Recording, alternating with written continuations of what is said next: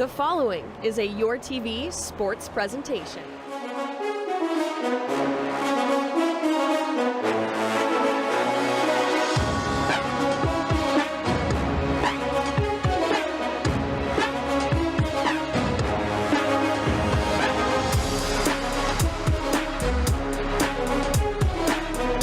Welcome to the OUA Track and Field Championships from the University of Windsor's Dennis Farrell Fieldhouse.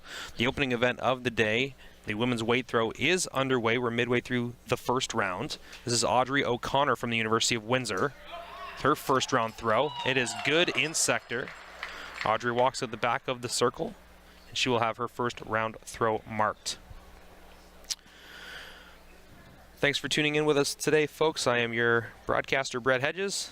Kicking off day 2 of the OUA Track and Field Championships. Very interesting day 1. Lots of incredible performances. We saw some records broken, some records nearly broken, and it sets up a fantastic table of events for today. Audrey O'Connor just threw over 14 meters for the University of Windsor in her first round throw, currently putting her in first place. This is Megan Morey from the University of Guelph Griffins. She was our OUA bronze medalist in the women's shot put event last night. And here's Megan.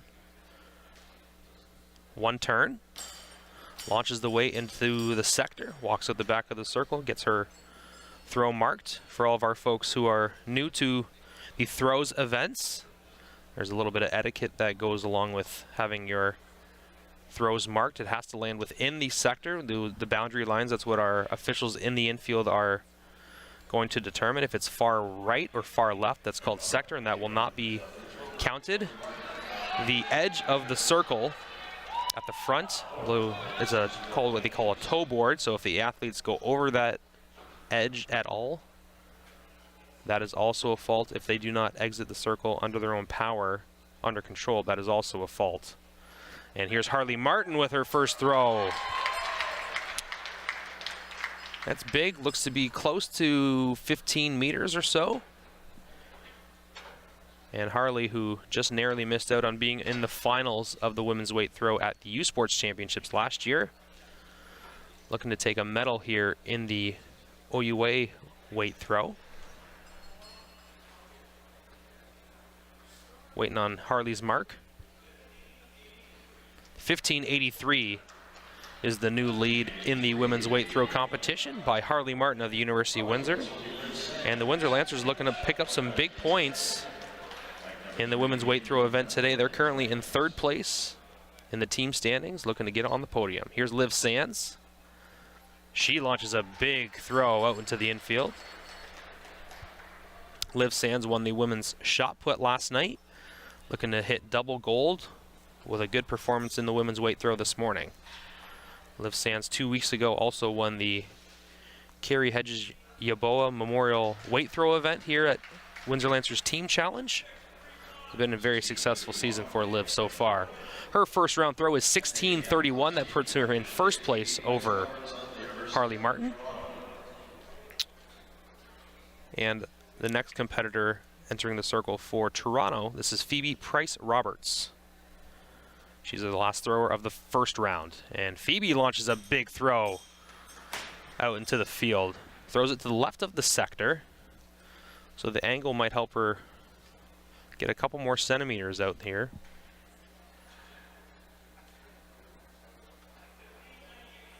.1598 is the measurement for Phoebe. That puts her ahead of Harley Martin and puts her in 2nd place after 1 round of the women's weight throw here at the OUA Track and Field Championships. Here's Megan Jacques from Brock.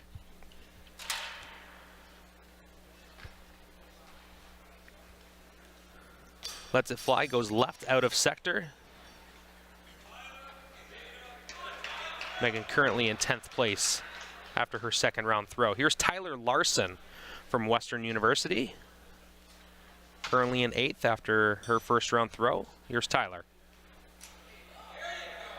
And Tyler throws it just wide left of the circle, of the sector, pardon.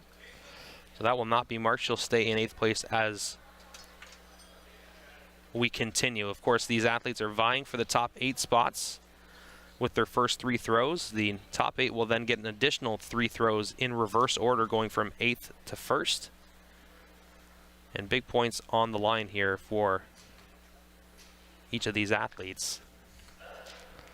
Here is Jada Kwajuku from York in her 2nd round throw.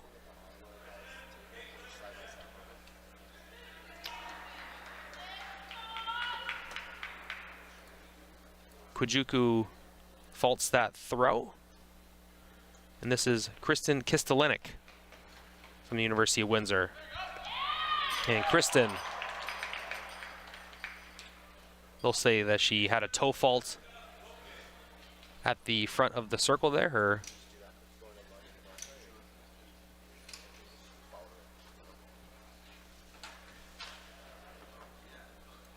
Here's Caitlin Brooks, silver medalist in the women's shot put last night. 2 quick turns, and Caitlin launches it into the field. Part of that York Lions club. York coming into day 2 with 14 team points in the women's team category. Currently Guelph in first with 101 points, Western 98 points, Windsor 36 points, currently in 3rd place. 1:4.91 for Caitlin Brooks. That'll keep her in 4th place. Here's Jessica Jomfy from the Ottawa Gee-Gees.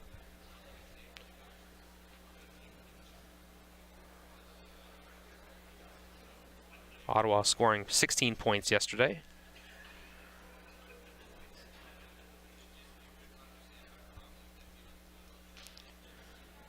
Jomfy contributing to that with a good effort in the women's shot put event, looking to pick up more points for Ottawa in the weight throw.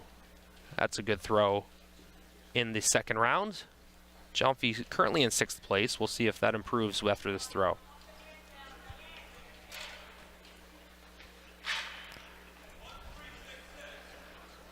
.1366, 1366 will keep Jomfy in 6th place. Here's Voke Erujakpo from the University of Toronto, Varsity Blues.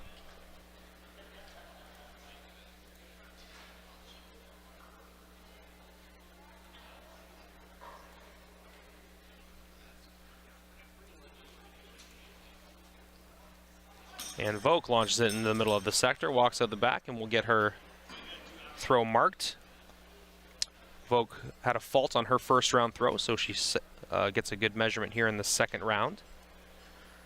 12 athletes in total in this field today, vying for the top 8 spots to gain some points and earn 3 more throws.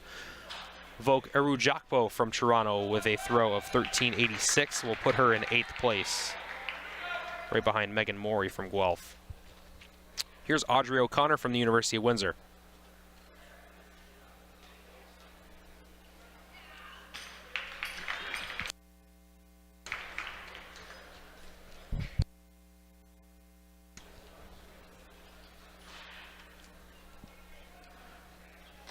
Audrey will have her 2nd round throw measured. Her 1st round effort was 1426. 1:4.10. So that will not increase Audrey's standings right now, but that does put together a solid 2nd throw of over 14 meters for the University of Windsor product.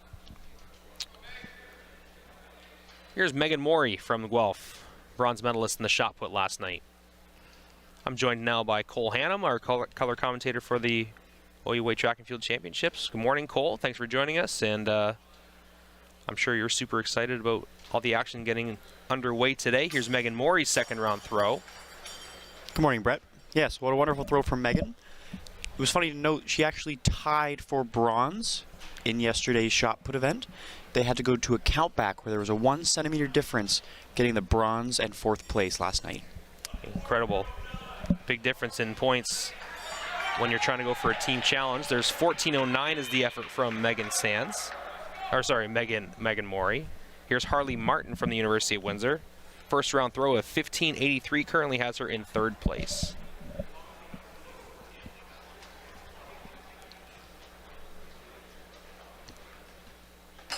Harley. Not happy with that throw, walks out the front of the circle, and it will not be measured.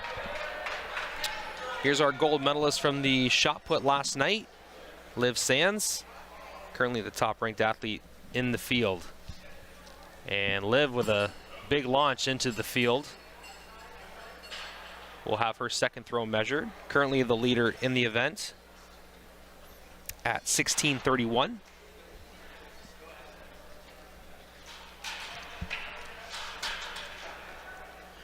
And Cole, with Western just being 3 points behind Guelph heading into day 2, the women's weight throw event could really sway things into Western's favor if they're able to get a couple of athletes in the top 8 here.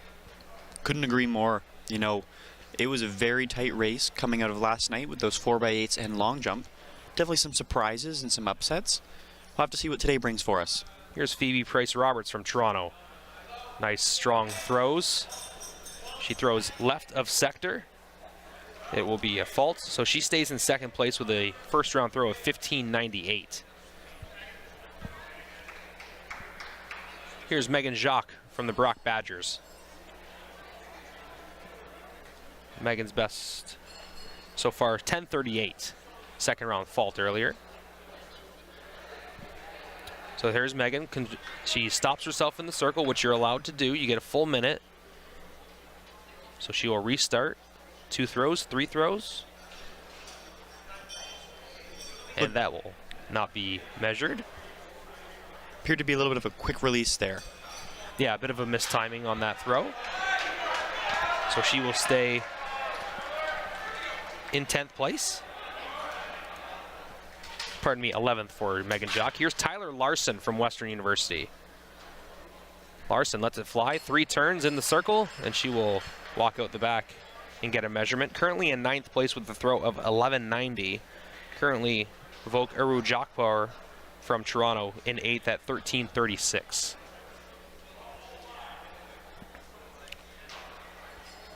It's going to be 12.05 for Tyler Larson. She improves on her first round throw. Or sorry, that's her third round throw. And that will be her best of 3, 12.05. Unfortunately, Tyler will not advance to the final.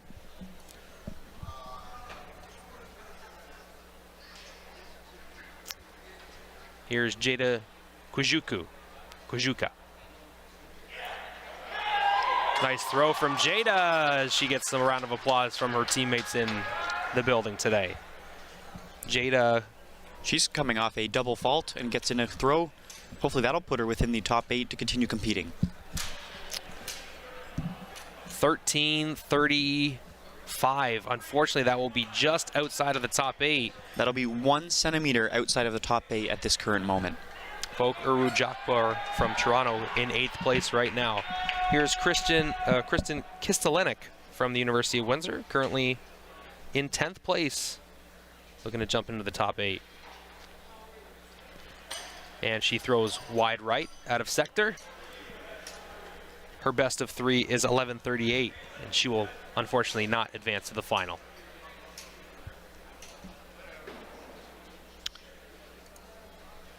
Here's Caitlin Brooks from York. Best throw so far, 14.91 through 14.05 in the first round. Quick turn and launches it. That might be close to 15 meters. Could increase her standing here. Harley Martin currently in 3rd place at 15.83.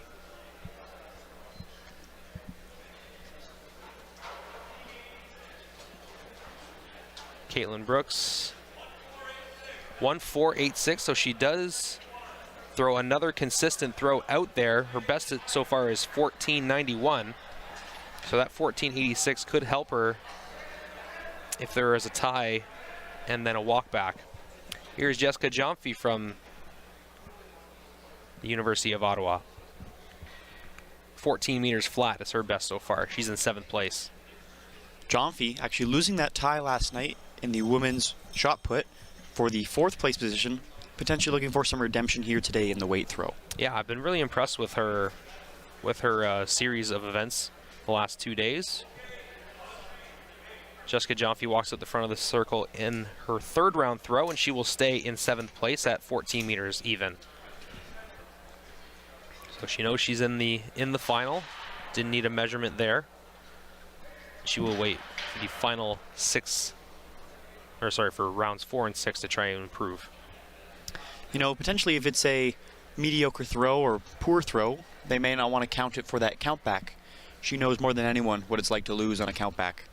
Here's Vok Arujakpour from Toronto, just inside the sector line.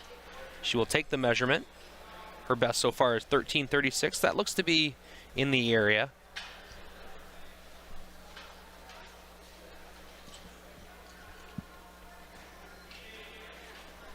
.13.88, so she does improve her second round throw. That puts her into 8th, keeps her in 8th place, but solidifies her in that spot. 13.88 is our cutoff right now. Here's Audrey O'Connor from the University of Windsor. 14.26 is her best right now. Audrey lets it fly, and it's going to be just outside of the sector line.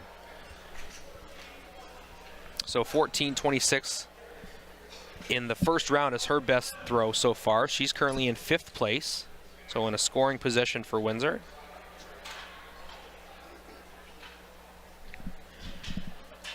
And with Windsor in 3rd place in the team standings with 36 points in front of Toronto at 29, big points in the weight throw here could help them create a gap over the Toronto Varsity Blues. Try and get them on the podium at the end of the day today in the team category. Here's Megan Morey from Guelph. 14.09 is her best so far. One turn, lets it fly. That's a good throw right in the middle of the sector. It's going to be similar to that 14.09. Might be high 13s.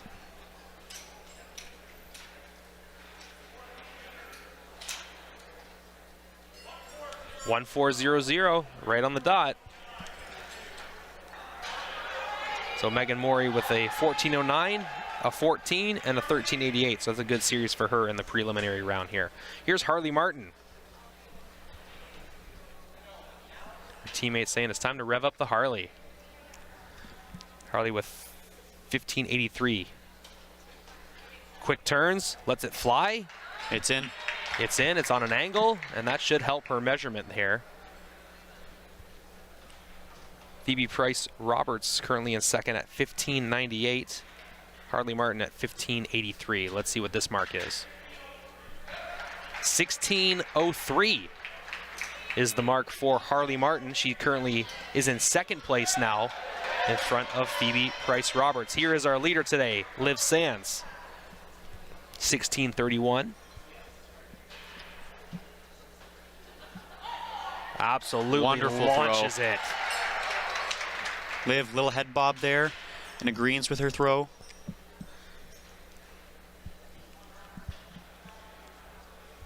That's got to be over 17.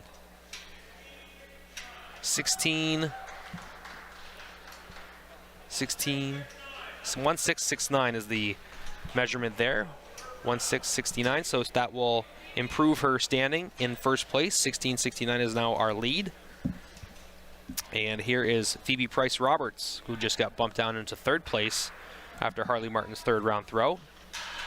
15.98 is her best mark so far. 4 turns. Throws it to the left of the sector, and that will not be marked. That's her final throw of 3. That is the last throw of the preliminary round. And the judges will just quickly tabulate the scores and put the athletes in reverse order from 8th all the way to 1st. So person who's in 8th will throw 1st, 7th will throw 2nd, 6th will throw 3rd, and so on and so forth. In the field events last night, we saw in the women's long jump, someone who was in 6th and 7th, Sarah Saldutto, move up into the gold medal position with a big jump in the 5th and 6th round. So could be a mixed bag of where you throw in the final round could help you there. That was an incredible field of long jumpers that we had last night. That sixth round specifically was very exciting. Absolutely, Brett. Definitely the highlight of my weekend thus far. And you know, all those ladies just wanting to outdo each other in those do-or-die situations. The event was actually going a little later than scheduled due to all the track and field that's been happening here this weekend. Yep. But those ladies certainly put on a show when they had their time to shine. Yeah, eventually it was Habash from Guelph who won the event on the last jump of the competition. Yes, I believe she jumped a distance of, was it 5 meters and 99 centimeters? Just Yep. 1 centimeter short of 6 meters. So yeah, so Habash had gotten bumped out of the gold medal position by Saldutto earlier in the sixth round. Mandy Brunette was in bronze medal contention at that time. Saldutto bumps her out. Christy Collins then comes up with a big jump to get back into the medal race, and then in the last jump of the competition, Mylène Habash from Guelph with a humongous 5.99 to take home the gold medal. So that was very exciting. But big news for the Windsor Lancers in that event. Mandy Brunette gets 4th, Ella Kohler gets 7th, and Taryn Lamourie gets 8th. So Windsor picks up a big 9 points in that event to help them get to 36 team points after day 1. So this is the first round, first throw of the 4th round of our final. Top 8 athletes get 3 more throws. Here's Vok Irujakpor. Very clean throw from her. I'm assuming that'll improve her distance once we get that measurement. 13.88 currently her best. Let's see what Eric Forshaw has to say. 14.92, so that will bump Vok into the 4th place position ahead of Caitlin Brooks by just 1 centimeter. So a great 4th round throw from Vok, who needed 13.88 in her 3rd round throw to make the final. Great effort from her. Here's Jessica Jomfy from Ottawa.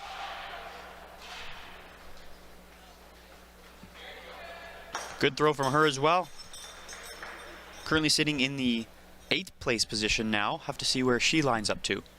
14 flat is her best performance so far.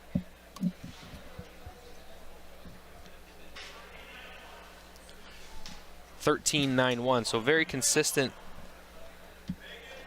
14 meters in the first round, 13.66 in the second, and now in the 4th round, 13.91 for Jessica Jomfy from from Ottawa. This is Megan Morey from Guelph, who beat out Jessica Jomfy for a medal in the women's shot put last night. Morey's best so far, 14.09.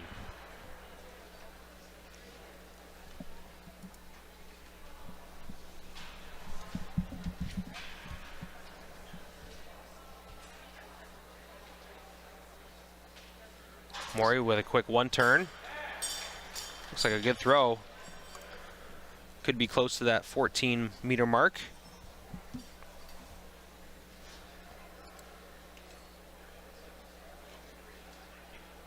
Of course, the record in this event belongs to Brittany Crew from York all the way back in 2019. Seems like a lifetime ago. 1886 is the record in this event. Here's Audrey O'Connor from the University of Windsor. Megan Morey after her throw. Audrey keeps herself in the circle.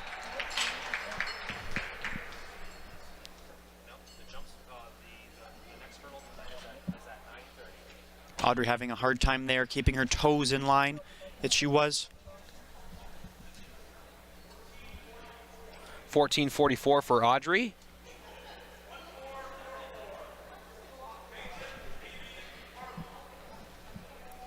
Caitlin Brooks of York University ending the circle now. She's been bumped down a couple of places. Currently sitting in 5th position, looking to move up.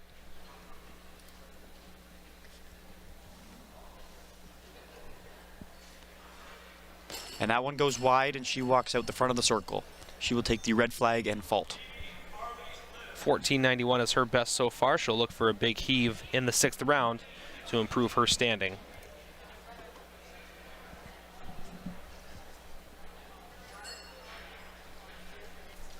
Phoebe Price-Robert of University of Toronto now enters. Currently sitting in the 3rd position. Coming off a fault. Here's a throw. That's a big one right there. She will get the measurement there. That second line right near our official Sylvia Kondrak there in the field, that second line there, that's about 17 meters. That first line to the right of your screen there, that's looks like a badminton court, that's about 11 meters, just for reference for people at home. 1688 is the throw, and that currently puts Phoebe Price-Roberts in first place. Great diversity there, coming off a fault from that earlier round. 1688 is now our leader. Here's Harley Martin from Windsor. And that's a good throw from Harley. Harley shrugged the shoulders. No big deal to her.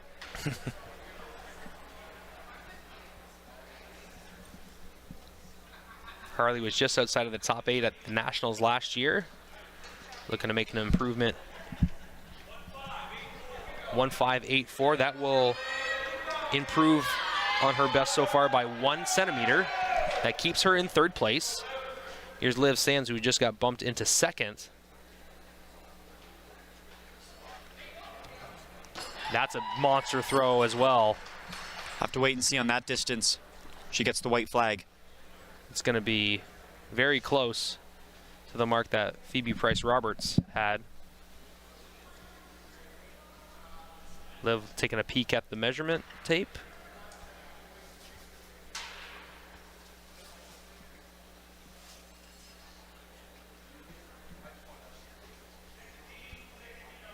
.1669. So that will keep her in 2nd place. Phoebe Price-Roberts is currently the leader. Phoebe Roberts has taken over the lead with the second. Harley Martin 3rd, starting round number 5. Here's Vok Arujakpour, currently in 4th place. And Vok with a solid throw into the infield. We'll have her 5th round throw marked.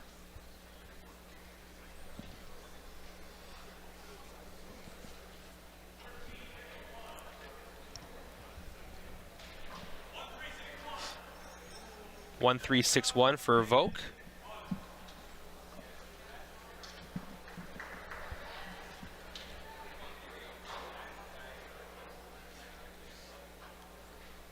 Jessica Giamfi of Ottawa GG's here.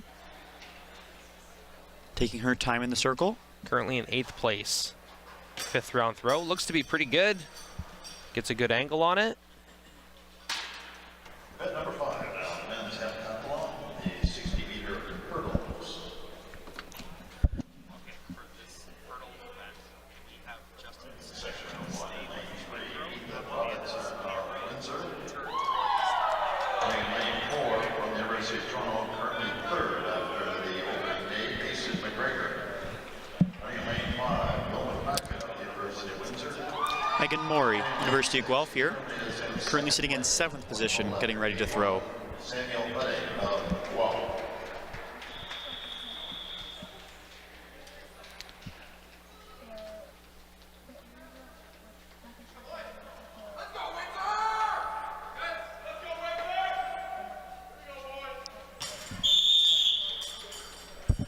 Okay, let's just get a shot of the start then.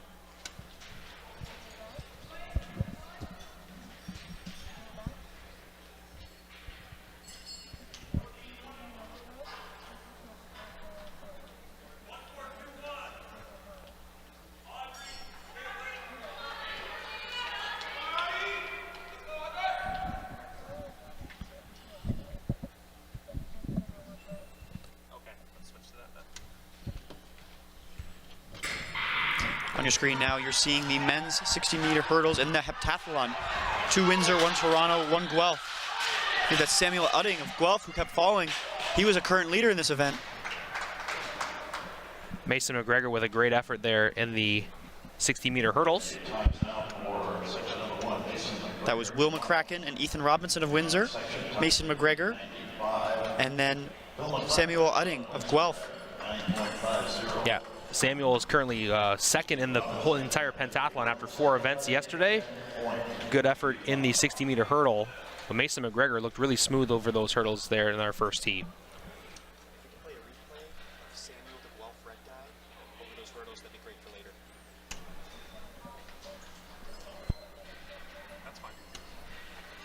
Here's Phoebe Price-Roberts, currently in the lead in the women's weight throw.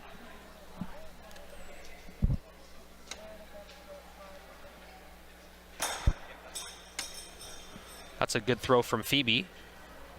Might not be as far as her 16.98 earlier today.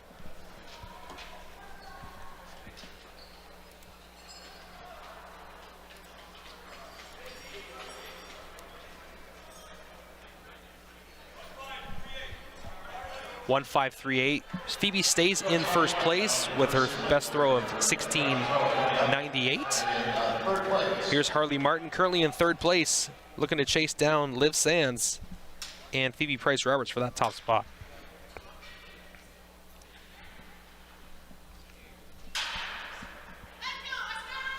Ooh, very close, just outside of the sector line. This will be the final thrower in round 5. Liv Sands will get this throw.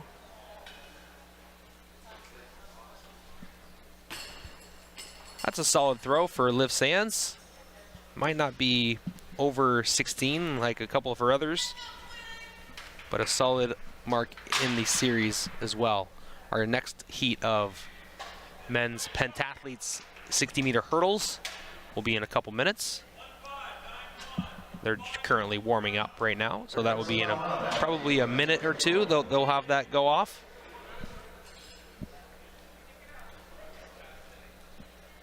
Here's Vok Urujakpor from Toronto, currently in 4th place, in between Caitlin Brooks and Harley Martin from Windsor. Section number 2 of the men's pentathlon. Running lane 2 from the University of Windsor. And That's a fault by Vok. Yeah, unfortunate, just had a little bit of a mistiming there on that 6th round throw, so that's her best of 6. She currently is in 4th place, so a good competition for Vok here, currently in 4th. Here's Jessica Jomfy entering the circle.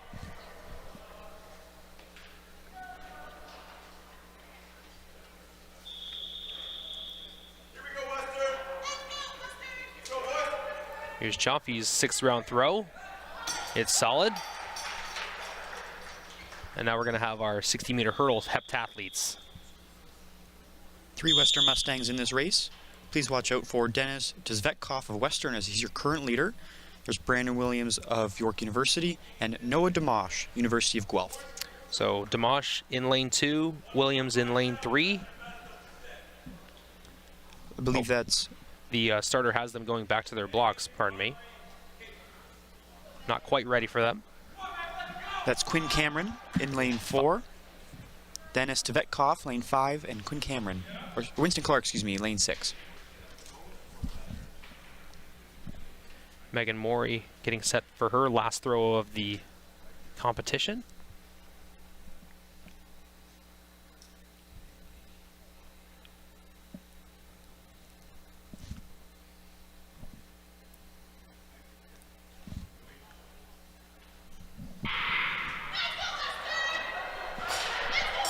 The hurdles is underway. And it looks like it's going to be right in the middle of that. We'll have a replay here for you in the moment. Looked to be Dzvetkov followed by Cameron. Here it is for you. Watch the 3 Western Mustangs on the left of your screen. Pretty clean race. Just Brandon Williams at the end there nicked over that 1 hurdle. Oh, and Dimash with a grimace there. Potentially an injury. Hopefully that gentleman's doing all right. Yeah, yesterday during the end, we see Dimash to the right of the track here. Here's Audrey O'Connor's last throw in the women's weight throw. Has to keep herself from going over the toe line.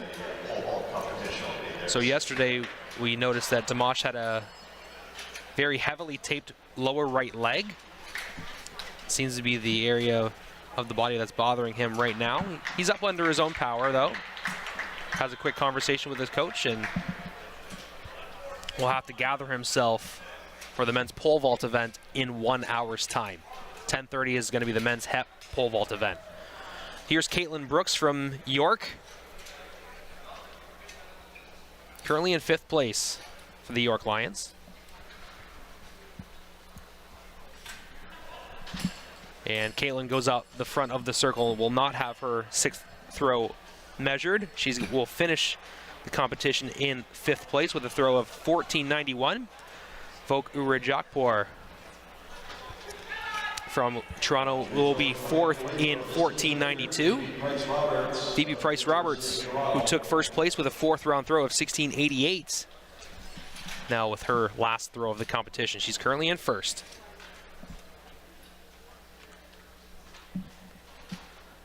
And another good throw from Phoebe. Might be in the same area of that 16.88. 2 more throwers to go in the competition. 17.08, the new top mark in the women's weight throw for Phoebe Price-Roberts. And here is Harley Martin, who will, at the very least, finish in 3rd place in the OUA women's weight throw. Her last throw. Let's see what she can do. Here's Harley, 3 turns. Lets it fly, and right near the sector line, that could be over 16. Something. But the official will say it's out of the sector line. Oh. It looked like it was in to me. Unfortunate for Harley Martin. 16.03 is her final mark, and she will take home the OUA bronze medal. Here is Liv Sands in silver, looking to take the gold. A big throw. Might not be enough to overtake Phoebe Price-Roberts, but we'll wait to see what the measurement says.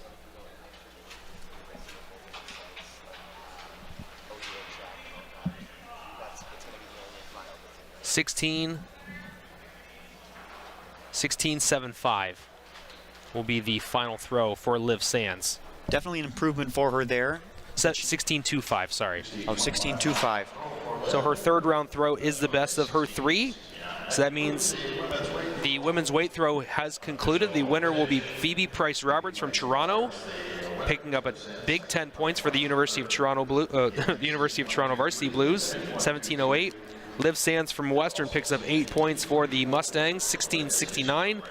Harley Martin picks up 6 points for Windsor in the bronze medal position, 16.03.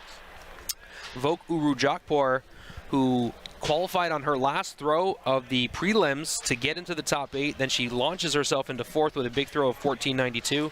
She picks up 5 big points for Toronto. Now that's 15 points for Toronto in that event alone. Caitlin Brooks for York, 5th place with 14.91. Audrey O'Connor from Windsor in 6th, 14.69. So altogether, Windsor will pick up 9 points in this event. That's a big number to keep in mind later today. Jessica Giamfi from Ottawa, 7th in 14.57. And Megan Morey from Guelph, after winning bronze in the shot put last night, takes home 8th and picks up 1 point for Guelph with a best throw of 14.39. So solid competition. Love to see it. Just under 40 minutes or so. The men's shot put will take place at 10:30. And the men's HEP pole vault will start at 10:30 as well. The action on the track will start at 11:35. Cole, before we go and take a break, any thoughts from you heading into day 2 and after the women's weight throw and HEP 60-meter hurdles? Ooh. Okay, just a couple. Yeah, just some thoughts from me. There was some good action yesterday, and we started off great. Just watching the women throw those weight around. Each throw is getting better and better, and we are getting further and further distances, and I think that's going to be a theme for today. As we watch things, as this event goes on and on, going to be getting better and better as the day goes on, Brett. Is there any any specific person or group or relay team that you're really looking forward to seeing later today? You know, I do have some favorites. I have some hopes. I'm looking forward to the men's high jump competition tonight. Okay. Definitely did not disappoint last year. We had University of Toronto Varsity Blue, Aiden Grout, jump 220 here. That was for an indoor PB, and that was a national lead last year. I watched him fall in the 60-meter hurdle prelims yesterday morning. Maybe disappointed coming off that. Hopefully he can come back today and show his guts out in that high jump. Another thing, the 4x4s and 4x2 relays will be happening later this afternoon. Those are always jam-packed with action. Yeah. Maybe we'll see an upset. Who knows? Yeah, absolutely. Of course, I love how you teased the men's high jump. That's our last event of the day at 2 p.m. That will probably be the last event on the in the entire track. We'll probably go for the duration. It will probably be finished after the 4x4. So that'll be the final thing that we have on the docket today. We're going to take a short break. We're going to come back for men's shot put and heptathlon pole vault at about 10:30. We'll come on perhaps a couple minutes before that just to make sure, because these officials like to run a couple minutes early today, especially for the field events, and keep it on time as best they can. So we're going to take a break. We'll come back for more action from the infield when the OUA Track and Field Championships return to the University of Windsor after this break. We'll see you at about 10:30. 4, 3, 2, 1, roll red.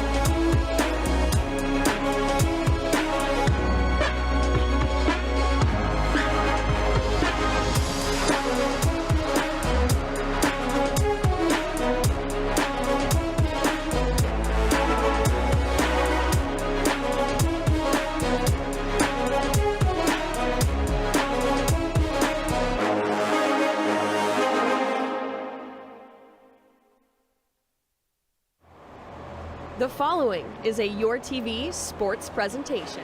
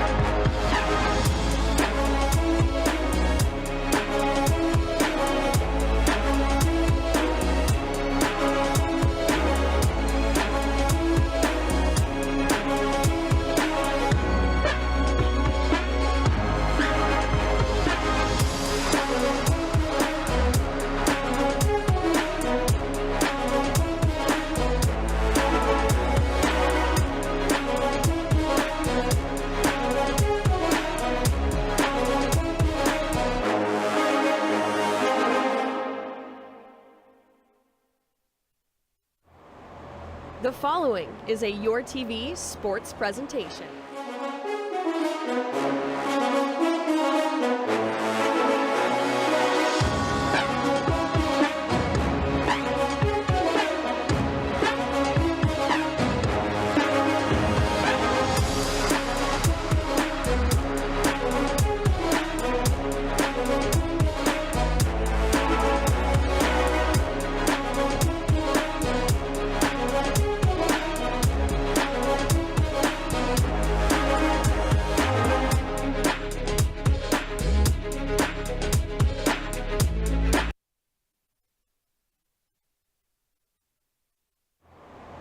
The following is a Your TV sports presentation.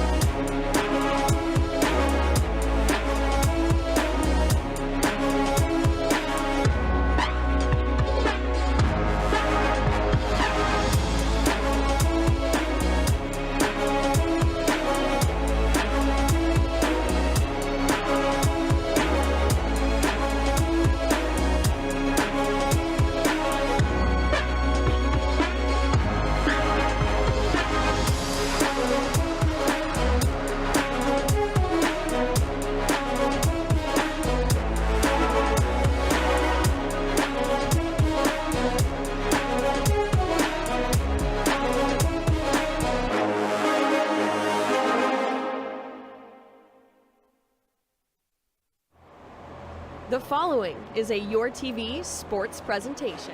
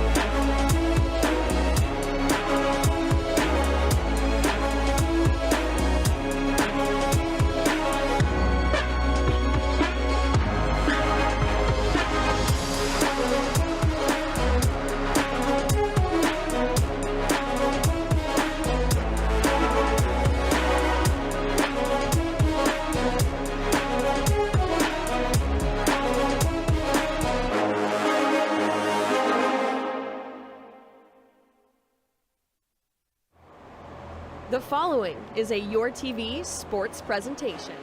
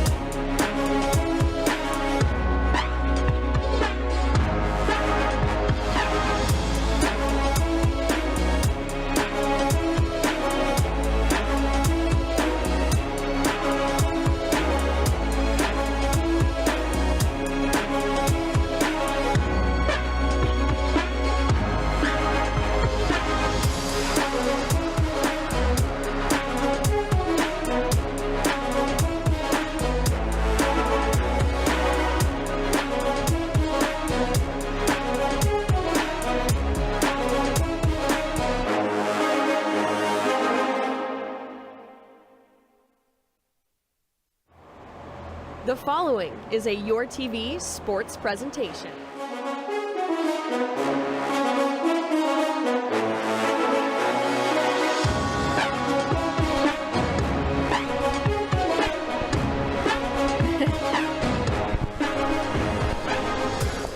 One, 2, 3, 4, 5, 6, 7, 8, 9, 10. Here's like a little volume thing. Okay, is that it?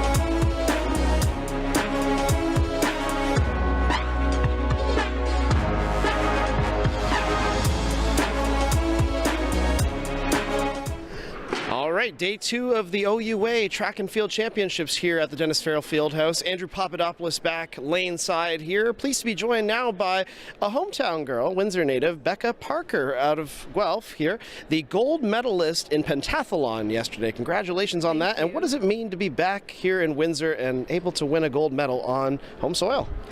I think Windsor is obviously a really special track, fast track. Everyone in the OUA loves to compete here.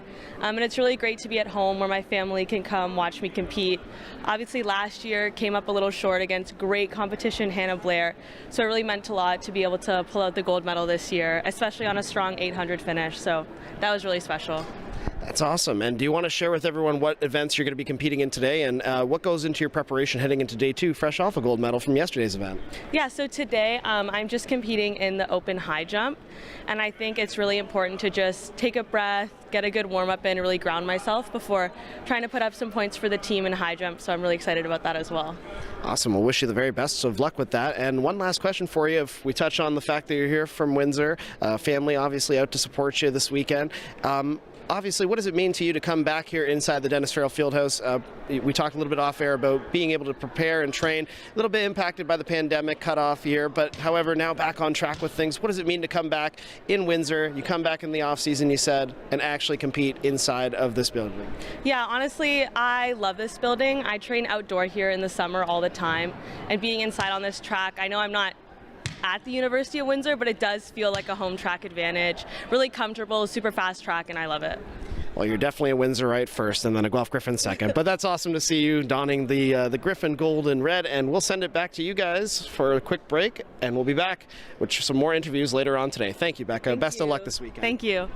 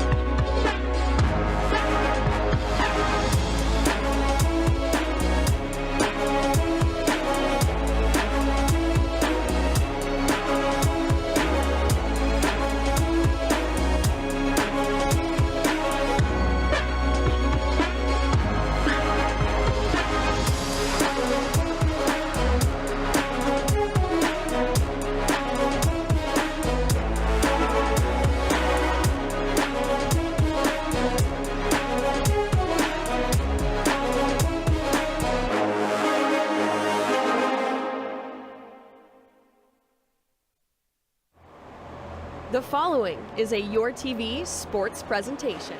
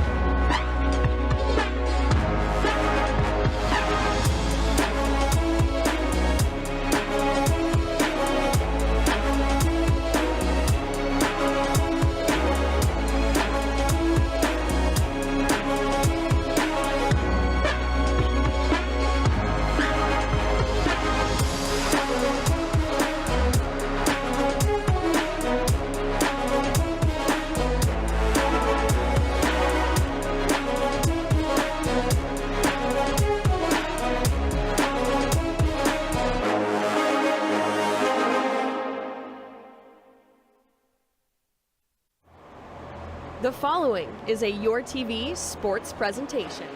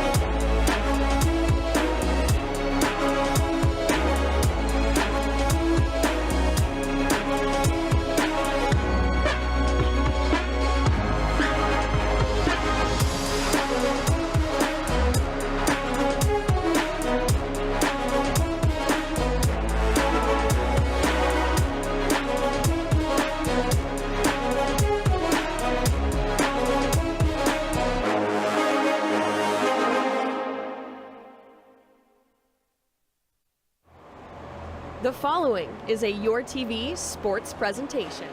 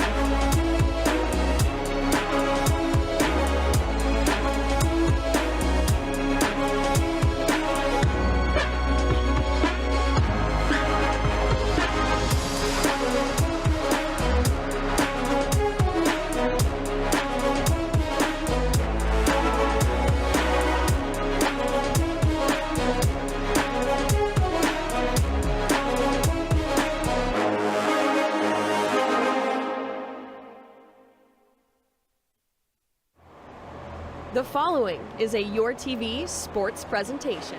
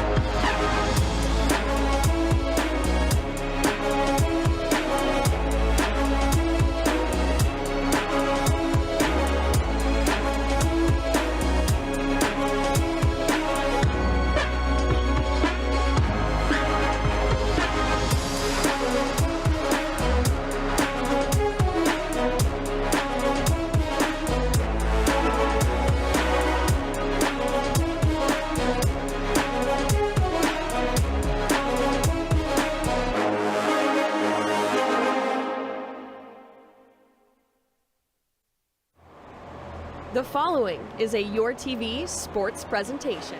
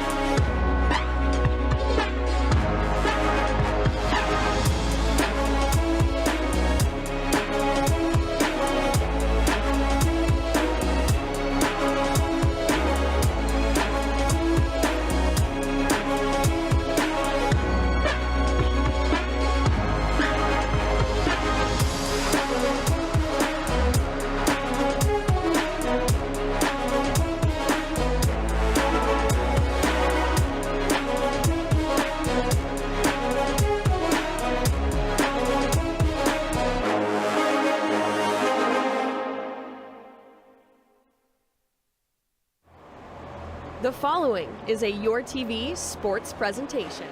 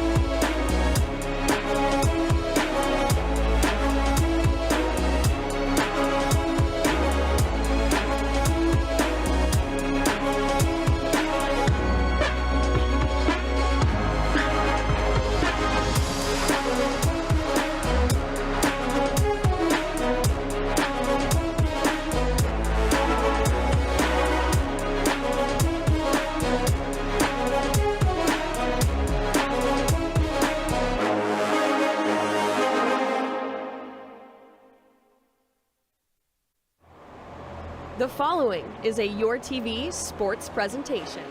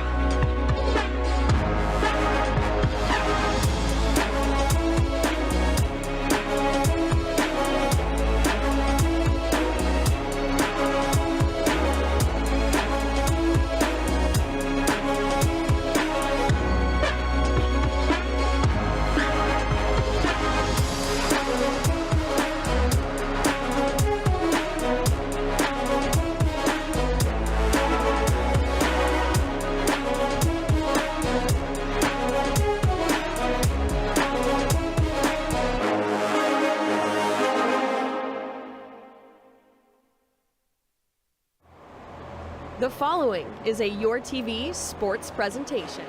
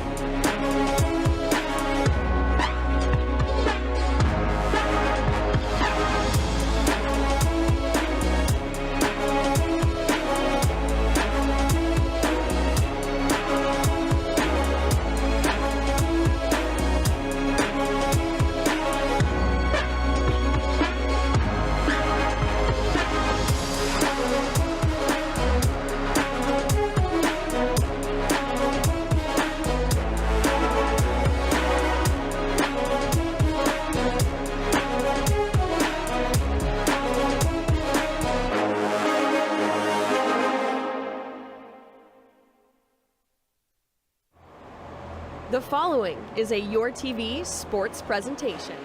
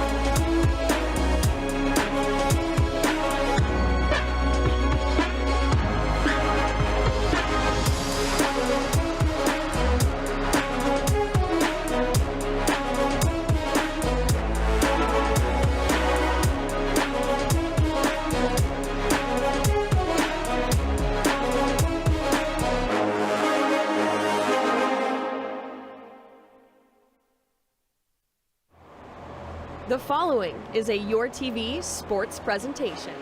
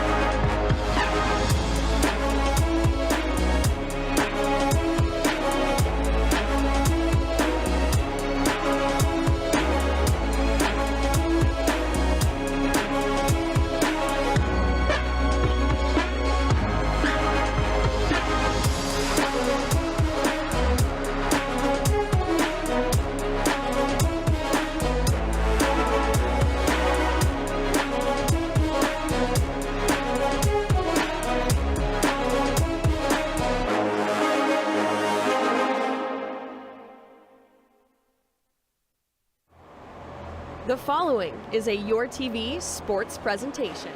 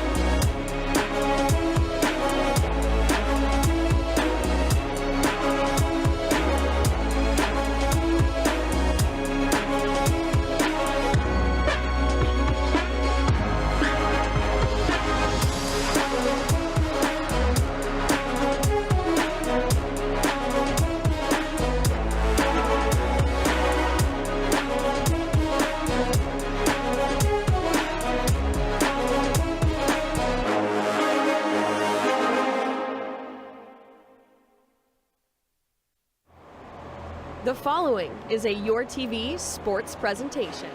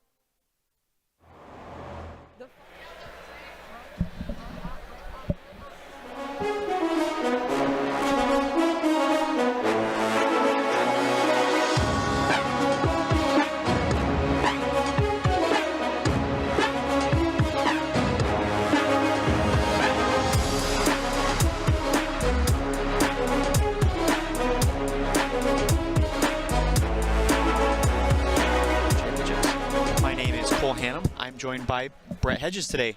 Thanks for having us here today, Cole. An absolutely incredible honor to be a part of the OUA Track and Field Champions here inside Dennis Farrell Fieldhouse at the University of Windsor.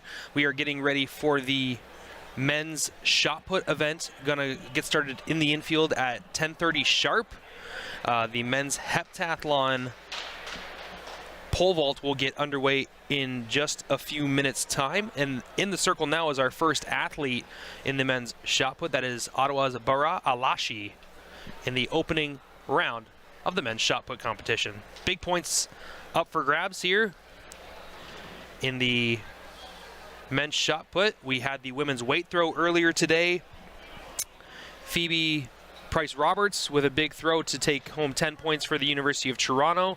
Her teammate Vok Aru-Jakpour came in 4th, so she was able to take home 5 big points there. So 15 points for the University of Toronto in a battle for 3rd place with the Windsor Lancers on the women's podium. Just 7 points separated them before today.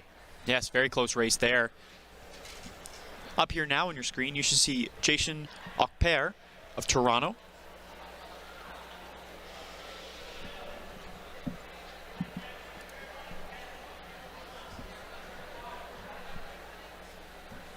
Here goes Jason. Walks out the back of the circle. Granted the white flag, he will wait for a measurement. Bara Alashi's first measurement was 11:48 in the first round of the men's shot put. Okper 8.94, his first mark of the day. You saw Okper in the men's weight throw yesterday, won by AJ Stannett.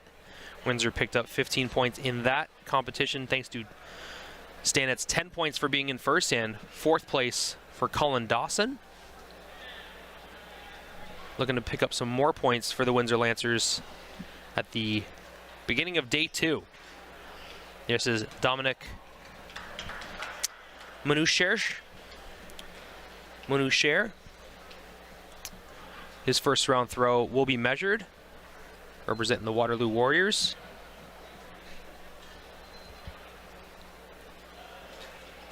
$11.55 for Dominic from Waterloo. That will raise him to the first position in the first round. Here's Zach Clark from the University of Windsor. Competed in the weight throw yesterday, unable to make the final, looking to improve his position today with a first round throw there. So for our folks that are at home, that's a white line that the official is near, that's roughly about 11 meters. So for our folks there, where the official, that white line there, that's about 11 meters, give or take, on the angle of the throw. So 11.61 for Zach Clark. So that will put him temporarily in first place. Here's Lucas Stoikos.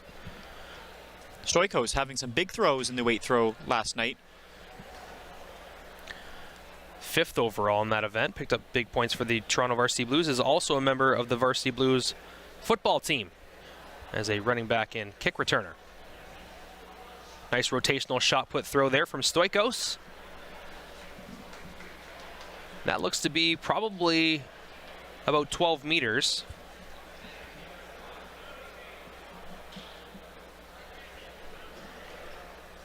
We'll wait for the official measurement. 1171, so just shy of the 12-meter mark. That puts him in first place right now as we are in the early goings of the first round. I want to thank you guys for joining us on Kojiko and Your TV. We're also live on OUA.TV and CBC Sports and the CBC Gem app. So from wherever you are watching today, thank you for doing so and for supporting post-secondary track and field. Here's Centurin Ponsamy. He got 3rd in the men's weight throw yesterday. Yes, he had some stellar performances climbing up those ranks with each throw. Coming with that bronze was very big for York in point considerations. Yeah, York went 2-3 in the weight throw yesterday. Zachary Osborne taking 2nd place. We'll be seeing throws from him later in this competition. Here is Western's Sam Morrow with the first round throw for him. Sam with the left hand glide attempt. Just able to keep his composure there in the ring. You may notice on your screen they have a white large lip in their circle. Athletes are unable to pass over that lip or touch it above the upper section. If they were able to complete that, that will result in a fault. You will also see athletes walk out the front of the circle if they're unhappy with the throw or they don't want that throw measured. Saves time and maybe some mental anguish for saying, what, I just threw that? But so that might be the situation that you see later today if you're wondering why. Also, athletes have to enter the circle and then exit after their throw through the back half of the circle. If they enter from the front half, that will be a fault. Here is Brady Fedor. That's a nice throw on the glide. He's going to take over first temporarily there. That looks to be north of 12 meters. 12:47, Brady Fedor from Western. Currently in first place now as we're continuing with the first round. Entering the circle now, Zachary Osborne. Zach was the silver medalist in the weight throw competition. He is known for his signature hat, as you may see. He's able to stay on today and within the circle. Nice rotational shot put attempt there. You'll see a couple of different methods for people as Brandon Williams will get the men's pole vault event at the heptathlon underway. You see the straightaway there. That's going to host the 60-meter sprints, the semifinals and finals later today. And, of course, lots of other track action will be going on starting at about 11:30. When we have a break in the action, we'll do a replay of the two heptathlon 60-meter hurdle sprints, but we'll find a specific time for that when the time comes. Here's Colin Dawson from Windsor. Rotational shot put attempt. A nice throw into the center of the field. Dawson was fourth in the men's weight throw last night. Picked up, or yesterday morning, I should say. Here's Williams again, and he clears at 271 in the pole vault. So that's the opening height at pole vault for the men's heptathlon. There's 9 athletes in that field, so this event could go on for quite a while. Colin Dawson just moving up into first place. I believe that was a 12:88 distance. Here's Benjamin Brewer from Guelph. Nice throw from Benjamin on his first round throw.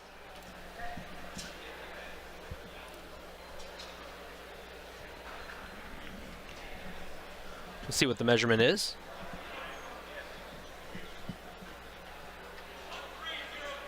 .1302. So that will put Benjamin Brewer from Guelph in first place temporarily. Here's Seth Edwards from Western.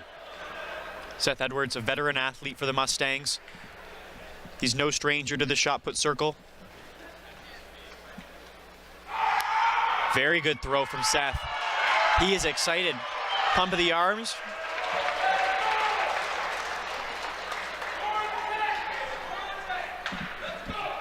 The U Sports standard for men's shot put is 1587, and this mark from Edwards is 1654.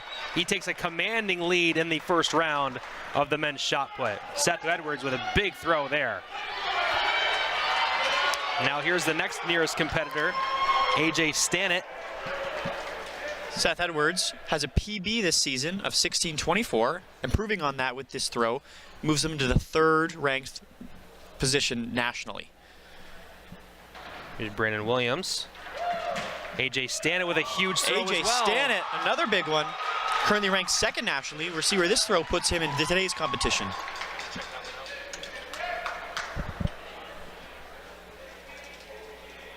$16.58 from AJ Stannett.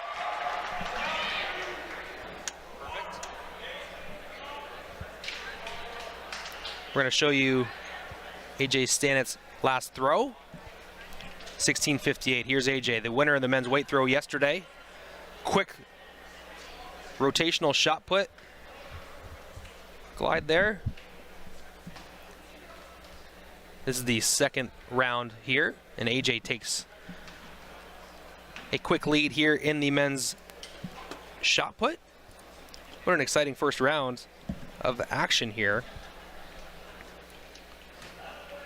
We have 13 athletes in the field.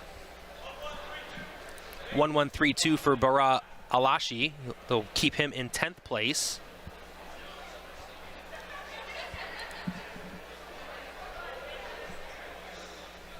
AJ Stanton, the leader right now, 1668. Seth Edwards right behind him at 1654. So here's Jason Okper.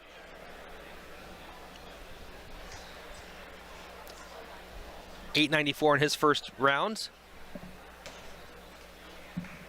Using the rotational approach, we'll put another throw into the field. Here's Brandon Williams from York in the men's heptathlon. In the pole vault, the bar is now at 291. And he kicks that one away.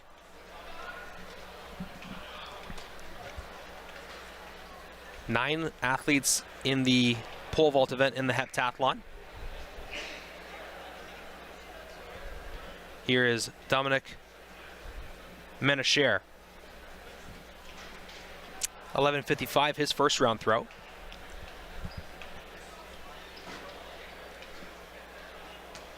A little bit of a low trajectory on that release. You can see him having a conversation with his coach about the last throw.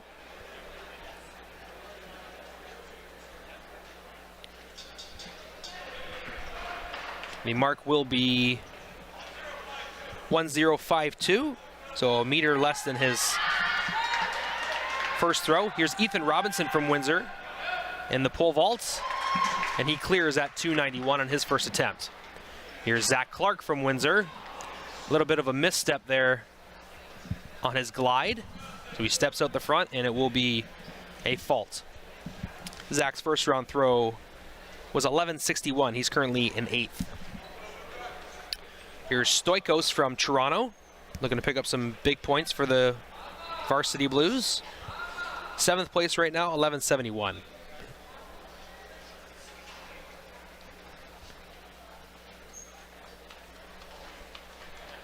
That's a good throw from Stoikos. That will be better than his first round throw. By how much will be determined by the eyesight of Eric Forshaw as he looks at the measuring tape. Here's Brandon Williams from York. He clears on his second attempt at 1291.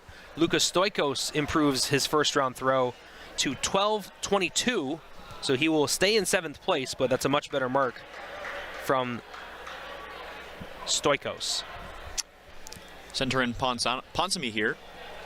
York Lions, currently sitting in the 12th position. Much better than his first round throw.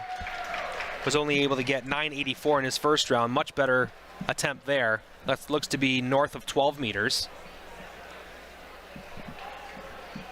1247, 1247. So that will move him into a tie for 6th place right now.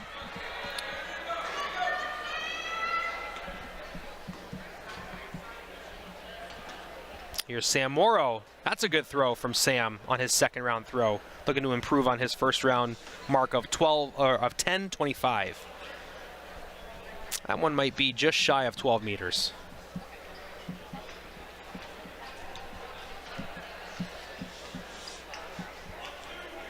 .1227 for Sam Morrow. He moves himself into the top 8.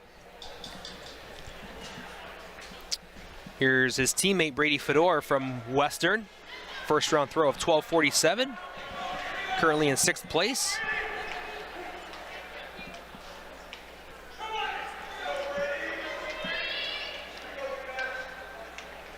For those folks at home, this is a 20-pound shot put.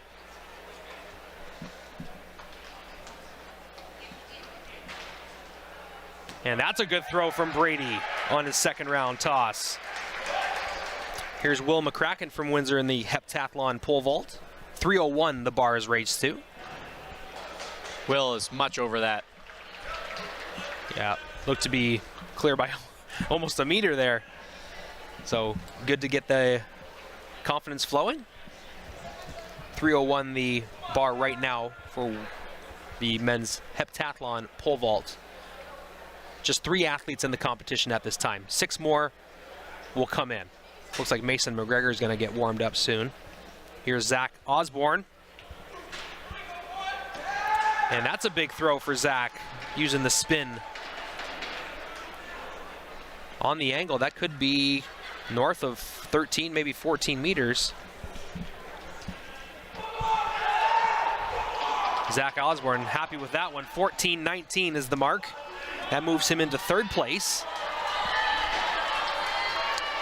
And here's big Colin Dawson from the University of Windsor. Was just sitting in the 4th place position, now bumped to 6. How will he respond? Good throw there. Couldn't stay in the circle. Oh no. So he steps out the front. It's a good throw, but he'll have to worry about improving on his mark in the 3rd round. Brandon Williams unable to clear at 3:01 on his first attempt.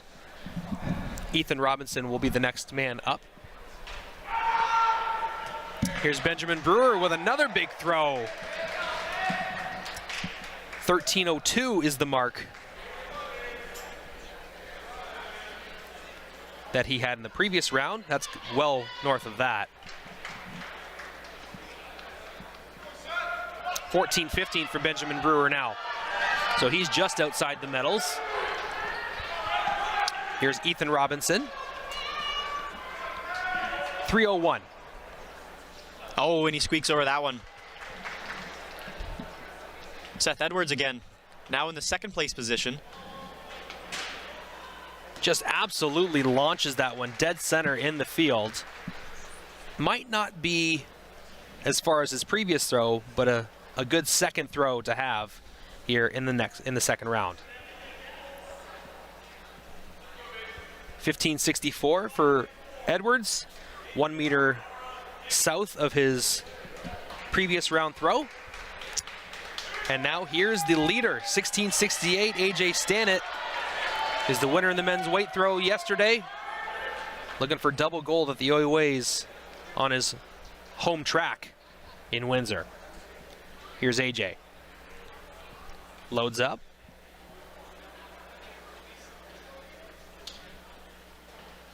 Quick rotational throw, and it is launched. Big cheers for AJ. That's going to be pretty similar to his first throw, 16.68.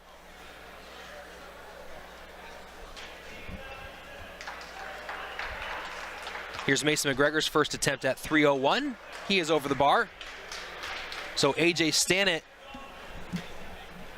with an improvement on his first round throw up to 16.76 to solidify him in first place. That is just 1 centimeter shy of his current season's best this year. Seth Edwards with already a PB on the day at 16.54. Here's Bara Alashi from Ottawa, currently in 12th place. Good glide there, solid throw.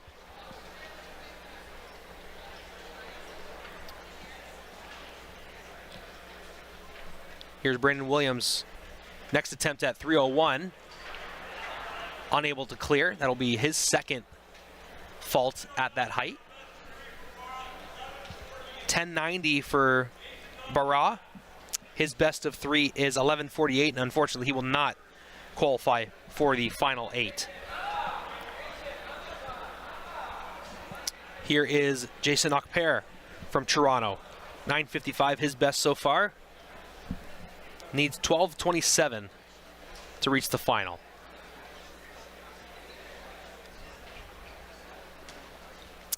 Off to the right, out of sector, that will be a fault. And 9.55 will be the best throw from Okper today, and he will not advance to the final.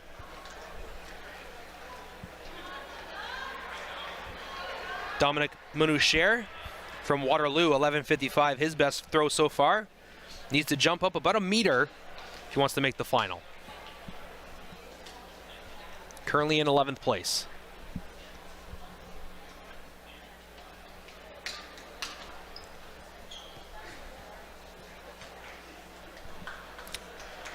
Just north of that 11-meter line, roughly. So that'll be close to his previous mark.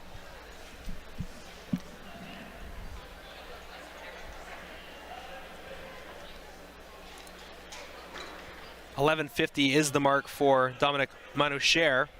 His 11:55 will not be enough to advance to the top 8 final 3 rounds. Here is Zach Clark. You saw him choosing an implement.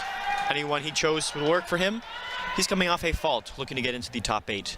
11:61, his best so far. And that's a good throw from Zach. He's able to control, leave the circle in the south end. It's going to be close to the cutoff line here. Brandon Williams of York jumping here. Third attempt at 3:01, and he is clear. Good for him to battle back after. 1192 is the mark for Zach Clark, his best of 3, but unfortunately it does not get him into the top 8. That will be the end of his competition. Here's Lucas Stoikos, currently in 9th position at 12:22, needs to improve by 5 centimeters or more to get into the top 8. Currently no Toronto gentleman is in this top 8 yet. It's a good rotational throw from Stoikos. It looks to be, that's going to be north of 12 meters. So we'll have to wait for the measurement. 12:58, so that will move him up into 7th position ahead of Ponsamy and Sam Morrow. So Morrow now in 9th position, Ponsamy just in front of him at 12:47. Here's Will McCracken at 3:11 in the pole vault, and he clears with ease. Here's Ponsamy. Big roar. Exits out the back of the circle, and it will be measured. 12:58 is the mark to beat to get into the top 8. Or sorry, he's in 8th right now. So Ponsamy will stay in 8th place. 2 throws at 12:47, so a consistent series from him. So Sam Morrow needs a 20-centimeter improvement in order to advance to the final and pick up some points for the Western Mustangs. And Sam, I think he might have done it with a good glide and a left-hand release. 12:47 is the mark to beat.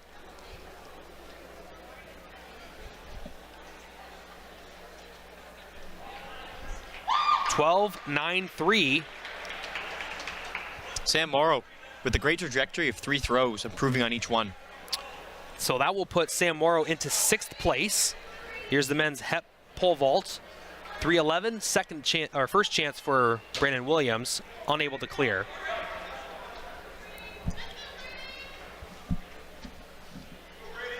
Here's Brady Fedor, currently in 5th place, 13:77. And that's a good throw from Morrow. Next closest to him would be 14:15 to move him up into 4th place. Let's see what he can do here. 13:42. Here's Ethan Robinson, and he clears at 3:11 in the men's HEP pole vault.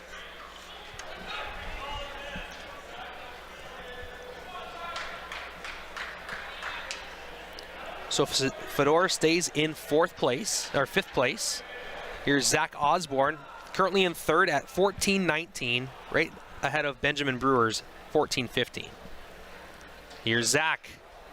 And that's gone out of sector there. So, but good news for Zach, we will get 3 more throws, as he is currently in 3rd place. Here's Colin Dawson, who got bumped down to 7th after a big throw from Sam Morrow. 12:88 is his best right now, looking to beat 12:93. So Mason McGregor on screen now. This is a 3:11 attempt. first attempt at 3:11, no good for Mason McGregor. Colin Dawson's 3rd round throw.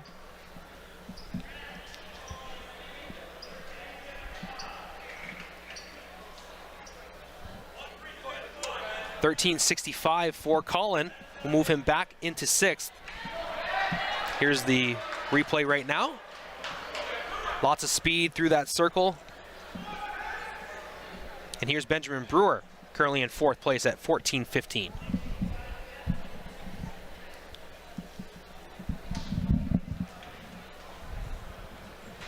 There goes Brewer. Huge throw from Brewer. Great speed on that rotational shot put attempt. Throws his hands in the air. He's excited about that one.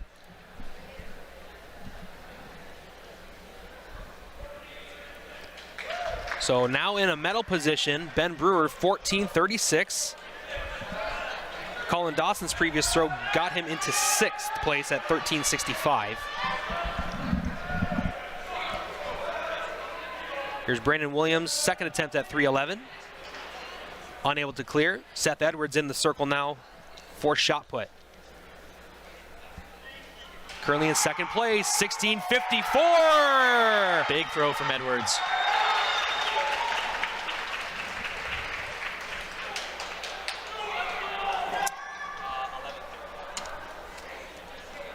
Let's see what the mark is for Edwards. A roar from the crowd, 17.11 puts him into first place. A big PB for Edwards today. Personal best prior to this was 16.24. And at 17.11, that will be the top throw in the country this year. Amazing performance from Seth Edwards. Started the first throw off wonderful. But next up is AJ Stannett of Windsor. On your screen now is Mason McGregor. Here's AJ, low trajectory on that third round throw. He'll walk out the front of the circle, not have it marked. Mason missing his second attempt at 3.11.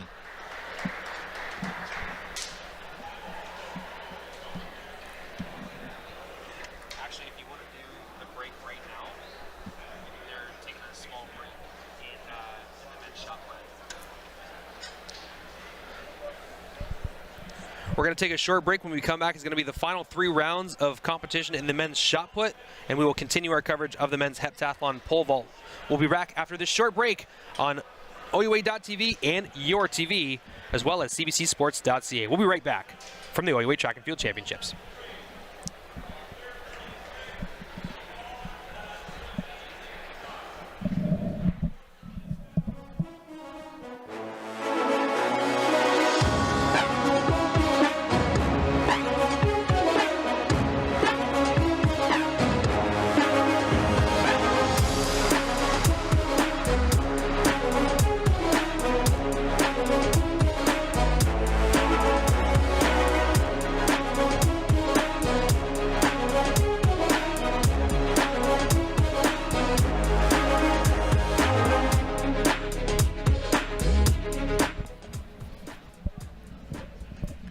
All right, welcome back to OUA.TV's feed from the OUA Track and Field Championships from the University of Windsor's Dennis Farrell Fieldhouse.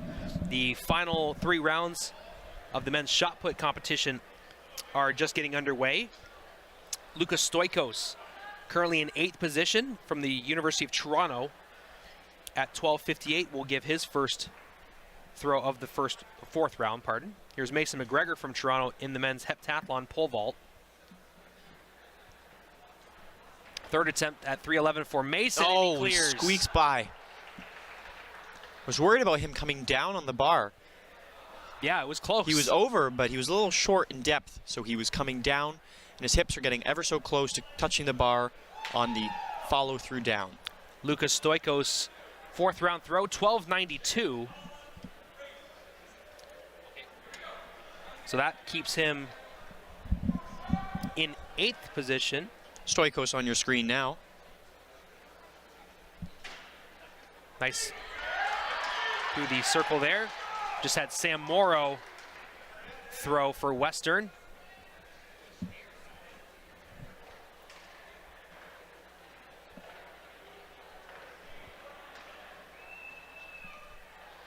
$13.46 for Sam Morrow. So now he just leaps Lucas Stoikos.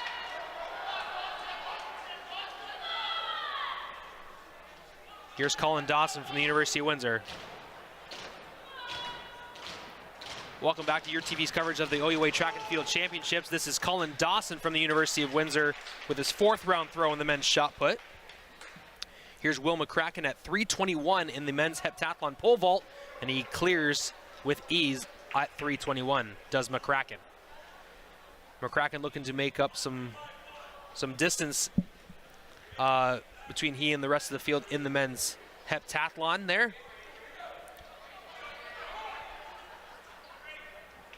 Okay. Here's Colin Dawson's fourth round throw is 13.51. His best so far is 13.65. In the circle now, Brady Fedor from Western. Glide, nice switch there at the board. And that's a huge throw for Fedor. Coming to your screen now is Ethan Robinson of Windsor going through his pole vault. This is his first attempt at 321. The mark for Brady Fedor. Good clearance there from Ethan Robinson. Brady Fedor, 14.07. So Brady stays in fourth place, now just 12 centimeters off from Zach Osborne, who enters the circle now. Osborne in fourth place right now, 14.19. His best so far, just outside the medal position. Osborne walks out the front. Didn't quite catch all of it. Mason McGregor unable to clear at 321. Believe that's his first attempt at the height. Here's Benjamin Brewer, currently in the bronze medal position. 14.36 is his best. Another solid throw for Benjamin. Might not quite be 14 meters. Might be high 13s there.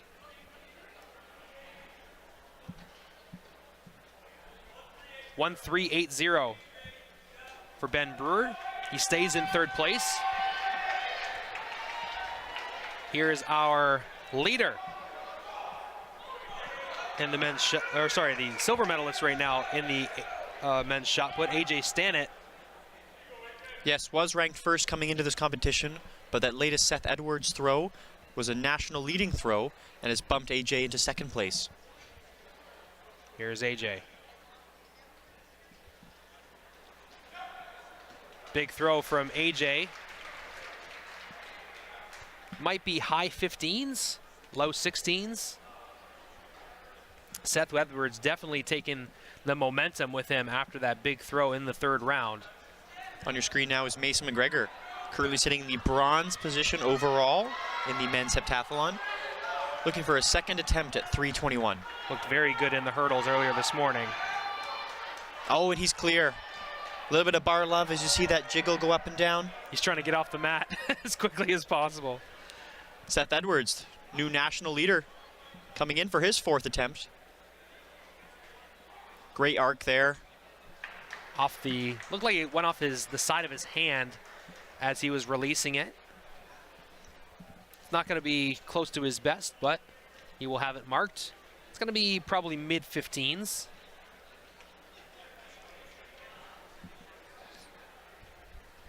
.1561. Round 5 is going to start with Lucas Stoikos from Toronto in 8th position. 12.92 is his best. He threw that in the 4th round. And he's continued to rise up in each round, so let's see what Lucas Stoikos has for the Varsity Blues.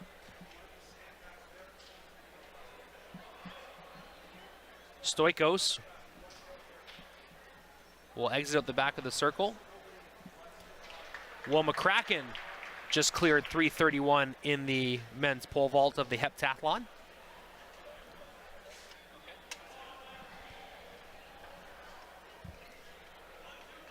.1217 for Stoikos. Here's Will McCracken. Really gets those hips high. Well clears that bar there. McCracken continues to raise the bar in men's pole vault. Here's Sam Morrow, currently in 7th position.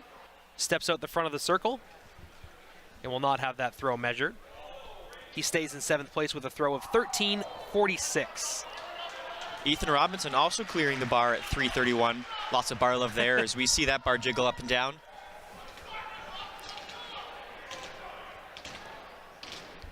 Looks like Noah Dimash will start warming up. Here's Colin Dawson with a big throw. Dawson looking to improve on 13.65. 14:07 is the next competitor closest to him. 13:79 will improve on his third round throw of 13:65. So he's now still in 6th place. Here's Brady Fedor. Last round through 14:07 to move himself into 5th place. Just on the outside of those medals there. Let's see what Brady's got in store for us here today. Mace McGregor on screen. 3:31 is the attempt, and he kicks that bar away. Morrow with a big throw there. Happy with that effort.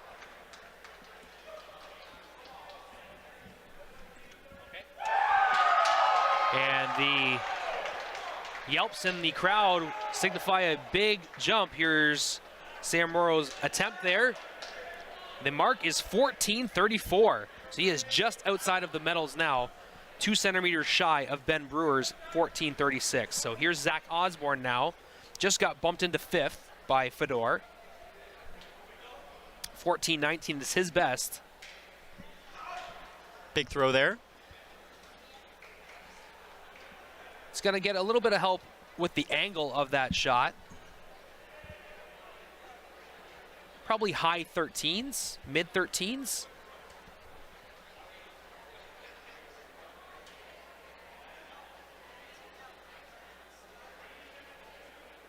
$13.62 for Zach Osborne. That's his 2nd best throw of the competition.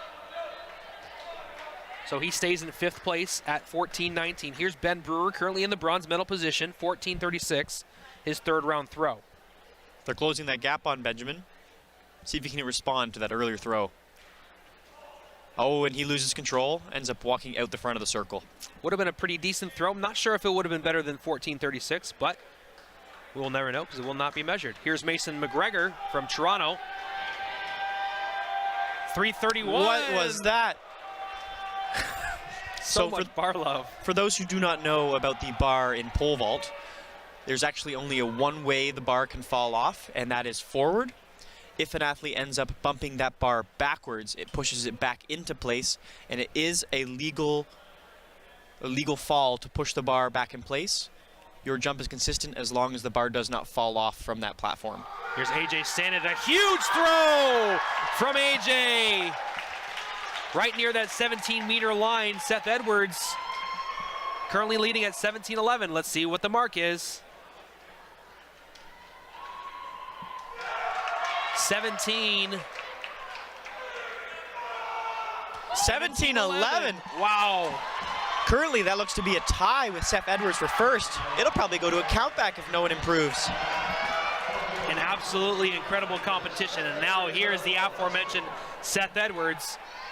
So 2 nation-leading throws here at the OUAs. Let's see what Seth Edwards has in response. That's a good throw, but still, it's just not as good as 17:11 as Will McCracken clears at 3:41. So Brett, why don't you walk me through a little bit of the situation when we have a tie? How does that work? So in a field event, for when there's a tie, 17-11, like with AJ and Seth, it will count back to the next furthest throw for each athlete. So right now, AJ has a throw of 76, as well as his 17-11.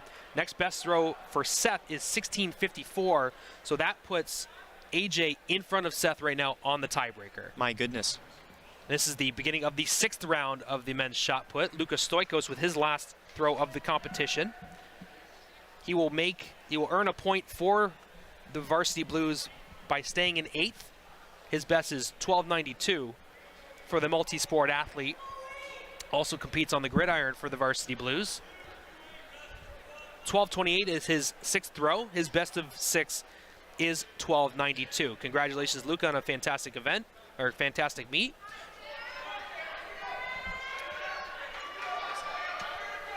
Here's Sam Morrow. He will step over the toe board, and let's take a look at our last 2 pole vaulters. Here's Will McCracken at 3:41. And here's Ethan Robinson, unable to clear at 341. Mason McGregor is unable to clear at 341 as well. Here's Colin Dawson, last throw of the comp for Colin. 13.79 is his best so far. That throw will be close, but it might not be enough to improve his standing right now. Needs to clear 14.19 to move up. 13.70, 13.50 for Colin Dawson. He will finish the competition in 6th place and earn 3 big points for the Windsor Lancers in the men's team competition. Here's Brady Fedor. Ethan Robinson, his second attempt at 341. And Ethan unable to clear at 341. Cutting now to Brady Fedor. Glide attempt, quickly switches the feet at the toe board. And might not be enough to get him into the medals here. 14.34 is his best of so far. Fedor getting some hugs from his teammates. 13.87 is the mark for Brady Fedor. He will finish the competition in 4th or 5th, depending on this man right here, Zachary Osborne. Here's Mason McGregor, 341 in the men's hep pole vault. McGregor unable to clear at 341 as Zach Osborne enters the circle. 14.19 his best. The medal position is 14.36. Here goes Osborne. And that's going to be pretty close. It's going to be close to the 14.19. Oh, he stepped out the front of the circle, and he will take his 14.19. He will finish the competition in 5th place. Benjamin Brewer getting the crowd involved here. Brewer currently in the bronze medal position. Can't do any worse than that. He's taking home a medal today for the Guelph Griffins. Let's see if he can get himself in a PB. Real quick rotation there. Kind of a low trajectory on the exit. Ethan Robinson unable to clear 341 on his 3rd attempt. So he will be the second man eliminated from the pole vault event. Now back to the shot put here. This is AJ Stannett, your current leader due to a count back as he's tied with Seth Edwards. He will need to keep and maintain the second largest throw or improve upon to secure gold. We will throw AJ, then Seth Edwards. AJ, kind of a missed time there on his 6th round throw. Kind of looked like he was leaning back as he was releasing it there. A high trajectory, but just not quite the angle that he would have wanted. That throw is going to be measured at probably high 14s.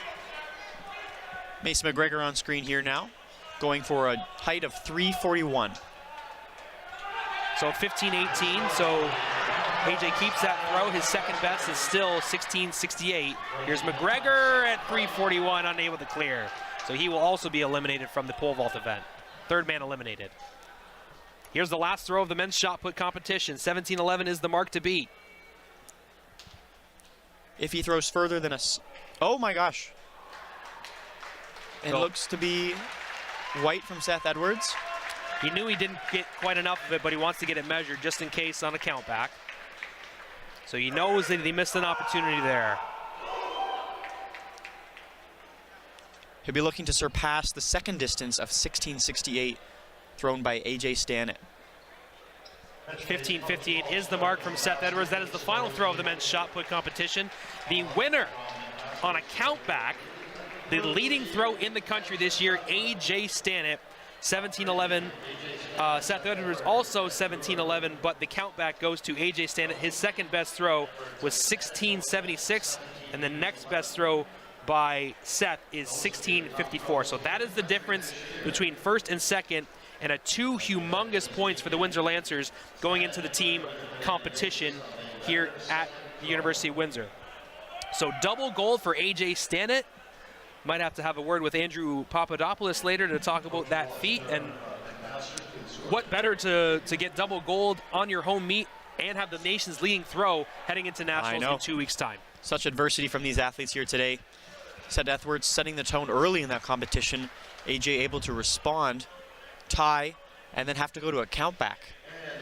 Incredible competition as we see Seth Edwards and AJ Stannett embrace each other after the comp. That was a lot of fun.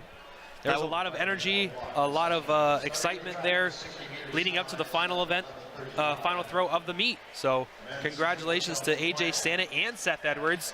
Can't imagine what that competition is going to be like at Nationals in Winnipeg in 2 weeks' time. Very exciting. Let's stay with the pole vault. We're going to stay with the pole vault for a few minutes. Will McCracken is going to attempt 351. Can we look at the 2 heats from the 60-meter hurdles while we wait? So Will McCracken will wait for the officials to get the pole vault up to 351. We want to take you through the 60-meter hurdles that happened at 9:30 this morning. That was the 5th event for these group of athletes in the last day. This is the 6th event, the pole vault. So let's take a look at our opening heats from this morning. There was 2 heats in these 60-meter hurdles. And Cole, if you can take us through these races here. Absolutely. Keep an eye out for the left Griffin, Sam Udding. He was ranked 2nd through all these events. Did struggle to get some over some of these hurdles here. And in the middle of your screen, lane 4, that'll be that's Svetkov in the middle. Svetkov, yes. He's your current leader, running a great 60-meter hurdles this morning. And you can see as he crossed the finish line, his admiration for Quinn Cameron. He's like, "I got you, buddy. I got you." It was super close, but that's the kind of competition that these athletes are going to. It could potentially be a Western sweep in the heptathlon here. Possibly, yes. So these performances are absolutely crucial to toward the final points of these athletes. Here's Will McCracken, 351 is his height right now. Still a number of athletes waiting to enter the competition. Here's Will, and just nicks the bar as he was clearing 351, so that is his first attempt at that height. Just going to give you an update here, Brett, on the men's heptathlon score through events before pole vault. Currently the leader from the Western Mustangs, Denis Svetkov, 3,669 points. Second place, Western Mustangs, Quinn Cameron, 35.08. Right behind him for University of Toronto is Mace McGregor, 1 point behind, 35.07. Winston Clark's taking 4th from Western, 34.37. Brandon Williams York in 5th, 33.08. In 6th place, Guelph's Noah Dimash, 32.94. Samuel Udding dropping down from the 2nd place position earlier after that 60-meter hurdle event. 7th place, 32.78. Ethan Robinson is taking 8th place currently at 30.72, and Will McCracken Windsor at 29.03. Beautiful. Yes, we are going to step aside for just a few moments as we take a break from the TV side of things. We will continue the stream on OUA.TV, CBC Sports, and CBC Gem. So we're going to take a short break. When we come back, we're going to continue coverage of the men's pole vault event in the heptathlon, and then we're going to get the action started on the track here at the OUA Track and Field Championships, starting with the women's 60-meter semis at 11:35. So we're going to take a step back. When we come back, more continued action from the OUA Track and Field Championships here from Windsor. We will be right back in just a moment.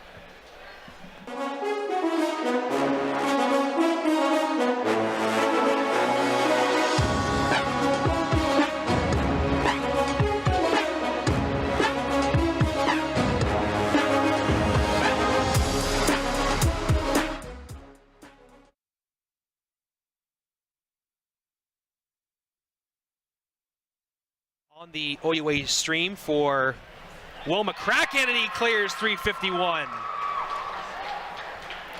Great pole vault competition from Will McCracken, the pride of Lighthouse Cove, Ontario, just outside of Sarnia.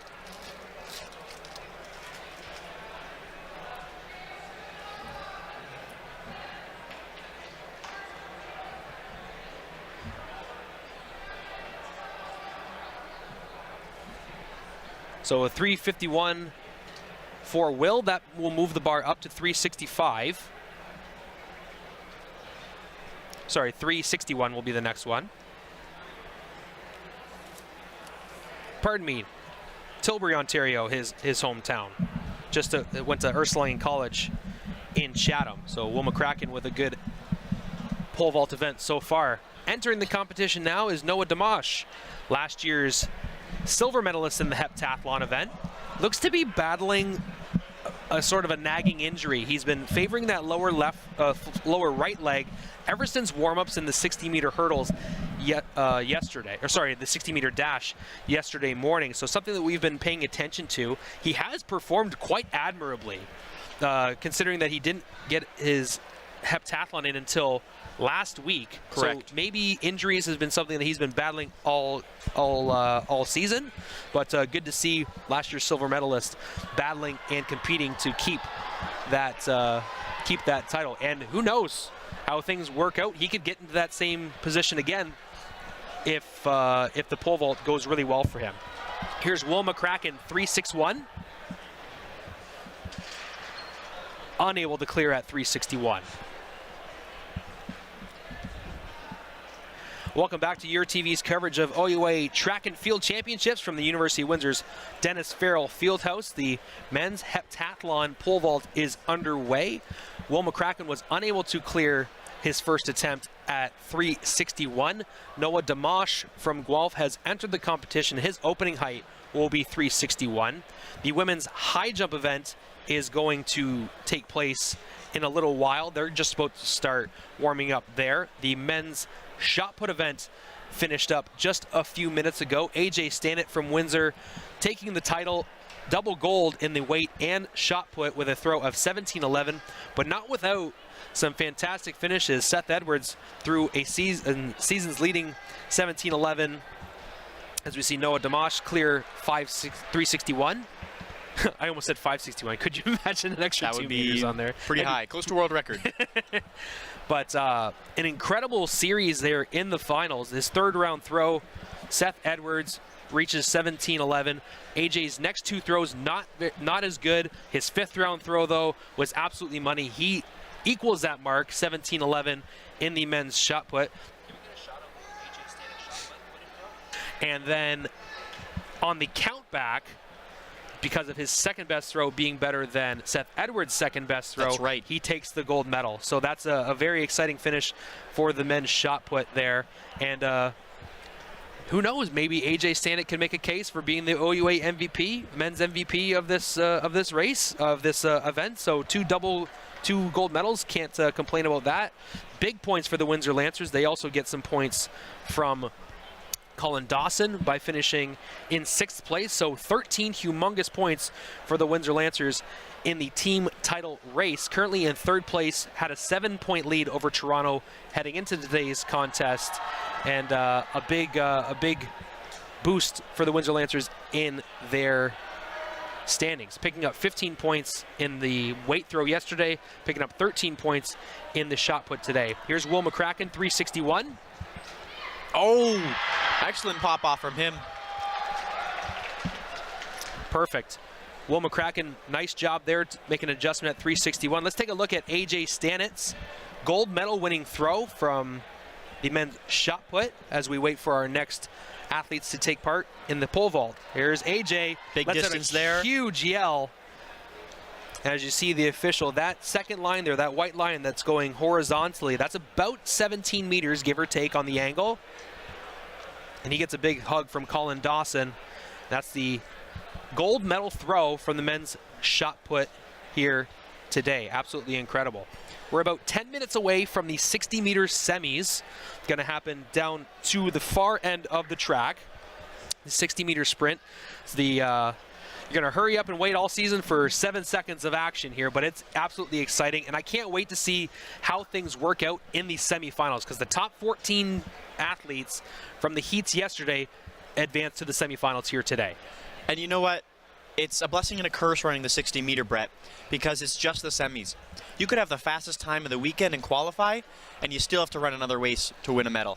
Yeah, speaking like Nico Dauhaus from Lakehead, he almost ran a record-setting time in qualifying of 6.67. Correct. And that doesn't matter now. 1 millisecond off of the OUA championship record in the prelim. Unfortunately, it's gone to waste. That's just effort spent for him. So we'll see him again in the semis, and he's going to be a favorite. We'll highlight him for y'all at home. And it should be a very exciting race. That's about 10 minutes time. They're going to start those off. We are going to have the national anthem in a few moments. That 11:30, we're going to have the national anthem here. So to recap, we've got the men's pole vault underway. They've moved the bar up to 371. There's 4 athletes that have yet to enter the competition. The bar is at 371, like we said. Noah Dimash and Will McCracken will attempt at those heights. Brandon Williams, Mason McGregor, and Ethan Robinson have all been eliminated from the competition. Williams was at 301, McGregor was at 331, and so was Ethan Robinson, 331. And here is his teammate, Will McCracken, looking to clear 371 and move himself up the standings in the men's heptathlon. Close. A little more height there would have been needed, but the depth was proper. They had the form. I think there could be a good opportunity for this gentleman to clear this bar. Absolutely. He's right there.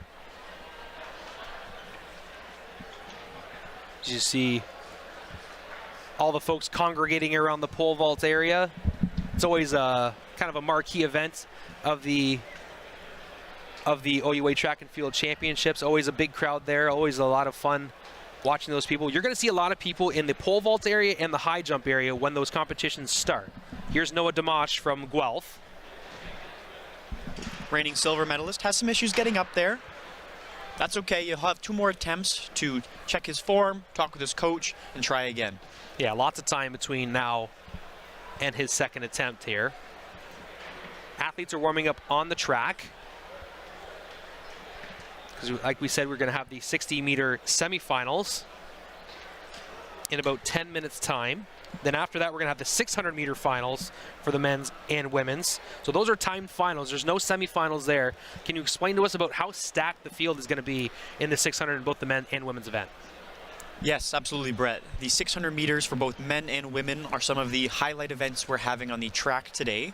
They are sectioned finals, where the fastest time from any section will take home the medal and team points. I know in both men's and women's section, we have athletes ranked within the top 12 times nationally. That will make for some good competition. In the men's and women's side, we have last year's champions returning. They'll be looking to defend those titles. And then we have some new challengers, some new young athletes who have entered the university circuit. We'll have to see what they can produce on today's championships time. Entering the men's heptathlon pole vault now is Samuel Udding of Guelph. He's a first-year athlete.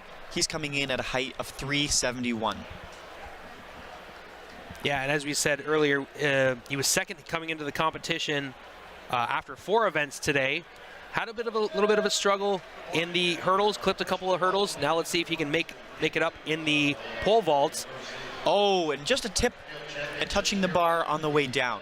Yeah, he definitely had the clearance. He just didn't clear enough space horizontally to get over the bar without touching it. Should be a simple fix. Talk with the coach, maybe adjust the depth that the athlete is taking, and then they'll try again in round 2. All right, we're going to take a short break just for the national anthem here as we continue with the OUA Track and Field Championships from Windsor. We'll be right back after this break.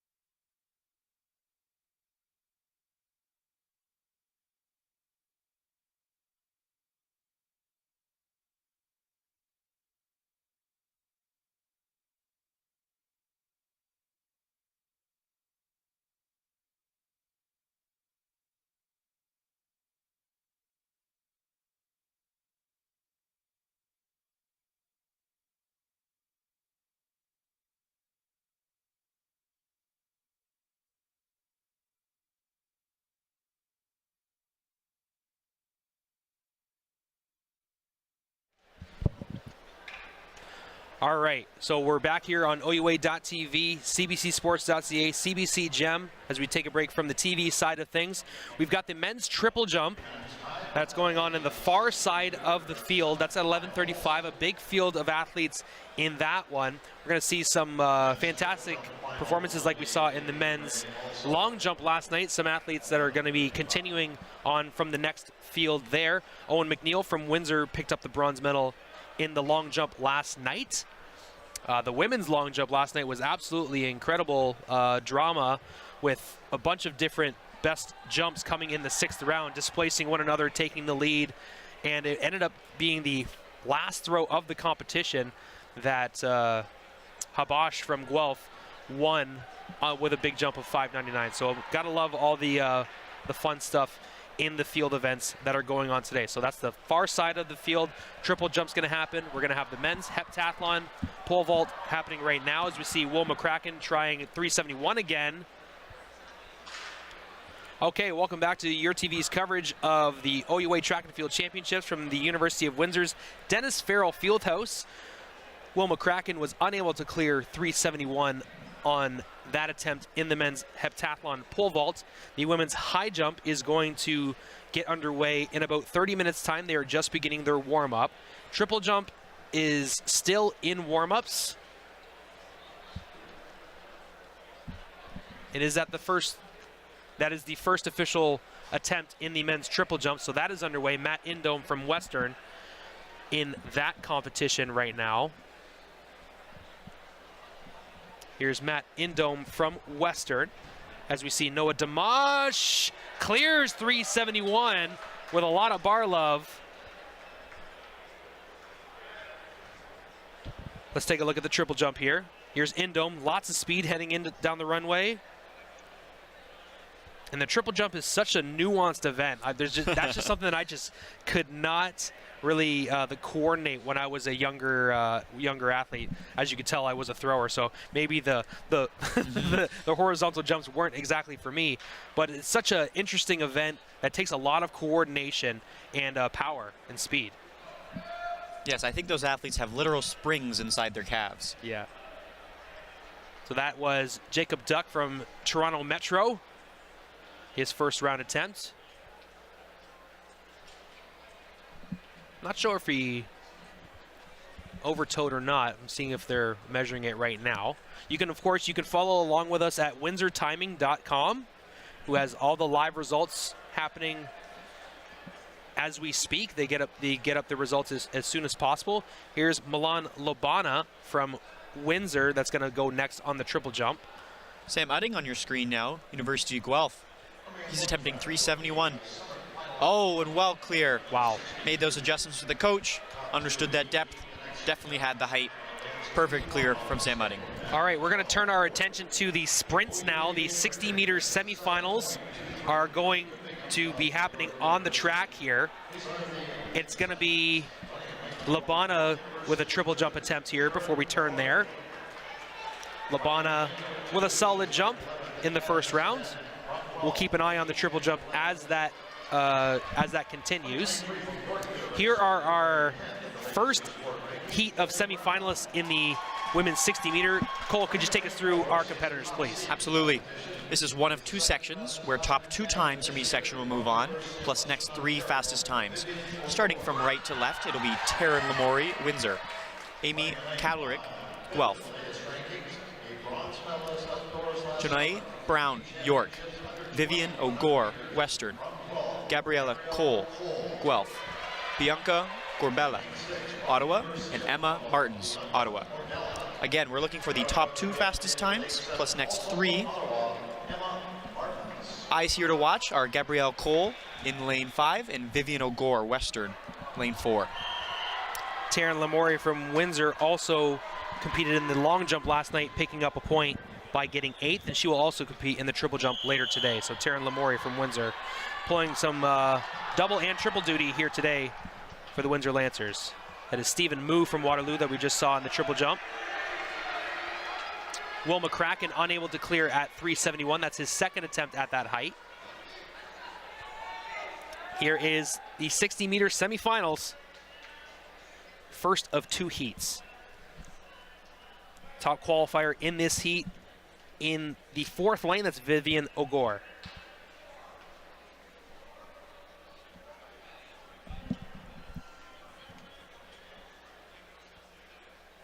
Runners are set. And they're off. Clean race. Early lead now from Ogor of Western. Cole looks to be second place. It's going to be really close to see who advances to the final out of this heat. 7.34 for Vivian Ogor. Gabrielle Cole, 7.54. Janae Brown, 7.57. Bianca Borgella, 7.66. And Amy Kandrlik from Guelph in 5th place. Emma Martins in 6th and Taryn Lamori from Windsor in 7th. So we'll go over those times one more time for you. Vivian Ogor, 7.34. Cole, 54. 7.57 for Janae Brown. Look at it one more time. 7.66 for Bianca Borgella. Amy Kandrlik from Guelph in 5th at 7.67. So those are our top times there. So it's time to beat for this heat will be 7.67 to get those fast automatic qualifying times. Currently that's held by Guelph's Amy Kandrlik. Here is Lyndon Lyles McCurdy, actually from nearby Sandwich, or nearby LaSalle, went to Sandwich Secondary School. Lyndon Lyles McCurdy with his first attempt at the men's triple jump. Son of Linda McCurdy, who is a national team member of the high jump, went to University of Texas El Paso. And the grandson of Howard McCurdy, who was a longtime MP in the area, named the New Democratic Party of in his political career there. So just so you know, Lyndon Lyles McCurdy with 13.53 in his first attempt of the men's triple jump currently puts him in 3rd place. So our second section of semifinalists, please Cole, take it away. Absolutely. In lane 1 from Western University, Rachel Watson. Lane 2, Haley Reed, Guelph. Lane 3, Ottawa's Katie Minor. Lane 4, York University, Destiny Smith. Lane 5, Western, Tegan Wallace. Lane 6, Dominic Ned of Laurier. And 7, Waterloo's Brielle Fernandez. So Haley Reed in lane 2 won the 60-meter hurdles yesterday. And I believe Tegan Wallace of Western got the bronze medal. You are correct, sir. Top qualifier in this heat is Destiny Smith from York in lane 4, right in the middle of your screen. This should be a very tight race. Yes, we're looking for top 2 fastest times to auto-qualify to the final, and next 3 fastest qualifiers looking to beat a time of 7.67. They're off, clean start. Very tight race, hard to tell. Looks like Katie Manor from Ottawa. And it will be Katie Manor from Ottawa, 7.61. Tegan Wallace from Western, 7.62. Destiny Smith, 7.64. And Haley Reed, 7.67. Rachel Watson rounds it out with 7.88. Brielle Fernandez from Waterloo with a 7.91. And Dominique Ned at 7.93 for Dominique Ned. Let's turn our attention to triple jump for a moment, see what we missed.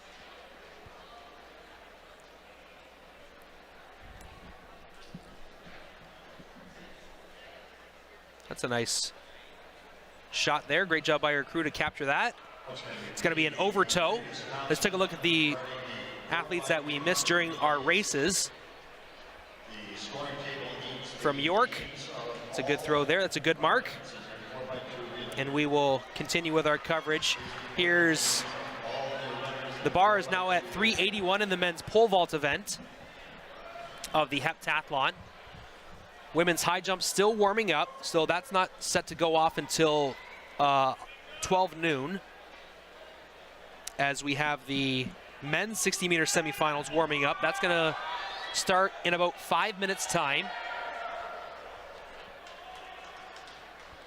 And then the action is not going to stop until about 3:30, 4 o'clock today. Owen McNeil of Windsor jumping here. Very good jump. He receives the red flag, though. Oh. Must have been over the line.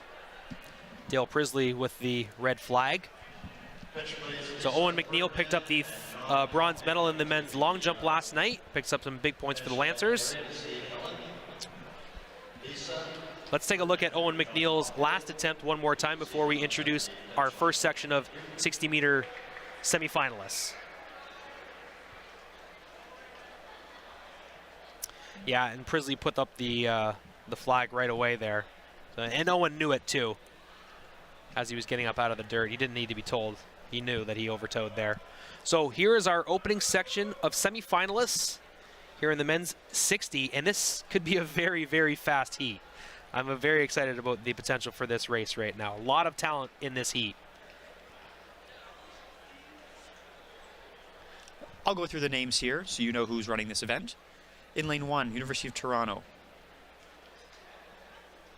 Fikalala Moyo. Lane 2, Toronto, Logan Dooley. Lane 3, Guelph, Zaid Al-Alawamale. Lane 4, Lakehead Thunderwolves, Nico Dohos. He's the favorite in this event. Lane 5, Guelph, Travis Campbell. Lane 6, Brock, Tyrell Smickle. Lane 7, Lucas Barbanowski. We saw Kenneth West with a fault there in the triple jump. He won the long jump last night. Sam Udding with a good attempt at 381 here in the men's heptathlon pole vault.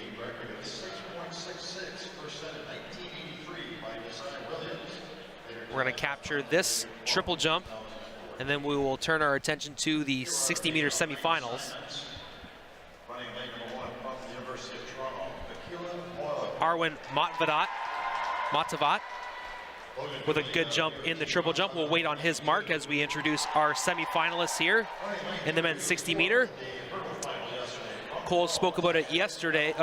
Cole just spoke about this field of semifinalists, and I was super impressed with Nico Dohos yesterday with an incredible prelim time of 6.67, just 1/100th of a second off a record-setting time. We'll see if he can follow it up here in the semifinals. Last year's overall silver medalist is also in this event. That is Travis Campbell running in lane 5. He'll be looking to have some redemption here. Nico Dohos was the bronze medalist in this event last year as well, representing the Lakehead Thunderwolves. Here's TMU's athlete in the triple jump. That's Jacob Duck. And we will continue with the first section of the men's 60-meter semifinals. A lot of talent in this field. I want to point out Dowhouse in blue here, lane 4. That's the Lakehead Thunderwolf. Such an explosive athlete. Yes. Most of these races he runs, he is ahead within the first 20 to 30 meters. If he's going to run how I think he's going to run, I would expect a big charge from him right in the beginning that I'll have to hold. And of course, the ever important start, that reaction time at the start, can be a huge indicator of how well these athletes will do. The starter had the athletes get up out of their blocks as we get reset here for the first section of the men's semifinals.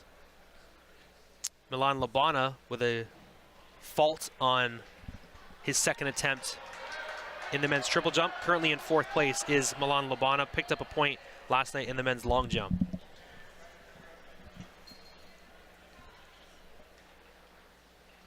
Dohos, the last to get in the blocks here in the first section of the semifinals. Can't wait to see this battle between Campbell and Dohos, and of course the rest of the field. Looking forward to seeing what they have in store and who wants to make it to the final. 391, the bar is set at for pole vault. They're off. Dohos does have the early charge here. And he runs away with it.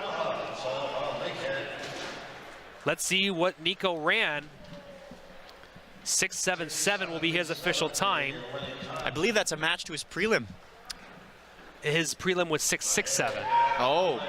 So Zayed Al-Awamli, 6.98. Travis Campbell, 6.98 as well. So 6.77, 6.98 for Al-Awamli, 6.98 for Campbell. Logan Dooley, 6.99. Terrell Smickle, 7.02 in 5th. 7.03 for Fikalele. And Lucas Baranovsky, 7.09. The time to beat for the second section will be 7.02 if you're looking to have a fast qualifier. Okay, that was quite the race.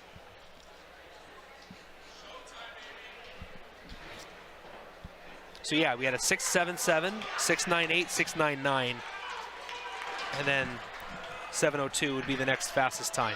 Here's Utting on the pole vault. Lots of bar love. It wiggles. Will it stay? It does. 3.91 for Sam Utting. Second section of men's semifinalists in the 60. I want to note that Windsor Lancer Devin Verisic, who also plays for the football team, he was beat out on a tiebreaker to make it into the semifinals. So he was unfortunately he tied for 14th, but there was a three-way tie for that 14th spot, and he lost on the tiebreaker. So I want to give a shout out to the linebacker showing off the speed there. Here's Lyndon Lyles McCurdy,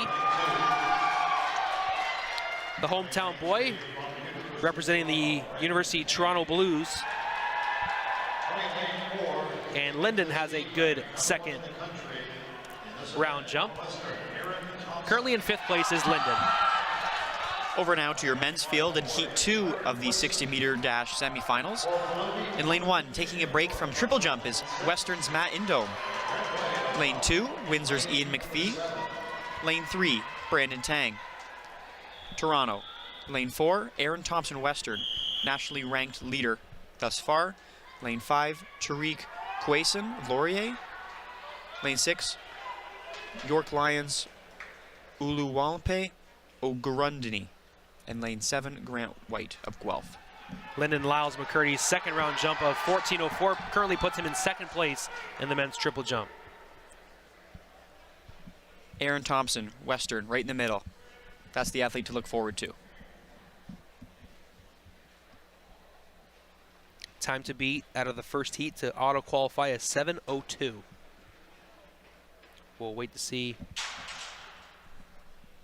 what these athletes have in store.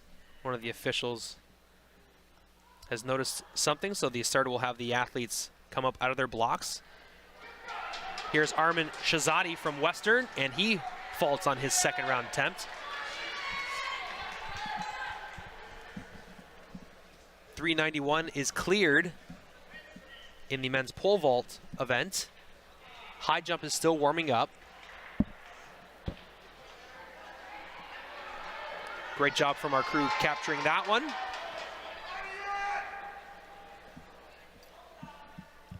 The second try to line up for this men's 60-meter dash.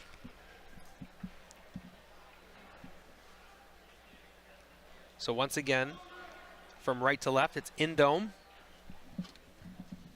Indome, Ian McPhee from Windsor, Brandon Tang from Toronto in 3, Aaron Thompson in the middle at 4, top qualifier in this heat. Tariq Quayson, O'Brennan from York, and Grant White on 7. Very even race. Looks like Tang. It's Tang and Thompson, the top 2 times there. They crossed the finish line first. Looking Very at the clock, fast field. This will matter. 6.90 for Aaron Thompson, 6.90 for Brandon Tang. Third place is being decided right now by the computer. Still waiting on the final results from the men's 60-meter second heat. I'd love to see the photo finish of this. That'd be absolutely incredible. Pole vault still continues. That's Winston Clark. 6.97 for Tyreek Quayson. Matt Indome 6.97 as well. So he is the top. And then Ian McPhee 7 flat. 7 flat for Windsor's Ian McPhee. So I think all 5 of those athletes are going to make the final. If anything, it will be McPhee that misses out. Yes, I believe we had 2 6.97s in this race here, plus 1 6.99 from the earlier heat. And the 6.77 from Dohos as the top time. So we'll wait to see what the final result is when Windsor Timing tabulates that all. We do actually have the women's results now. I will go through and name who will be making this afternoon's final in the 60-meter dash. Overall, with an auto qualifier here, we have Western's Vivian O'Gore, Katie Minor from Ottawa, Gabriella Cole of Guelph, and Tegan Wallace of Western.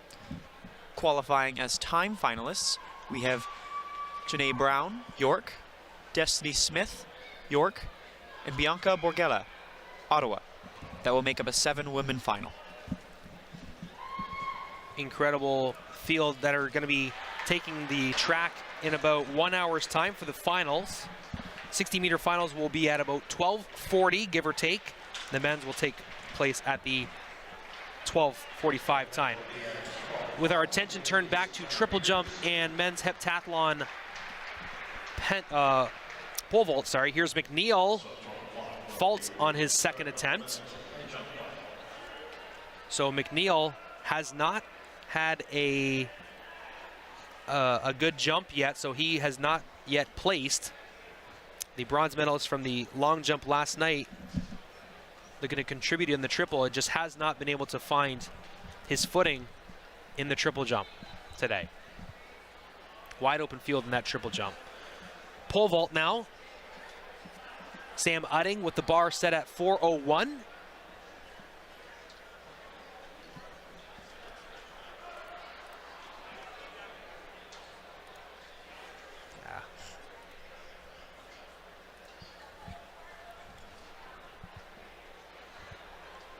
Kenneth West getting ready for the triple jump. Here's Udding at the pole vault. And Udding is over at 4:01. Here's West. West, the gold medal winner in last night's long jump, only used 3 of his jumps and passed the rest. He knew he had that one secured. Had a fault in his first round jump, so we'll see what he can put together here. And a second round fault for Kenneth West. So a couple of medalists from last night's long jump in danger of not qualifying for the final here in the triple. So we'll keep an eye on that. We're going to take a quick look at the last pole vault by Udding. In clearing for Western at 4:01 now. We'll take a look at that in just a minute. The latest attempt by Western's Winston Clark.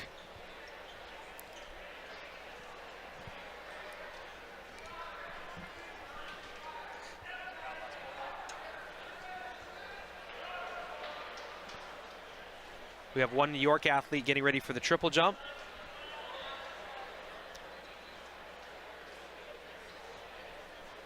We'll take a look at, that's a good vault at 4:01. And for York, Arwen Matavat with a second round jump. He's currently in first place. And the final has been set in the men's 60-meter run. The first overall athlete is Nico Dohos from Lakehead. Aaron Thompson from Western is second. Brandon Tang from Toronto third. Zayed Al-Awamli from Guelph 4. Tyreek Quayson from Laurier in 5. Matt Indome, and that's a good clearance at 4:01. I believe that's Svetkov.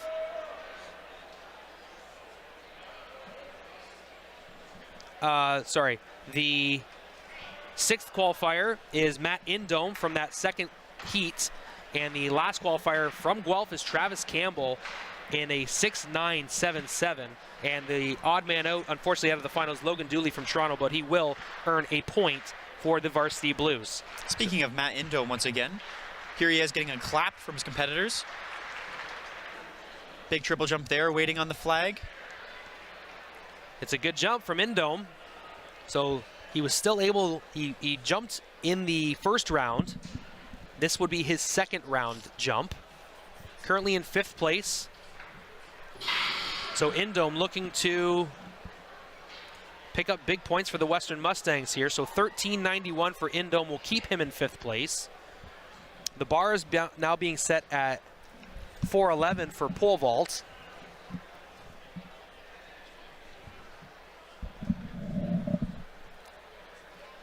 We'll check in on pole vault in just a moment.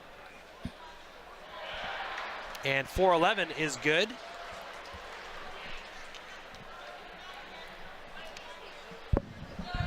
We'll take a look at that latest clearance at 4.11 after this triple jump by Jacob Duck from TMU.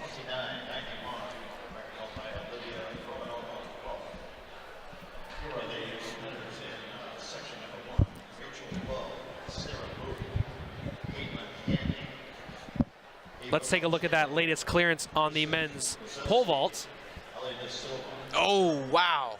A little bit of a body contortion there to get over that, but he was clear. So we've got the 600-meter runs on the track now. That will be kicking off in just a couple minutes. The officials are going to sort out the chaos around the track here. So that was Denis Svetkov, who just cleared 4.11 on his first attempt. Here's Jacob Duck from TMU.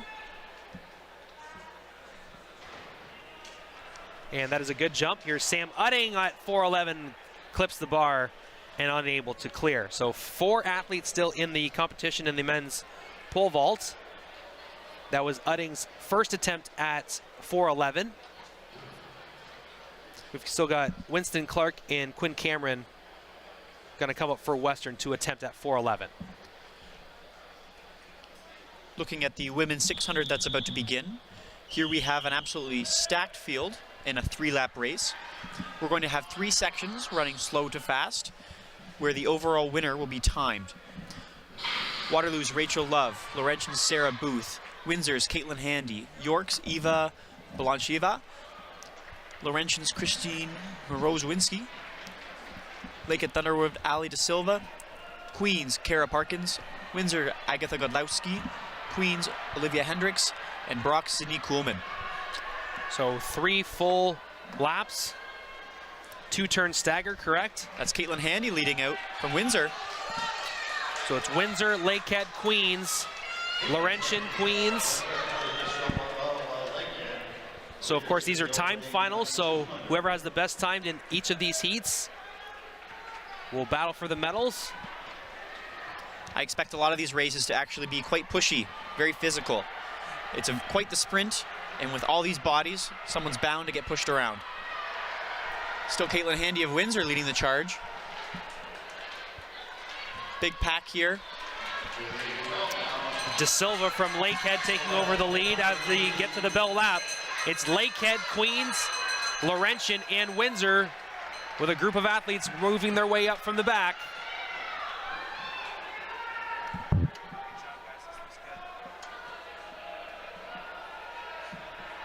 De Silva continues to push on. Yeah, it's still anybody's race here heading into the home stretch.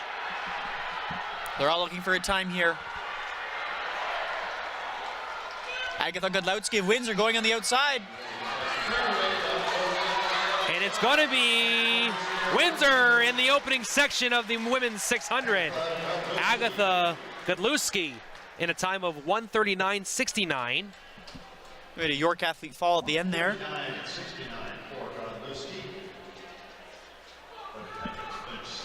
And there's Handy right there in our camera shot there.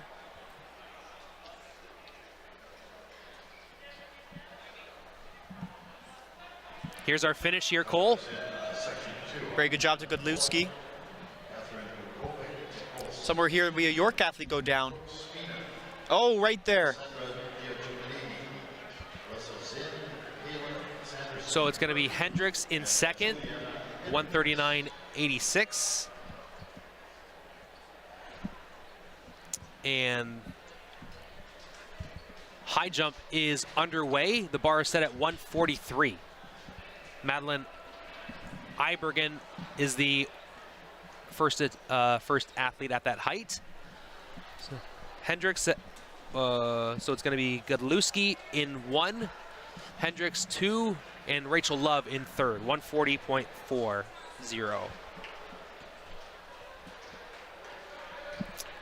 Hendricks. Samuel Utting just missing out there on 4:11. And Godlewski. Having some words with his coach there. Those are our top 3 times so far, 139.69, 139.86, and 140.40 times to be noticed, times to be aware of as we move toward the second section in the women's 600. So let's take us through our field here in the 600, Cole, as I'll take our folks through this next attempt on the men's triple jump. It's Lyndon Lyles McCurdy currently in 3rd place with his 3rd jump.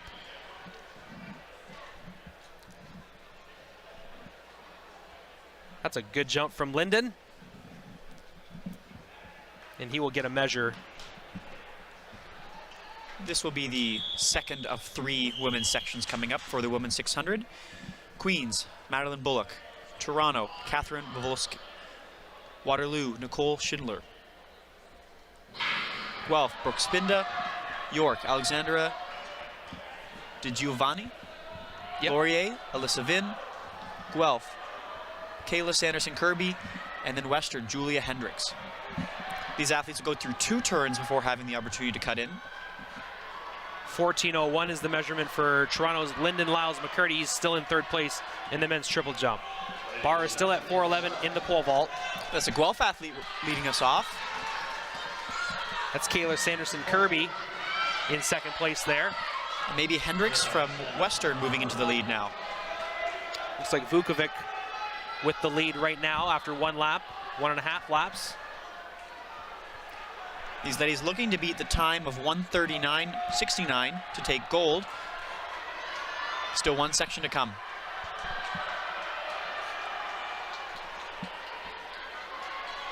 Here's Sam Utting's 3rd attempt at 4:11, and he is unable to clear, so he will be eliminated. Hendricks taking the lead in the 600 through 400 in about 1:04.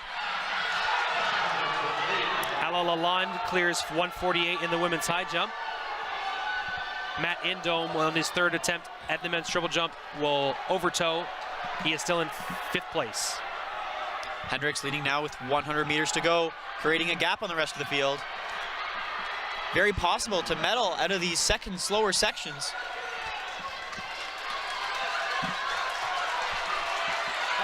Hendricks and Vukovic. Looks to be around a 1:37. And Alyssa Zinn, 1-2-3, 1:37.25. That's an increase in total time. 1:37.7 for Catherine Vulovic. And then 1:38.66 for Alyssa Zinn. Zinn, Vukovic, and Hendricks. Right, yeah, Juliana Hendricks in the 2nd section there. It was Olivia Hendricks in the 1st section from Queens, who was in 2nd in that section. So new leaders right now, Juliana Hendricks, Catherine Vukovic, and Alyssa Zinn right now are top 3 times in the women's 600 meter. Here is... So be Jamie Crawford of York University. A lot of speed heading down the runway. And an overtow on his 3rd attempt here. He will stay in 4th place currently.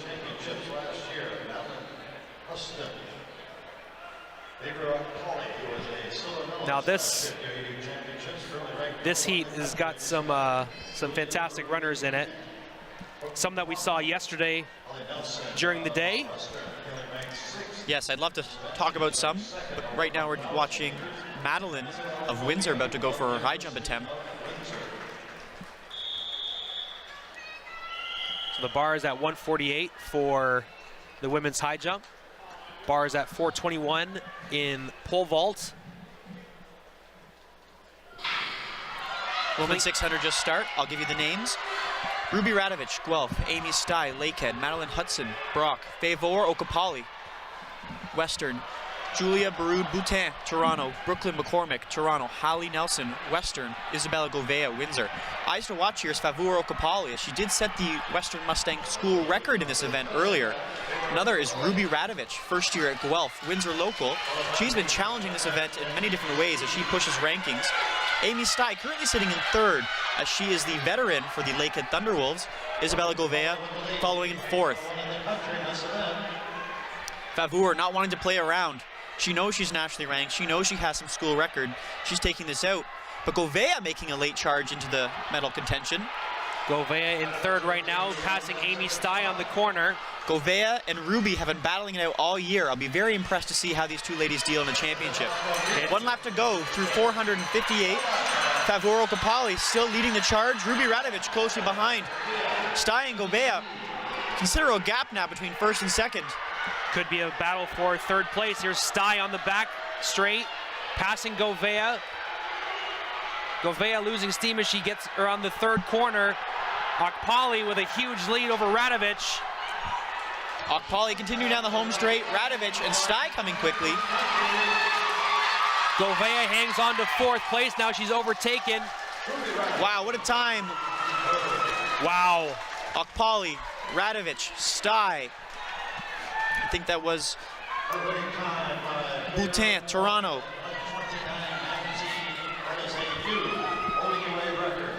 Let's take a look at the end of that race one more time. Here's Okpali. Made it look easy, but she was absolutely burning through that track. And Steve from Lakehead will take bronze in a 1:32.43. Outstanding performance from these young ladies. And Radovich, the Windsor girl, competing for Guelph, takes home the silver medal in the women's 600 meter. So unofficially, but officially, it's Favor Okpali first in the women's 600, 129.19, a new record. 129.19 is a new record. Ruby Radovich from Guelph, 131.45, and Amy Stye, 132.43.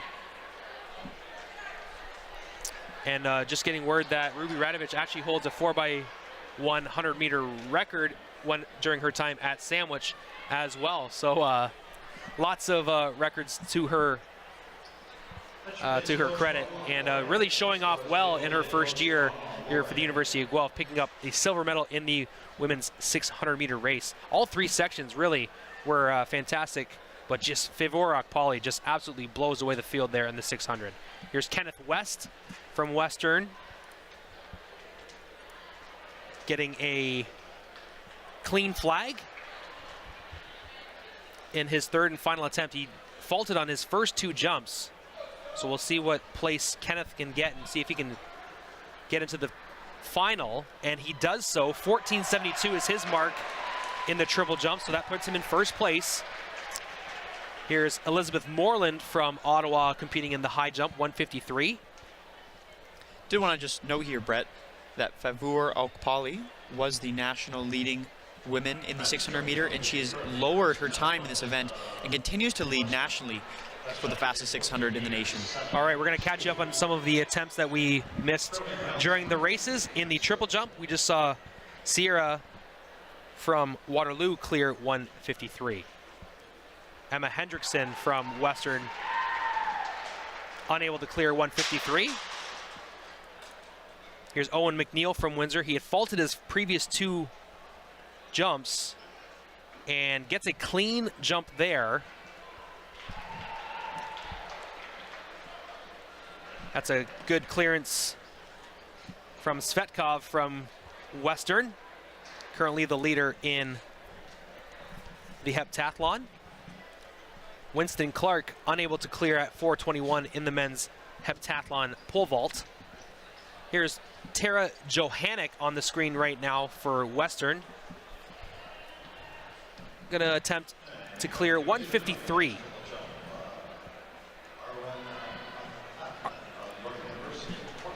Arwen Matavat is currently in first place in the men's triple jump with a jump of 14.91.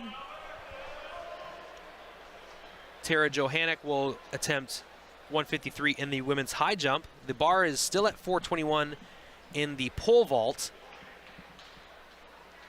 And Johannek clears 153. We've got a bit of a track break. Sorry, we've got the men's 600 meter going to come up in about 10 minutes time. So we're going to step aside for a few moments just on the TV side, and we will continue with our coverage on OUA.tv and CBCSports.ca just after this last pole vault attempt here from Winston Clark. Or sorry, this is Quinn Cameron. 421, and he's good. Robin Selkirk.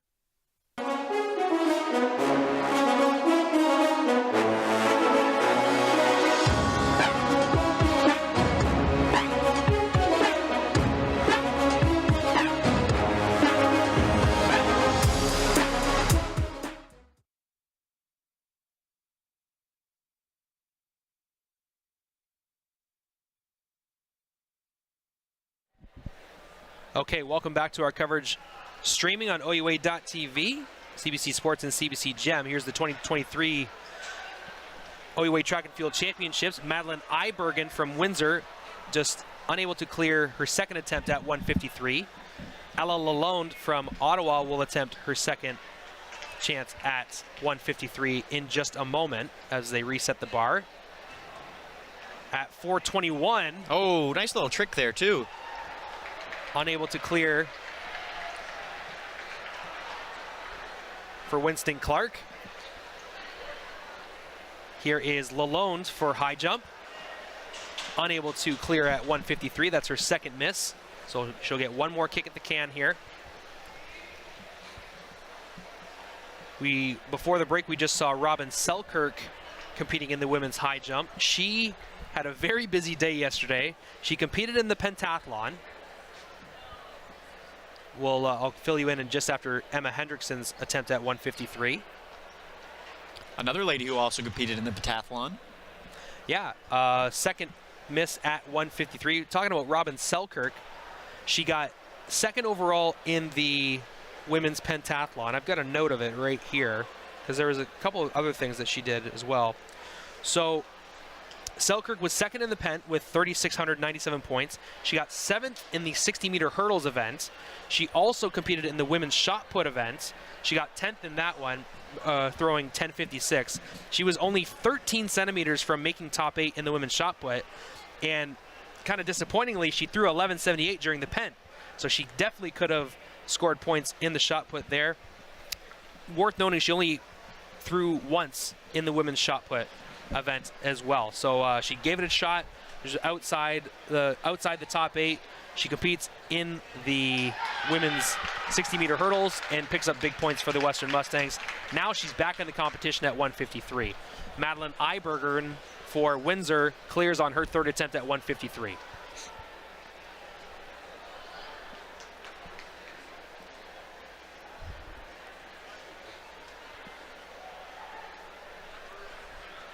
Welcome back to your TV's coverage of the OUA Track and Field Championships from the University of Windsor's Dennis Farrell Fieldhouse.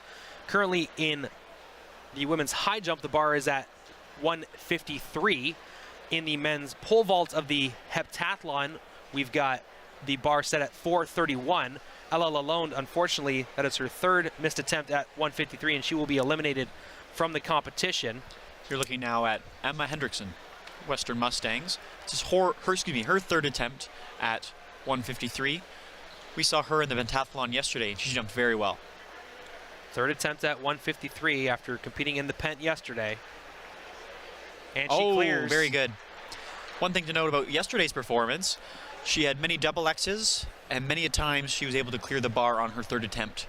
I think 3 is a lucky number for her.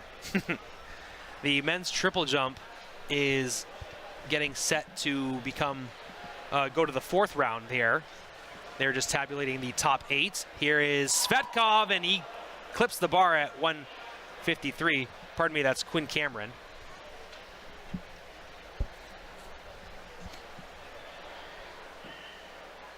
top 8 athletes have been decided in the men's triple jump.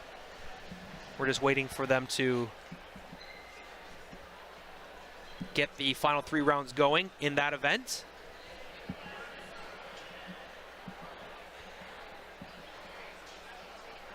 Now in the women's high jump, it's Madeline Ibergen. First attempt at 158, went up from 153 to 158 here in the high jump event.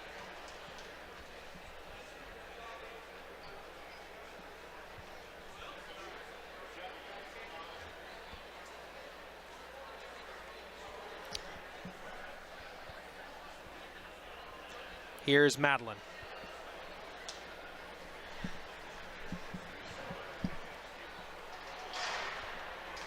Madeline crosses the plane, says the official, so she will lose that attempt. Denis Svetkov made an attempt at 4:31, unable to clear at that height.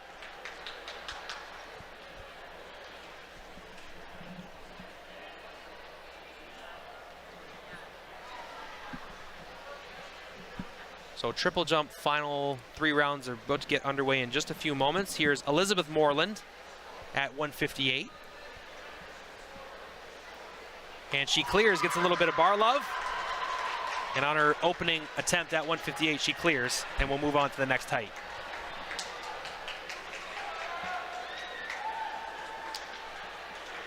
Worth noting, Emma Hendrickson, as we spoke about, got 3rd in the pentathlon last night. 3,540 points, now competing in the high jump. Elizabeth Moreland over at 158. That was Sierra Stewart for Waterloo, clearing 158 as well.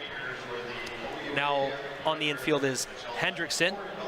Like we said, bronze medal in the pentathlon yesterday, opening attempt at 158. Very slow run up, very methodical, but once again able to clear 158. Quinn Cameron unable to clear at 4:31.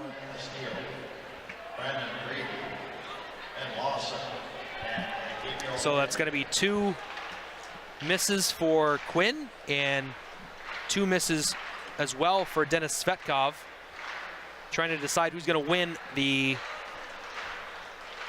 men's heptathlon pole vault. Tara Johannick from Western clearing 158. Stephen Moo from Waterloo currently in 9th place, putting the 4th attempt for him in the books. And now let's turn our attention to the men's 600 meter. Men's 600 meter here, first of 3 sections, doubling up in lanes. Ackerman, York, Hayes, Queens, False Wilson, start. Lakehead, Mather, Waterloo, Sioux, Toronto, Bedoin Castillo, Ottawa Gigi's, Radley, Laurentian, Lawson, Lakehead, Hedrick, Brock, and Lagar, Queens. We just saw Robin Selkirk from Western clear 158. Oh. And Svetkov unable to clear on 4:31 in the men's heptathlon pole vault. That will be, I think we're going to get one more attempt.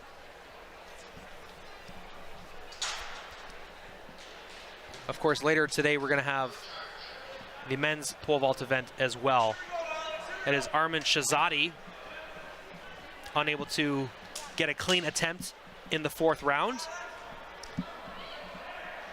So in the men's triple jump, we have the situation once again where there are 4 athletes from one team. So they're going to take the 9th athlete into the final. So can you explain that for us, Cole, just before we get going with the 600? Absolutely. So every team is able to bring 2, 3, or 4 athletes into each event.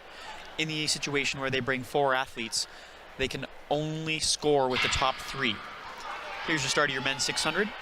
When there are 4 athletes in the top 3 scoring, and then those 4 athletes make a final, be it the triple jump, they will actually have to bring a 9th athlete along, as one of these Western athletes will be unable to score. So they're competing with one another to see who can be the top scorer of the bunch, because whoever's the 4th one, their score will not count toward the team total in points. That's correct. Okay. That is Lagar of Queens taking us out today. That was a 27 200-meter start. Solid opening lap. These gentlemen will be running 3 laps in a timed final. So there'll be 3 sections for timed finals. This is the first. Chloe Zaraska from Guelph just cleared 158 on her first attempt. Lagar continues to lead, coming through 400 in 55 seconds. That is York right behind them, and then Lakehead. And the last attempt at 431, Svetkov, sorry, that's Quinn Cameron who just cleared at 431, pardon me. 431 will be the winning height of the men's pole vault event in the heptathlon. Here comes Lagar. Queens. Toronto with the fall. Did secure the second place. So for our folks at home, is it the first finish line or the second one that the athlete needed to cross? For the distance events, it'll be the first line. Okay. For the sprints, it should be the second line. Wonder if we can get a replay of that to show of that finish there. Yeah, we had a great look from our camera down on the floor. We'll take a second. We'll come back to that if we can. Let's take a look at that finish once again in the opening section of the men's 600. Lagar of York. So he and then does Toronto cross. just crosses there with the fall. That was a 124.25 for Lagar to win. 124.25, and then 124.74 for Toronto. That's Sue. And in third place, Ben Lawson, 125.58 for Lawson in third. 125.58. We're going to take a look at that winning vault in men's pole vault by Quinn Cameron. His third attempt at 431. He clears, and that will get him the event win.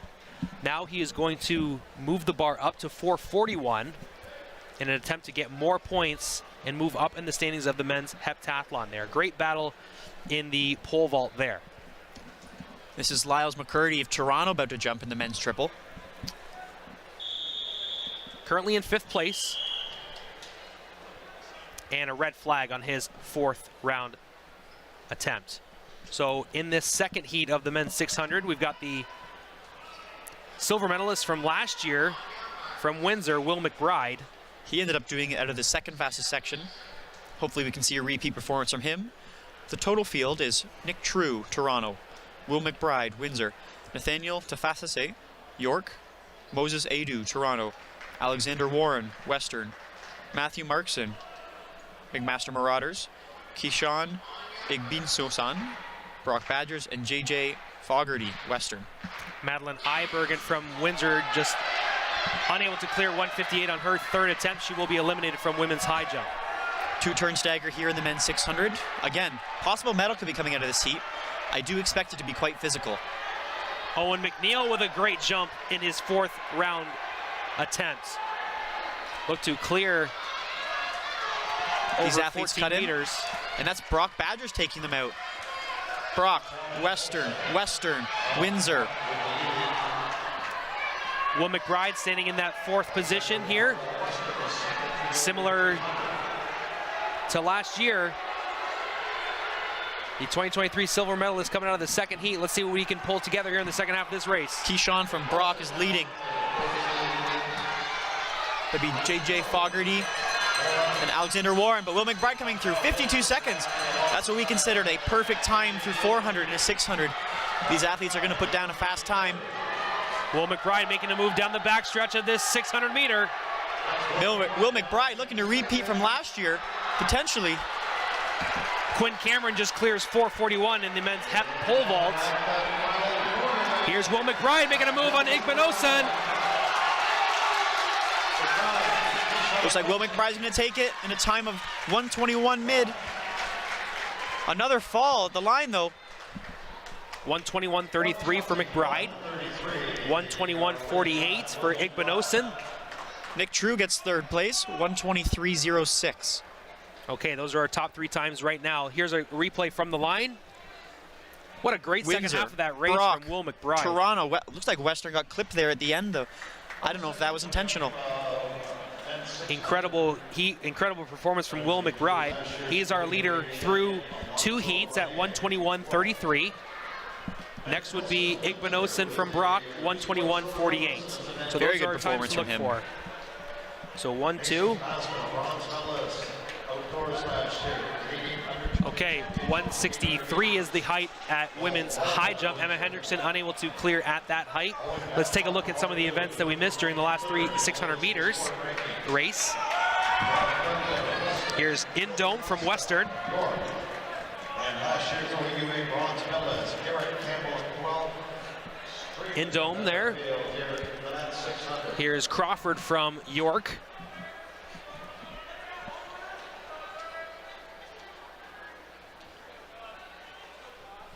And here's Owen McNeil, the Windsor Lancer, currently in third position after a jump of 14.66, which you just saw right there. So, and then there's the clearance at 4:41 from Quinn Cameron. Here's Absolutely the fastest. incredible. Oh, sorry, Brett. You're good. Here's the fastest section of the men's 600, currently being asked to stand up. Many men ranked here within the top 12 nationally in this event.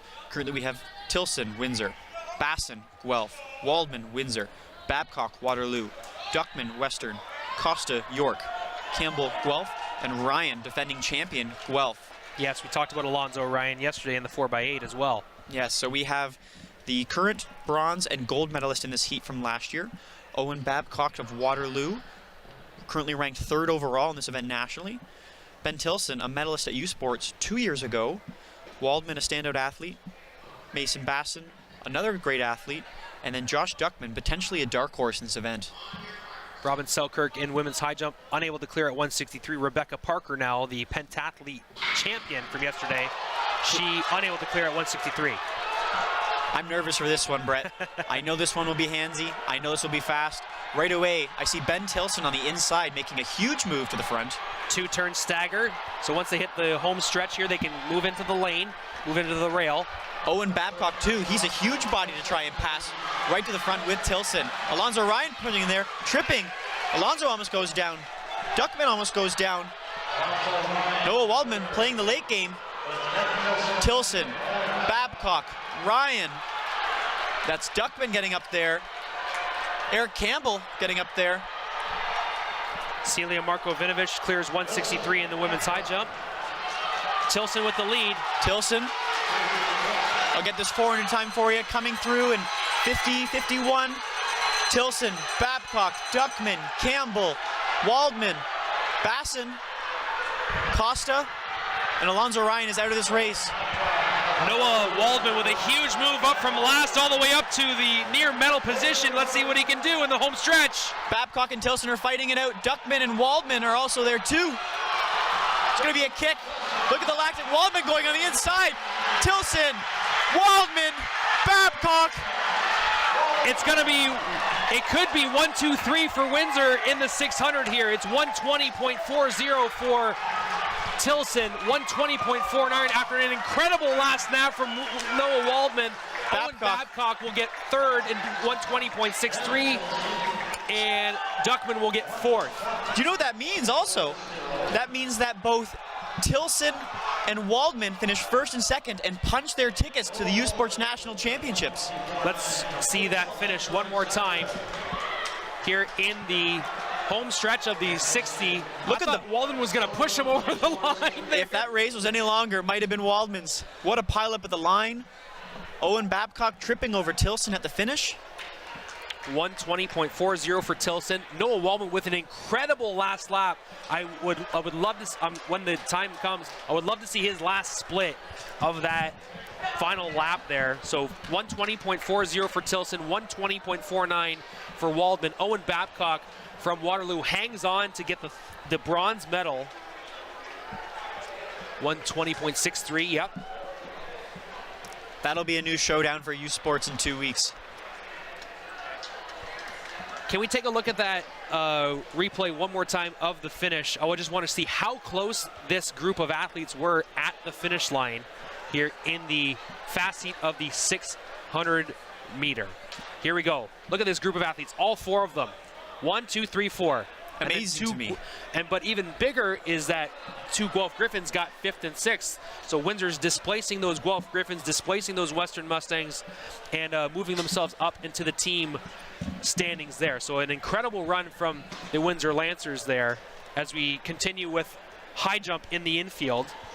Elizabeth Moreland from Ottawa, unable to clear at 163 on her second attempt. Men's triple jump is continuing. Stephen Moo, who came in as the 9th athlete into the final. This is going to be his 5th round jump. He is the first athlete in the 5th round to jump. Moo has moved himself up from 9th to 6th. And it's going to be an overtoe, and this jump will not finish, will not count. Emma Hendrickson will attempt 163 at the women's high jump. She was unable to clear at that height on her first attempt. Here's Quinn Cameron now in the pole vault, 451 and unable to clear. Hendrickson now with a run up on the high jump and unable to clear. 163, 2 attempts down, 1 to go for Hendrickson, who picked up the bronze medal in yesterday's pentathlon. So after an incredible sequence of events in the 600 meter, we're gonna get set up for the women's 60 meter final and the men's 60 meter final. That's gonna take place in about 8 minutes at 12:40. So don't go anywhere. We've still got some incredible track action here for you today. Tara Johannick able to clear at 163. And that's the replay of the attempt at 451 for Quinn Cameron, who has won the men's high jump, the men's pole vault in the heptathlon, now trying to get even more points with an attempt at 451. Here's Robin Selkirk from Western at 163.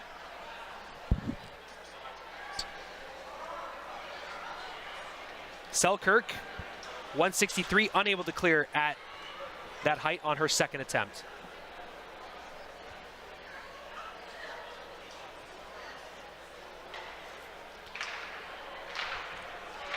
Okay, in the triple jump pit, Matt Indome, currently in 9th place. This is going to be his 5th attempt. Started the event in the first round, then went and competed in the 60 semis. It's a good jump, and he will get a measurement on his 5th round jump. Quinn Cameron, I cannot see him. Oh, he is on the runway right now. So he gets 3 minutes in between attempts, correct? Is it 3? I think it's up to 2. Okay. So he will attempt for the 3rd time at 451. He has won the men's heptathlon event at 441, looking to increase his points with a 3rd attempt. And he will... A run through. No good.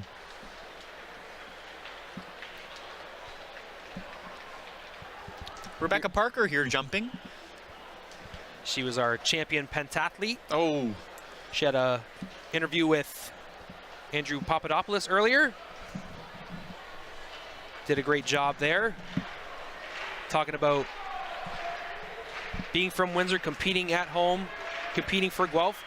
Used to compete for the Western Mustangs, spent a year with that program, now is with Guelph. So lots of friends on the track from both sides here, from all over the place. Here is Jamie Crawford in the triple jump, 5th round jump, and it will be a fault. So he's going to stay in 8th place. Elizabeth Moreland unable to clear at 163 on her 3rd attempt, so she will exit the competition at that height. Here's that attempt from Moreland.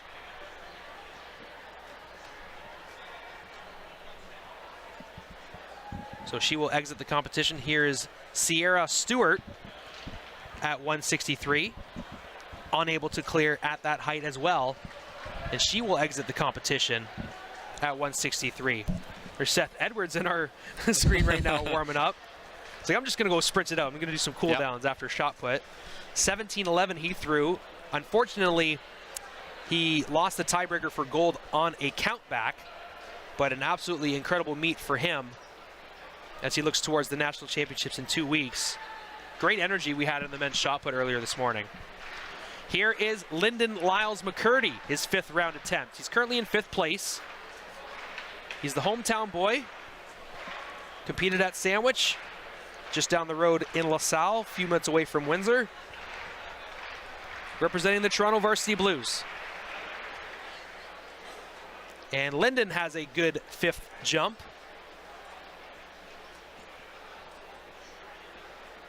And he will get a measurement there.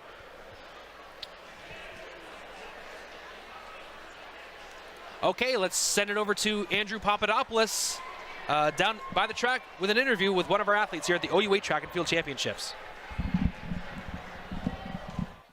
Here with a member of the Laurentian Voyagers from Sudbury. So they made quite the trek down this week, and I understand it was a bus drive. So tell us here, Kristen, pleased to be joined with, how far of a trip is it from the Nickel City down to the Rose City? Yeah, it's just over 7 hours, so we left at around 7 a.m. on Thursday morning and showed up at the track here at around 3.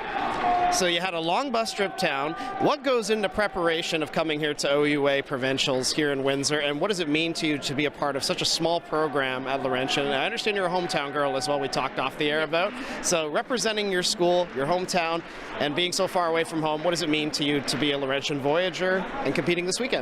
Yeah, so it means a lot. We never end up bringing a huge crew. We have a small team. We don't have as many people coming from down south to come to the north to travel so far for meets. We have a great coaching squad, which is amazing, so they really prep us well for the meets. We come up to lots of meets during the season, so we're used to the long drive, but Windsor's always the longest, so it's nice to shake out the legs early on the Thursday on those meets.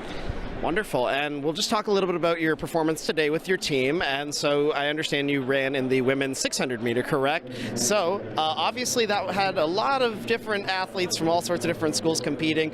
And for a school like Laurentian to be here and represent, what does it mean to you to be able to go up against them? I know we said the results weren't final yet. However, what does it mean to compete with your team again and small group, bringing a big heart down to Windsor this weekend? Yeah, it's awesome to race against the other southern schools. You start to recognize people over the years, right, that you race against every year, and it's cool to see how they improve over the years and how you improve over the years.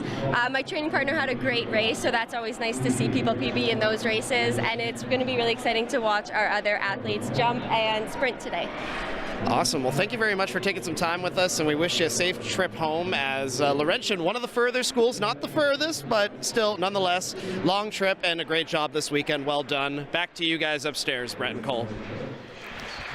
Thank you very much, Andrew Papadopoulos. Another fantastic interview trackside here at the OUA Track and Field Championships. With action continuing in the infield here, the men's pole vault in the heptathlon has completed. Quinn Cameron won that event with a distance of 4. Tara Johannick is going to be attempting 166 for the first time at this height. That would currently put her in 5th place. While we were in the interview, Rebecca Parker, the pentathlon champion from yesterday, here's Tara.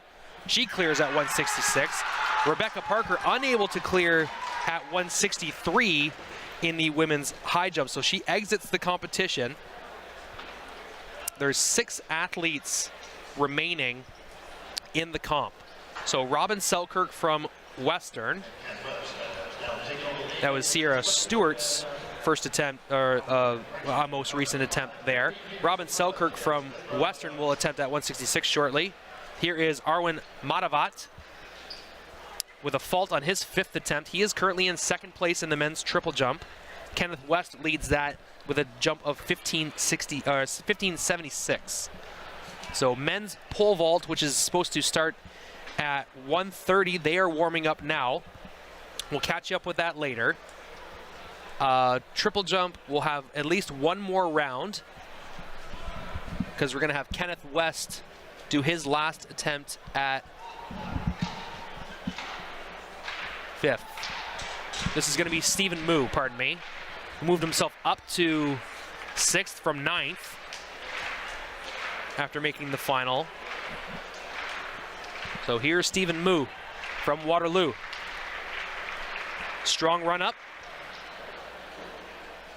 And he gets a clean flag from the official. And he will have that mark measured. So the bar is now at 166 for high jump. Celia Markovinovic, first attempt at this height. And Celia completes at her first attempt at 166.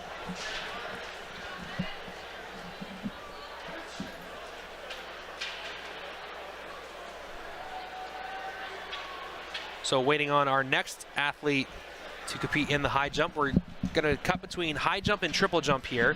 Stephen Moo's last attempt the triple jump was 13.83. That keeps him at 6th place.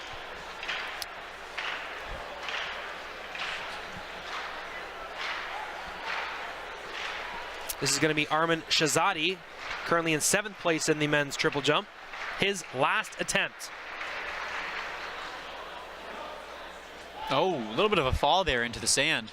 Still gets this clean scorecard, though.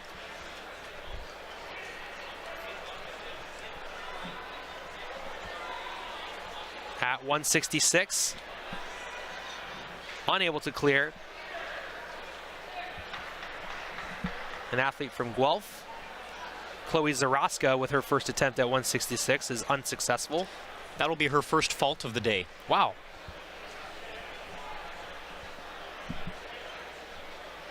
It looks like Matt Indome from Western will be our next competitor on the men's triple jump. Seen lots of Matt Indome today. Yes.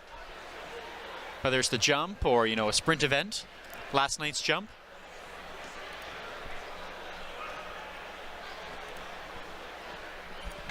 Matt Indome getting the clap going. He wants the support of his peers. Matt Indome currently in 9th place, 13.91.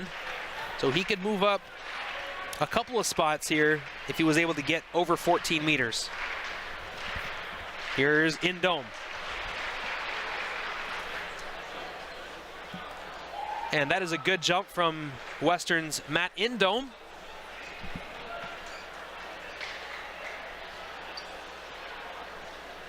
Emma Dale of Toronto jumping here. That is her first fault of the day, too, at 166. Callista Blair from Guelph will now attempt 166. She clears with ease on her first attempt at that height.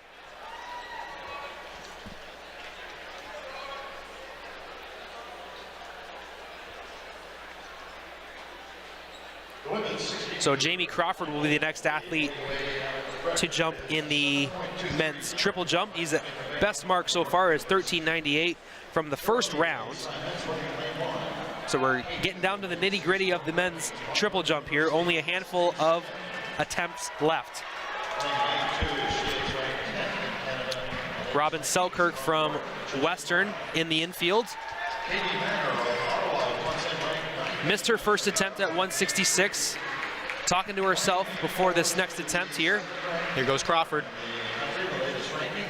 He gets the red flag. They will not count that jump. I believe that was a toe issue on the line.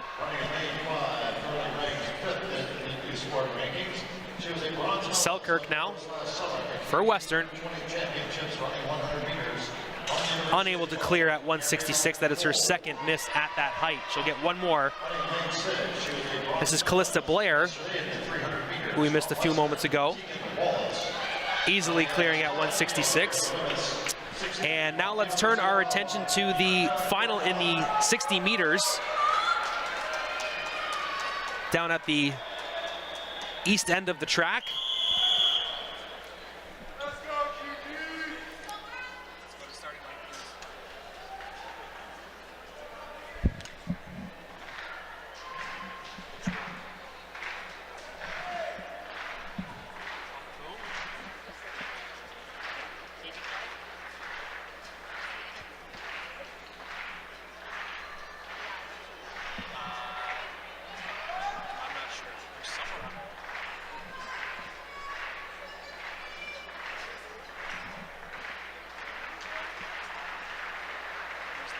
Here's Lyndon Lyles McCurdy with his last attempt in the men's triple jump.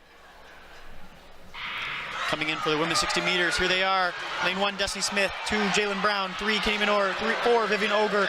5, Gabrielle Cole. 6, Tegan Wallace. 7, Bianca Borgella. Appears to be Vivian O'Gore taking that. Vivian O'Gore in 7.31. Gabriella Cole 7.47. And 3, Jolene Brown of 7.54.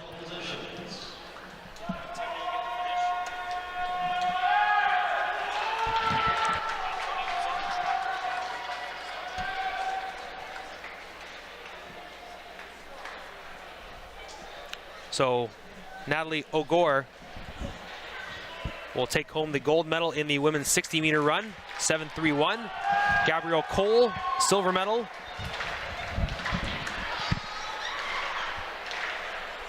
(7:47), and Janae Brown will be the bronze medalist at 7.54.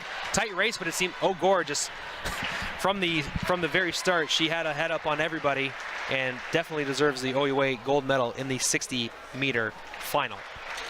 Just a couple minutes from the men's 60-meter final. We'll get that set up for you guys. Owen McNeil from Windsor is on the runway next for the triple jump. Owen is currently in 3rd place in that event.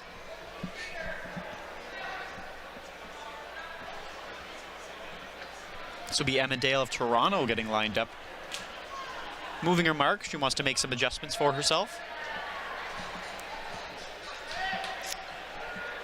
Here's Selkirk, 3rd attempt at 166. And she's over.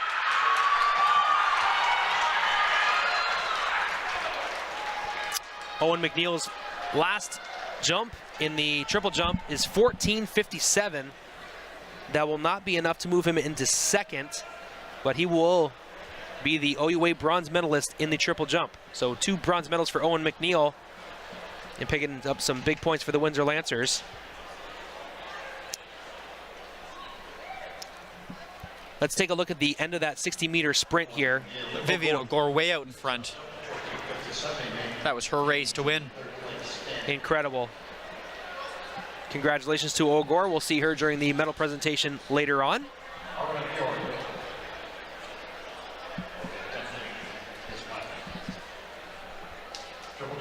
So Tara Johannick from Western at 169. We'll stick with this until the race. We'll see if Tara will attempt this before we can get the start of the 60-meter final here. The athletes will be introduced in just a moment. Here is Johannick, unable to clear at 169. Let's take a look at our finalists in the men's 60-meter sprint. This is the triple jump that we missed, 14.28 for Arwen Matvadathanan. Lane 4 comes into this meet ranked #1 in the country from Western, Aaron Thompson. Running in lane 5, he was 3rd. Cole, take us through our our finalists here, pardon me. So there will be 7 runners in this field. Starting on the right side, we will have Travis Campbell of University of Guelph, Tariq Quayson, Laurier, Brandon Tang, Toronto, Aaron Thompson, Western, Nico Dohos, Lakehead Thunderwolves, Zaid Ali Alawema of Guelph Griffins, and Matt Indome once again, Western on the outside. I advise you to keep an eye on both lanes 4 and 5. That should be Aaron Thompson, the national leading 60-meter hurdle man, and then beside him, Nico Dohos, the man with the fastest time thus far in the competition, 1/100th of a second off the meet record in prelims yesterday morning. Absolutely blazing down the track was the Lakehead Thunderwolf. Selkirk unable to clear at 169. Here is the 60-meter dash finals in the OUA Track and Field Championships. They had to race prelims and semis yesterday and this morning to get to this moment. This race here is for all the marbles. So it all comes down to the start. Clean start. It looks like Dohos. Dohos, likely Thompson. Once again, Dohos just blazing down the field. 6.73 is going to be the gold medalist. Aaron Thompson, 6.81. Tang with another good performance of 6.88.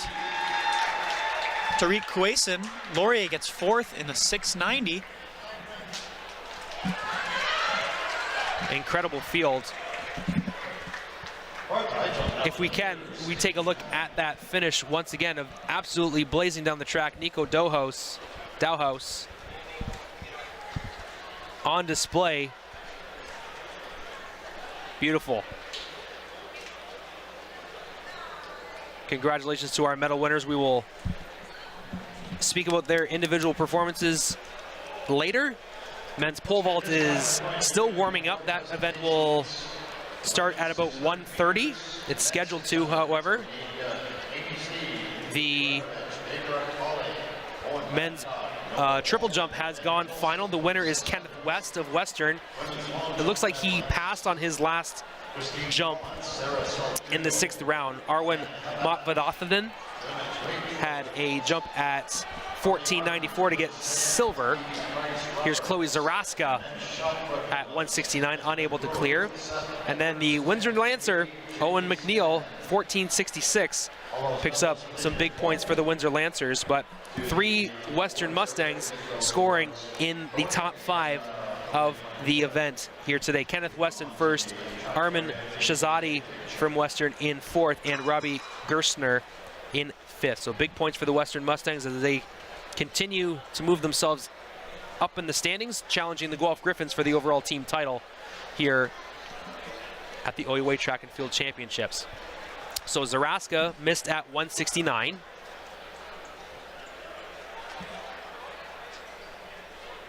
Next athlete set to go is Emma Dale from Toronto. Long run up.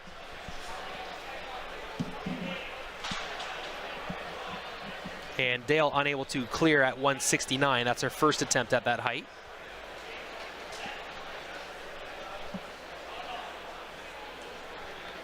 So the only action on the track in the field right now is high jump. We're going to get set up for our 4x200 meter relays. That's going to be at 1:15, so 22 minutes from now. The men's pole vault will start at 1:30 at the same time as women's triple jump. Here is Callista Blair, unable to clear at 169. And finishing off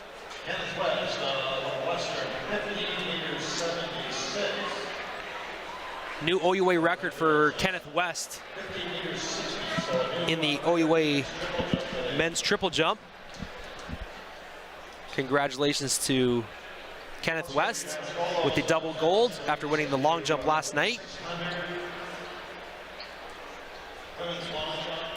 So we are going to have some medal presentations during this track break, and we will continue with coverage of the women's high jump.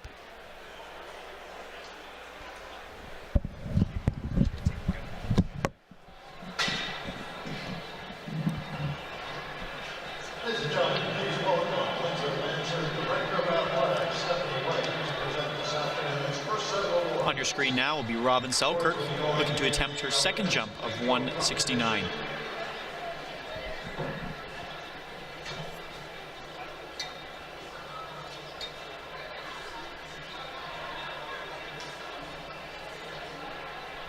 The bronze medal today goes to Ellie Martin of the University of Windsor.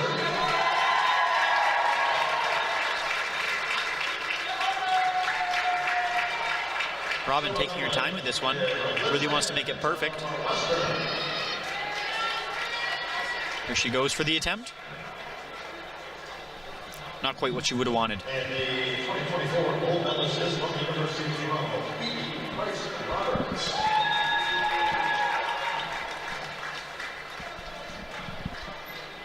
Congratulations, ladies. Some nice pictures.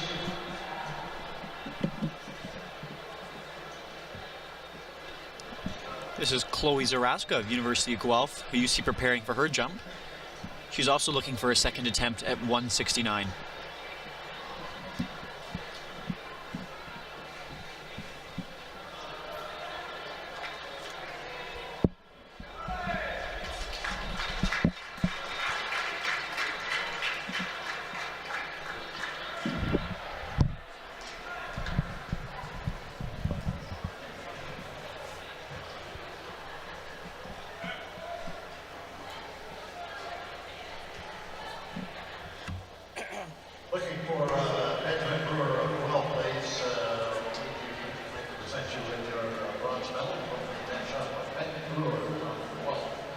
Here goes Chloe. And she's over on the second attempt. Warming up for pole vault there. It was a York Lion.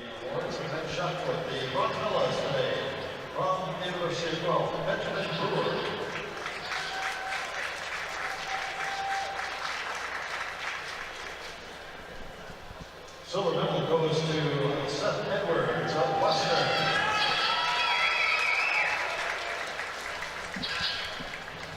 And the gold medalist comes right here from the University of Windsor, E.J. Stanek. Here goes Emma Dale, University of Toronto. 169, second attempt, and she just taps the bar on her way down. Very close effort from her. Actually, AJ and Seth both through the same distance, 17 meters 11. Best throws in the country this year. Callista Blair, also from Guelph, her second attempt at 169. A couple ladies still struggling with this height. So far, only 2 have jumped this. Callista currently sits in the bronze medal position.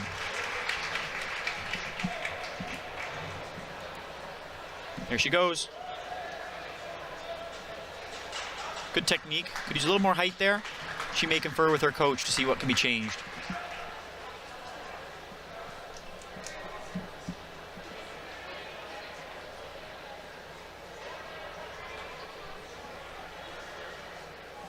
Tara Johannek looking at her third attempt right now at 169. Currently sitting in the 4th place position.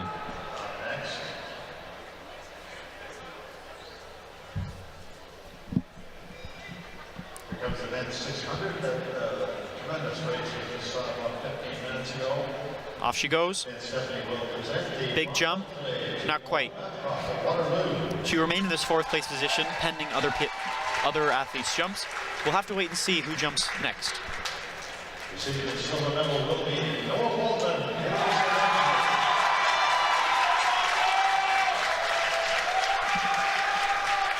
2024 OUA champion, Mentilson Windsor.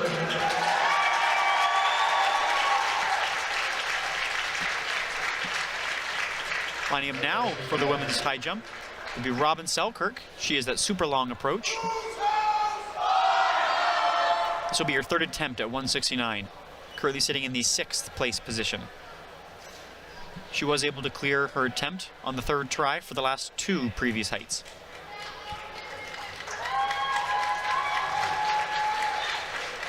Seen lots of Selkirk this weekend. Competed in the shot put, the pentathlon, 60-meter hurdles, and now she's here for the women's high jump.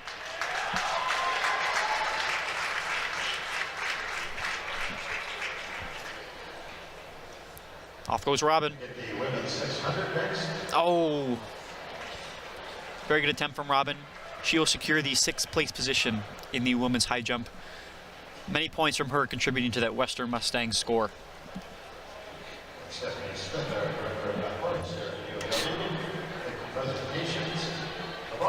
Emma Dale, University of Toronto, going in for her 3rd attempt here.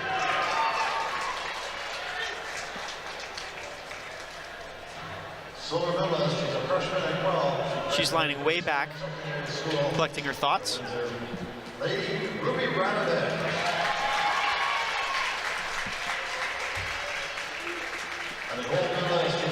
Emma Dale, 3rd attempt at 169.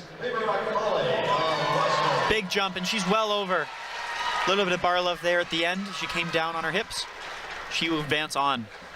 That moves her into the 3rd place position.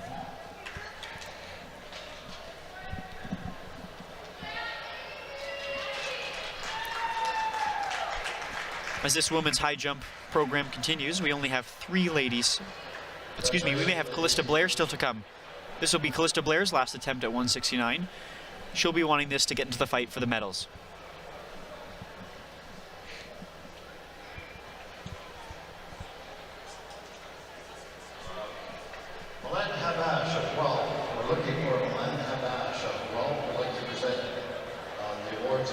Callista Blair goes, and she's over. She refuses to quit. We have 4 ladies remaining in this competition. The next height to be increased will be 172.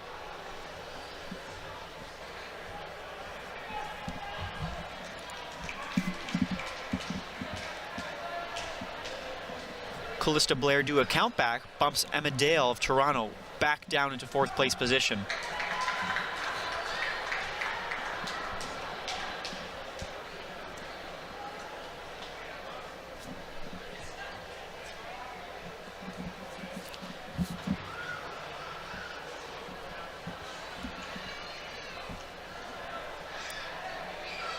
This is Waterloo's Celia Markinovic, Waterloo Warrior. She'll be prepping for her first attempt at 172.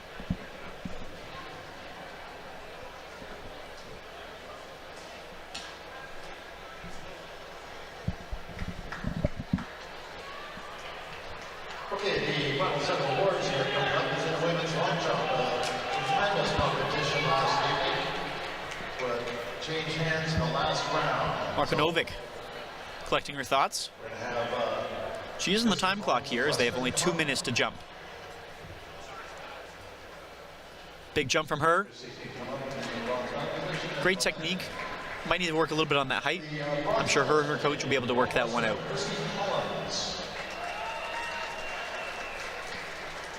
the silver medalist is Sarah Saldugo of Prague. She won she was awarded her medal last night. She's not here at the meeting today. Her competition has ended. This is Chloe Zaraska, University of Guelph, getting ready for her 172 attempt.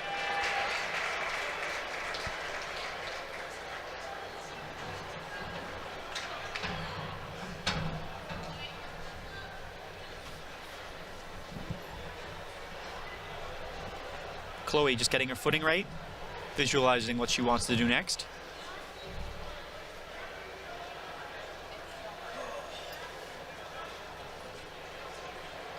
Next event coming on the track will be the 4x2 relays at 1:15.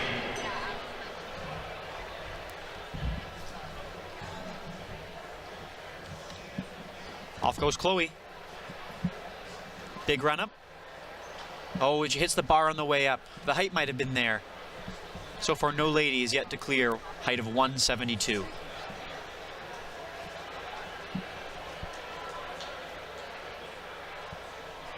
Emma Dale of Toronto takes her turn at this try. 172 is the height. One thing I've noticed about all of these athletes, the 4 of them remaining, the visualization and time they're taking, much patience is being put into this event by them. Emma Dale has a huge run up, almost starting at the back of the infield.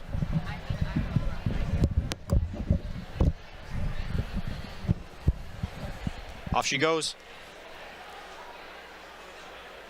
Big run up. Oh, and once again hits it with her back coming on the way down.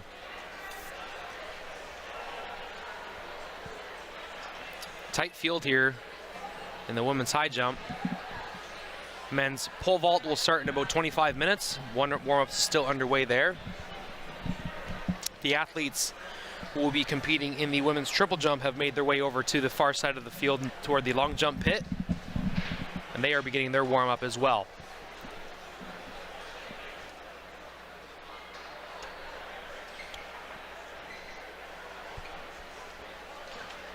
Just a handful of athletes left in this women's high jump event. We just saw some medal presentations as well after some incredible performances. You're looking now at Callista Blair, the last to attempt the 172 height. Oh, and she was the closest, clipping it with the heels on the way down. So far, no lady has cleared 172 yet.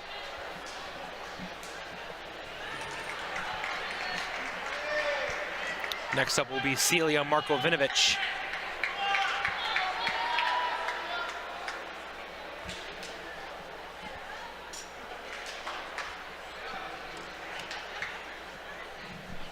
One miss at 172 for her so far.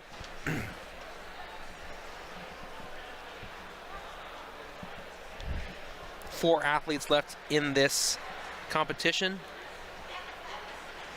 Markovinovic, oh, just hits it with the heels as she got her legs over the bar.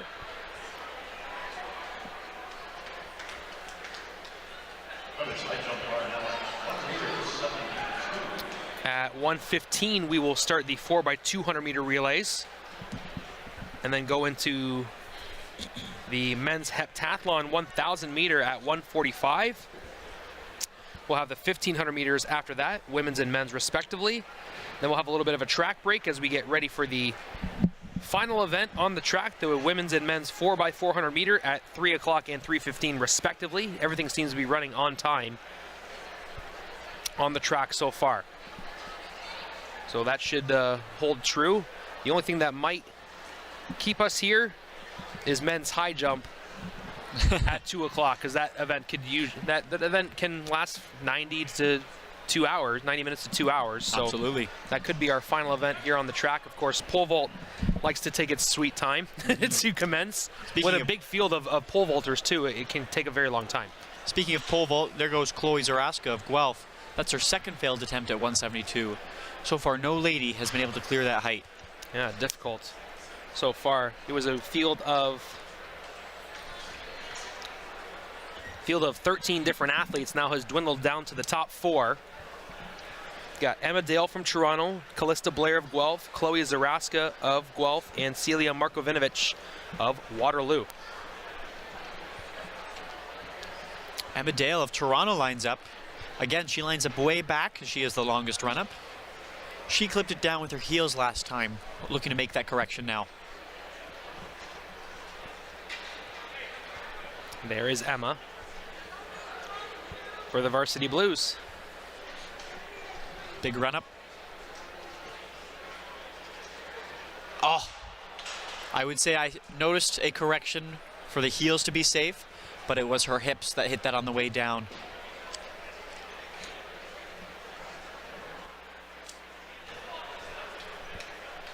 So that's her second miss at 172. Next up will be Callista Blair from Guelph.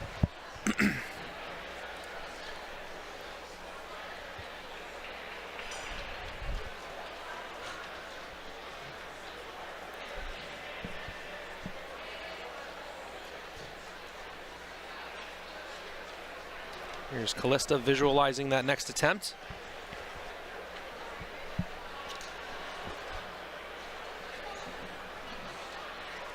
Blair unable to clear 172. The meet record in this event was set back in 2003 by McMaster athlete Kirsten Matthews. That's at a height of 184. Should note that this 172 height is quite high, as the U Sports auto qualifying mark is a 171.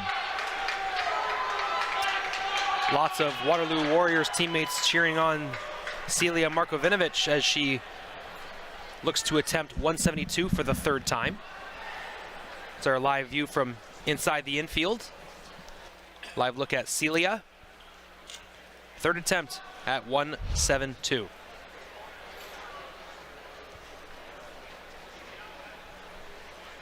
Currently in the first position as she has the least faults. Looking to move on here. Oh, and she will exit the competition at 172. So she will remain in that first position pending the other athlete's jumps. If any other athlete is able to surpass her at this time, she will then be bumped down. 3 athletes remain to jump.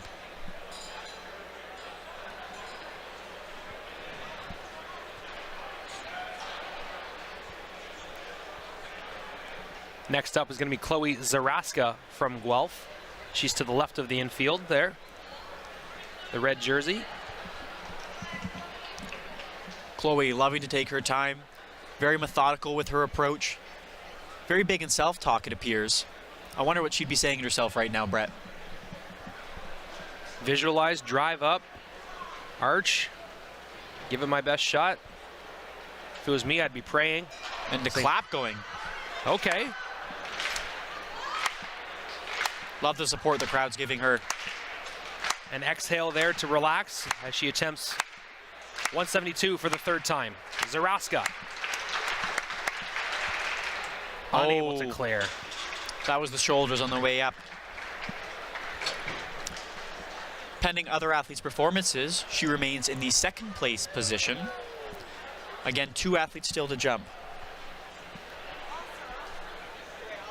So Emma Dale and Callista Blair, the only athletes left in the competition. They have both missed at 172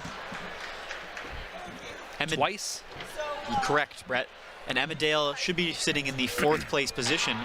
If she clears this height, that will bump her up into the 1st place, where she'll be guaranteed either a gold or silver. A lot riding on this performance right here for the varsity blue athlete.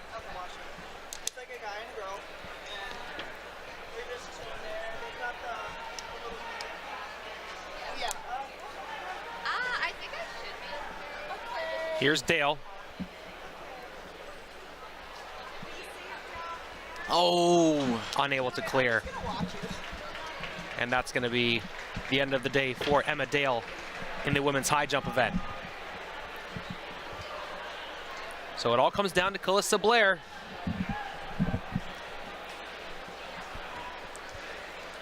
Callista, having a near flawless record, struggled with 2 attempts on the previous height of 169. Wondering if she can have that 3rd jump magic like she did last round. She's guaranteed the bronze, looking to do better. 3rd and final attempt for her, 172.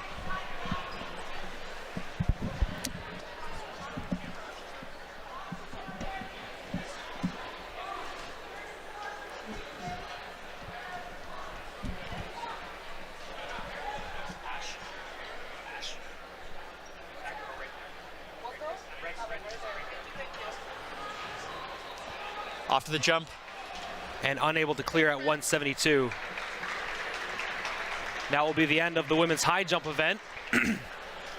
Now, Cole, since none of the athletes in the top 4 were able to clear 172, to your knowledge, how is this going to break down in terms of who finishes 1st, 2nd, and 3rd? So I think that's actually pre-decided, and all that information comes from their prior jumps and the amount of faults they have at certain heights. So if we go to look at the count back, Celia Markinovic was a perfect record before this height. So her most recent clear was 169, where she had no faults. Behind her, looking to be in 2nd place, will be Guelph's Chloe Zaraska, where she also cleared 169 with 1 fault. So the difference between 1st and 2nd was 1 failed attempt at a prior height, being 169.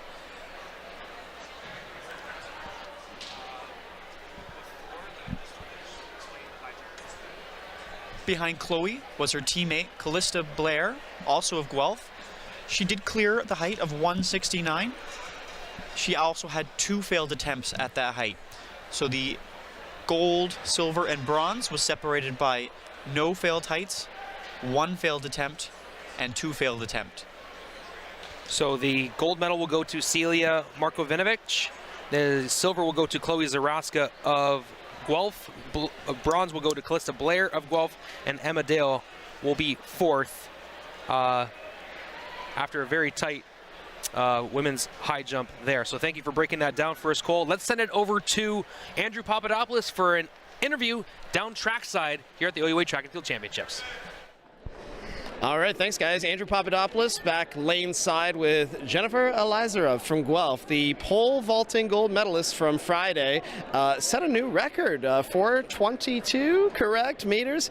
Very impressive. Do you want to share your thoughts on what that means to you? And, of course, congratulations on achieving such a feat. Thank you so much. Yeah, it was really fun to vault here yesterday. It's a really tight-knit community as vaulters. We've been vaulting together for like 3 years now, I want to say. So to be able to do that in front of all my friends, my friends ran onto the mat afterwards, so it was super fun to do that in front of them. And I don't know, I hope the energy was just great in here, and I just hope to do it again.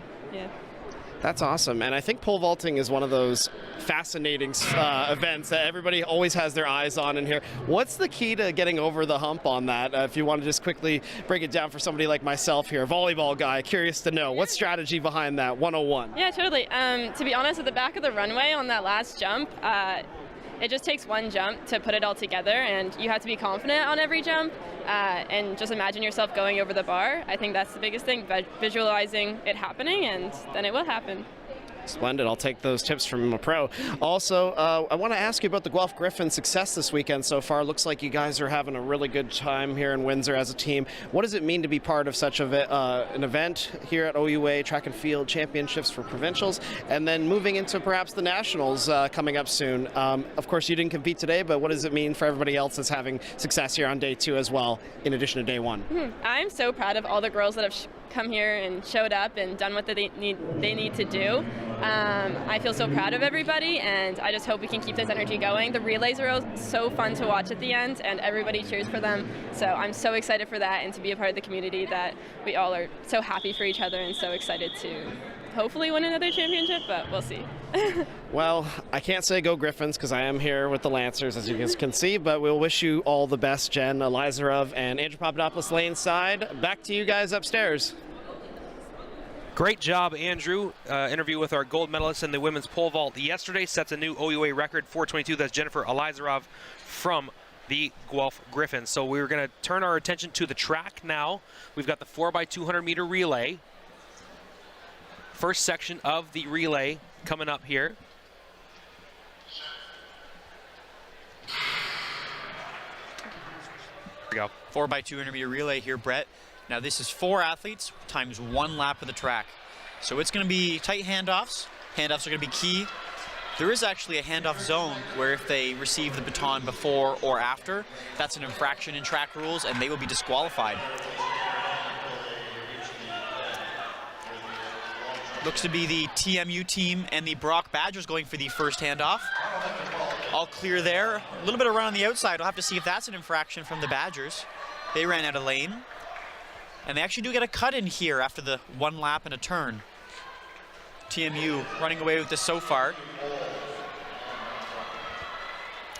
Big gap between TMU and Brock in this opening section of the 4x2. Take a look at this handoff coming up right here. So a different exchange zone. And they got to get it before a red mark, and I don't think they do. That's going to be an infraction. That's going to be an infraction. So the third leg left too soon. They're going, I have not seen any designation, but I'm sure that that will be taken care of by our officiating crew. Very veteran officiating crew here. So third leg is over. Looking for the final exchange here between TMU and Brock. So Brock seemed to have an infraction here too. Brock may also be in trouble. Timing on those 4x2 relay handoffs are quick. Now these athletes both may be subject to disqualification. If they wish to contest that judgment, they need to finish this race. Okay. That's a key. So if you see someone fall, it's important to note that they must get up and finish the race to challenge that. So coming at the end of the opening leg of the 4x2, it will be the Brock Badgers coming ahead of the Toronto Metro University Bold, pardon me. 151.89 is the winning time. Both teams had problems with exchange zones. They've been given times. We'll have to see if these times are then removed from the final list. And that is completely up to the discretion of the referee, right? So we'll see how that goes. We'll keep an eye on that. We have women's triple jump still warming up on the track, or on the pit, pardon me. Men's pole vault is warming up on the runway. Men's high jump is scheduled to start at 2 p.m. So they will make their way over to the track soon, or to the infield soon. We've got the next group of 4x200 meter relay athletes marking off their exchange zone tapings. In these exchanges and these relays, it all comes down to practice. It comes down, you see these athletes, you know, if you come in here on a regular day at the University of Windsor, you're watching athletes working on exchanges and working on timing and working on, okay, if I'm here, that's when you start. Or if it's a different person, okay, this is our timing for this exchange here. So these are absolutely critical moments in these relays that can really separate the top teams in the province from teams that are, you know, on the outside looking in. Oh, for sure. You know, if you're not doing this every day, you know, you're not preparing properly.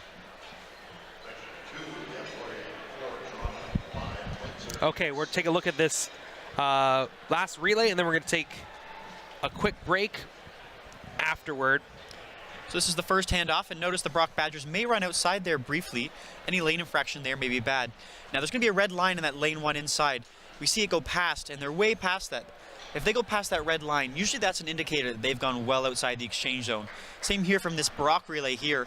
Watch as they go way past a red line on the inside. And here's the finish with the Brock Badgers coming back for a quick finish. So Brock takes the opening section here. The next section of teams will be just three teams, pardon me. It's going to be Laurier, Toronto, and Windsor. After this race, we're going to take a short break before we get to our third and fourth heats in the 4x200 meter relay. So Laurier in lane 4, and Toronto in lane 5, and Windsor in lane 6.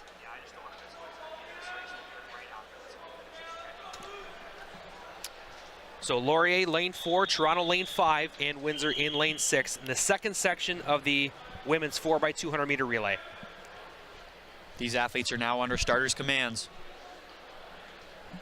Again, we're looking for a clean race, no dropping the baton within exchange zones, and of course, as always, fast times. Noel Montcalm, two-time Olympian from the University of Windsor, standing trackside here right by the finish line. So just note, the athletes on screen are the second legs. The starters are up in the blocks further ahead on the track. They will run a full lap in lane and hand off to these athletes you see now. And they're off. Clean start. Windsor in lane 6 on the outside. Toronto in lane 5 and Laurier in lane 4. That's Toronto making up some ground here.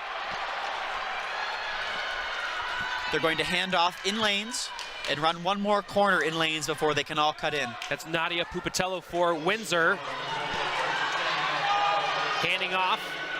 Toronto overtaking Windsor after the first exchange. Now those athletes down the backside can cross over to the rail. Great job from Toronto here leading, but Windsor's catching up. Laurier is there too.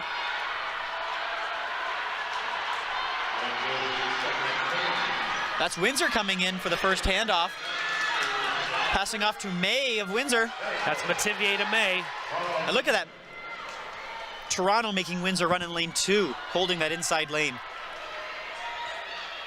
So one more exchange each in the second section of the women's 4x200 meter relay. Coming around that bend, going on to the last leg. It's going to be Toronto, Windsor, Laurier. Oh, and a big fall there, but they get the baton off. She seems to be okay. Yep, getting up on her own accord. Back to the race.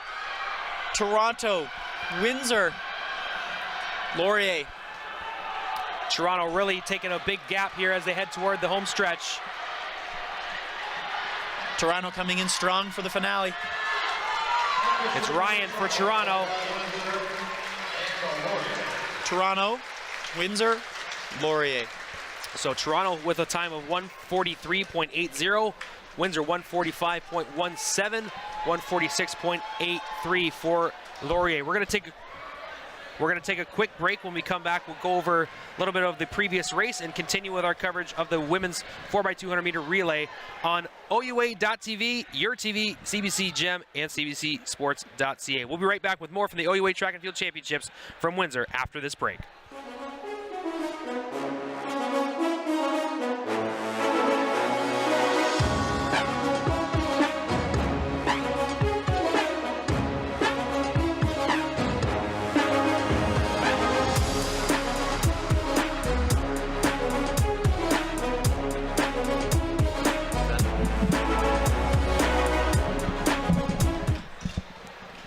Okay, welcome back to our coverage on OUA.TV, CBCSports.ca, and CBC Gem.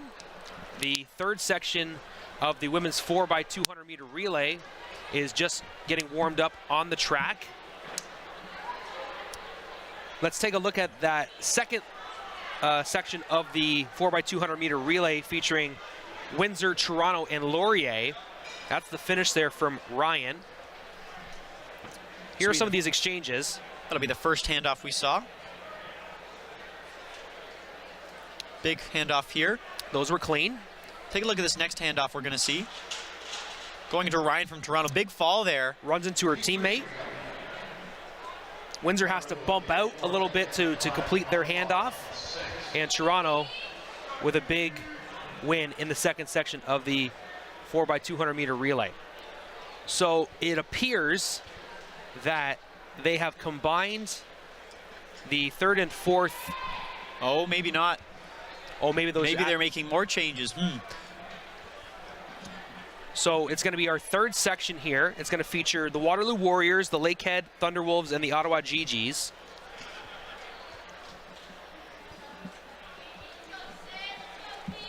Welcome back to your TV's coverage of the OUA Track and Field Championships here from the University of Windsor's Dennis Farrell Fieldhouse. This is the third section of the women's 4x200 meter relay that is on the track right now. This will feature Waterloo, Lakehead, and Ottawa.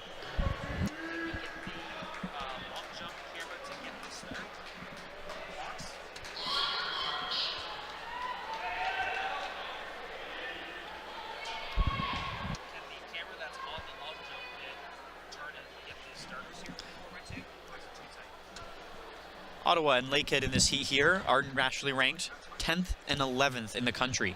They'll be looking to probably defend that title here. Have to see what the Ottawa team can do. Excuse me, the Waterloo team. They are not nationally ranked yet. Waterloo in 4, Lakehead in 5, Ottawa in 6 in the 4x200 meter relay. Nice shot of those athletes coming down the back stretch. Right away, out in the front on the left. That is Ottawa to a good start. They'll have to see just how far ahead that stagger can put them. Coming in here for the first handoff. Ottawa, Lakehead, Waterloo. I know that's Amy Stye who just medaled in the 600 running a leg. She'll be running on tired legs. Ottawa had a little bit of trouble on that first exchange there. They've all cut in, and Amy Stye making up huge ground for that Thunderwolves team.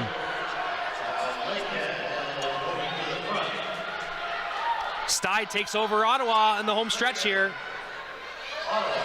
Stye hands off to her teammate. Big run there, out of the way.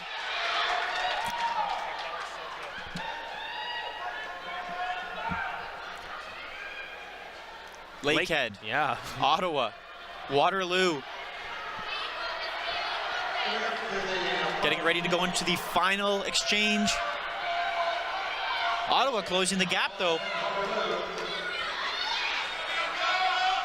Good exchange from Lakehead. Ottawa climbing quickly too. Look at this Ottawa gal go. Oh my goodness, what a burn down the back straight there. Now overtaking Lakehead on the curve. There's a little bit of pushing and shoving. Here's Ottawa. Ottawa's coming through. Ottawa, then Lakehead. We'll have to see if there's a contest though. Lots of pushing with an early cut-in. Yeah, and Waterloo finishes as well. So the winning time right now of that section, 1:43.07. Lakehead in second at 1:43.29. An incredible fourth leg by Ottawa to overtake Lakehead at the end of that section of the 4x200 meter relay. Waterloo finishes in a time of 1:48 flat. The women's triple jump is underway. They're in the opening round of that event. We'll keep you posted as that continues. Let's take a look at that final stretch of the third section of the women's 4x200 meter relay here. Great job by our crew to capture all of these moments. Look at this. Yes, they're going to go around the bend and watch the Ottawa gal cut in a little early. A couple hands there pushing and a back step. Now you should be able to contest that. I'll leave that up to the coaches' decisions on what's fair and what they wish to do. But that was an early cut-in. Yeah, Lakehead is entitled to their space, correct? Is that how it is interpreted? Yes. Usually, you're granted 2 steps ahead for a safe cut-in. Obviously, sometimes at full speeds, 2 steps can be very, very gray. Yeah, that's one way to put it, yeah. We will have to wait and see what's going on for the final results. Okay.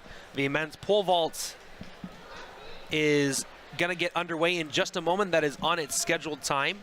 The women's triple jump is in progress here. So a bunch of first round marks are being taken right now. And the next section, the last section of 4x200 meter relay teams is on the track right now. It's going to be York in lane 4, Guelph in lane 5, and Western in lane 6. And this will feature some of the athletes that we've been talking about so much during this entire track meet here. So we may see some of these athletes double back to come and compete in the 4x4 later today. I agree. York 4, Guelph 5, Western 6. Should be noted, all of these teams are within the top 7 universities in this nation with this relay. So this will be a very fast heat. Once again, York in 4, Guelph in 5, Western in 6th. Big points on the line for these 3 squads trying to get to the podium in the women's team event. I think I see Nicole McKenzie. You're right. In the blocks for University of Guelph leading. She was the champion in the 300 meters yesterday.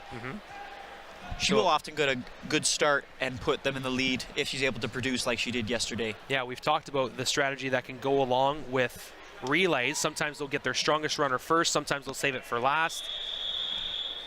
The placement of those athletes in their respective sections can be a big indicator of success in the relays. So the athletes are going to get in their blocks.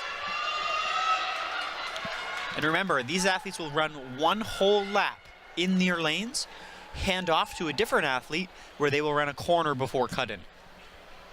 Yeah, the second section, the second set of athletes is to the right of our screen, right starting at the finish line. So that's where the first exchange zone will be.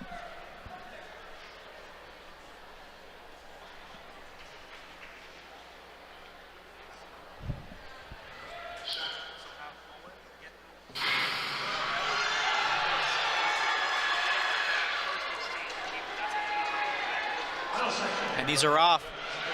I wonder if that's Vivian O'Gore from the 60-meter champion also running for Western. I believe you're correct. Look at that, 2 champions in 60 and 300 in the first leg. That is O'Gore and that is McKenzie and Brown for York. First exchanges are good. Great exchange there. Guelph taking the lead right now. Guelph, Western, and York at the cut-in.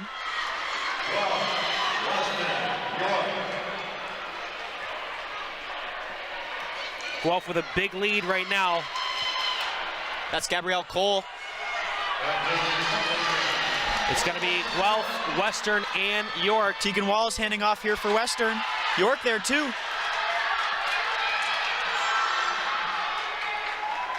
Big run for Guelph. Western climbing too.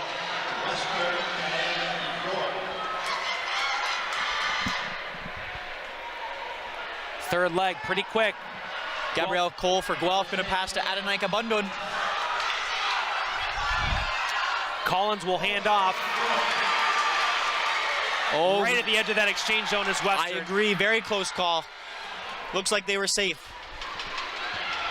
Adenaika from Guelph flying through here. Absolutely smoking the field right now. Guelph looking to cruise to another gold medal here in the 4x200 meter relay.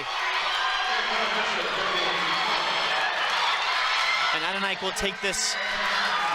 Watson will hold off York for second, and the athletes run into each other after the race. They seem to be okay, but they're...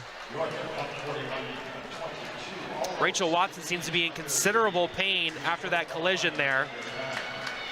Yes, I think there was a crowd in front of the mats that prevented them from running into the safety mats.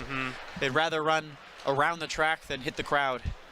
So it's Guelph 138.70, Western 140.70, and 141.22 for York. We will see if anyone from the previous sections will be able to medal over those 3 teams. Yes, I know we were waiting on the Ottawa Lions potentially getting a DQ over an infraction for cutoffs, as well as 2 teams pretending maybe going outside the exchange zone for a handoff. Yeah, so we'll wait to see what the final word is on that as we get set for the men's 4x200 meter relay. Lauren Douglas from Windsor is in the pit right now after her first round jump in the women's triple jump. She gets 11:26 on that mark, and so she will be currently in second place. Big field in the women's triple jump, so that event could take quite a while. I think now beginning is the men's pole vault also. That was a dramatic event last year as we had many gentlemen fault out completely from the competition. Yes. Here is a member of the Guelph Griffins squad. That's a good jump for her. That is Beta Sawinski.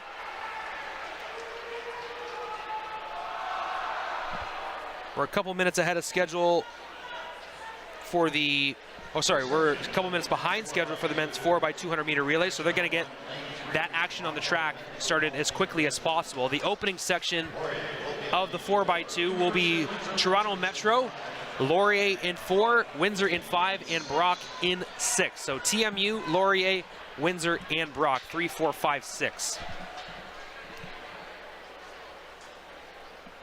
Are any of these teams on the outside looking in terms of the top 12, maybe trying to get a really good mark here at the OUA Championships? Well, let's take a look at that, Brett. As I pull up the national rankings on tracky.ca, I can see the University of Windsor is currently sitting 14th in the country. They'll be looking to improve on that time to get inside the top 12, which gives them a ticket further. Brock is currently sitting 16th. They will be looking to get in. Wilfrid Laurier is 20th in the country. So they... Okay, we're gonna, apparently there is an appeal in the one section featuring Ottawa and Lakehead. So we're gonna take a look at that section of that race real quickly before we get ready for the 4x2 here. Great job by our crew to capture that in this event. We'll see that in just a few moments. Here we go. Okay, yes. Ottawa is the possible infraction here. Watch the hand up from Lakehead go right there, as there's 2 hands in the back and a couple trip ups. And then Ottawa having to go wide, maybe realizing something has been done wrong on their part. So the general rule is that it's 2 steps ahead and then you cut in? Yes. Right? So that's what Lakehead could be appealing there? Yes, they were not maybe given their 2 steps before cut in, and it was impeding them in their path. Excellent job by our crew to capture that one, that clip right there. Brianna Rand from Western unable to clear, or unable to get a mark on her first round attempt in the women's triple jump. The whistle will sound when the officials want to clear the track and get the relay underway. The competitors in this opening section of the men's 4x200 meter relay are as follows: Toronto Metro in 3, Laurier in 4, Windsor in 5, and Brock in 6. This is Chloe Vidamore from Windsor in the triple jump. That's a clean jump, and she will wait on her mark, and I'll provide that when it is available. These athletes potentially looking for a time here. The 12th ranked time is held by Lakehead University currently in a time of 1 minute, 29 seconds, and 45 milliseconds. Anyone that surpasses that time will then bump out Lakehead. Chloe Vidamore from Windsor is currently in first place in the triple jump with the first round mark of 11:71. Here is the 4x2. Great shot at that start as we continue with the 4x200 meter relays. TMU, Laurier, Windsor, and Brock for all you folks at home. Fairly clean race so far. Everyone's in their lanes. Fairly even, hard to tell. Great shot there from our camera guys. Clean exchanges from all 4 groups. That's Ryan Mohabier of Windsor taking the charge here at the cut-in. These guys are absolutely flying down the track. Windsor with a lead here. These men having a hard time keeping it in lane 1 around the bend. Look at that, Brock going through the inside. Brock, Windsor, TMU, Laurier.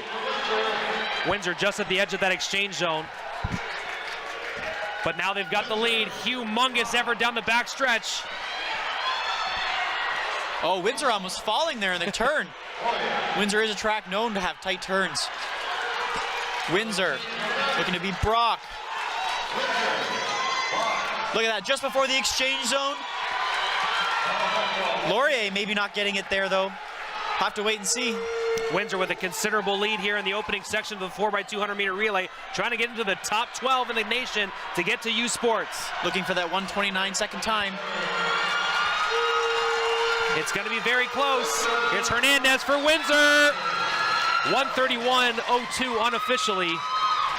They'll officially give them 131.03 in the opening section of the men's 4x200 meter relay. Fantastic race from the Windsor Lancers. Very clean exchanges, strong performances, and now they wait. 131.03, a very respectable time for the Windsor Lancers coming into this. So we've gotten the final here in the men's 4x200 meter relay. Sorry, the women's. Sorry, did I say men? Pardon me.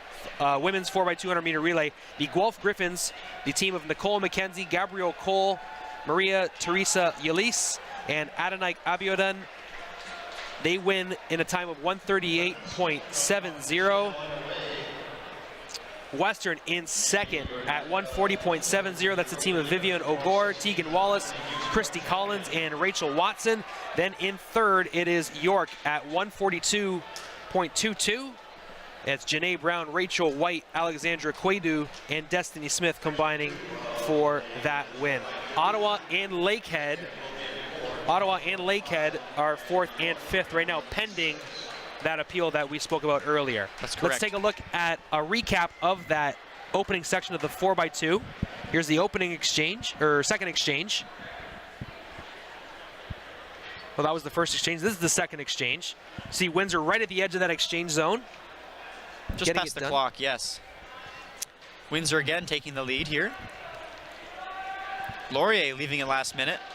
Then Hernandez crossing the finish line for Windsor in a time of 131.02, the top time so far in the 4x200 meter relay after the opening section. But this section has some fast teams as well. It's going to be Lakehead in lane 4, Toronto in lane 5, and York in lane 6.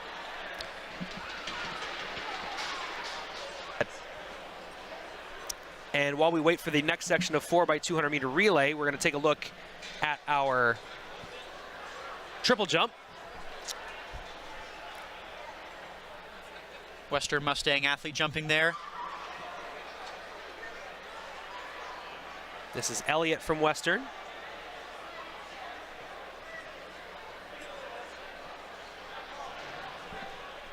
And that's Ivanov, I believe. No, excuse me, that's Glebe.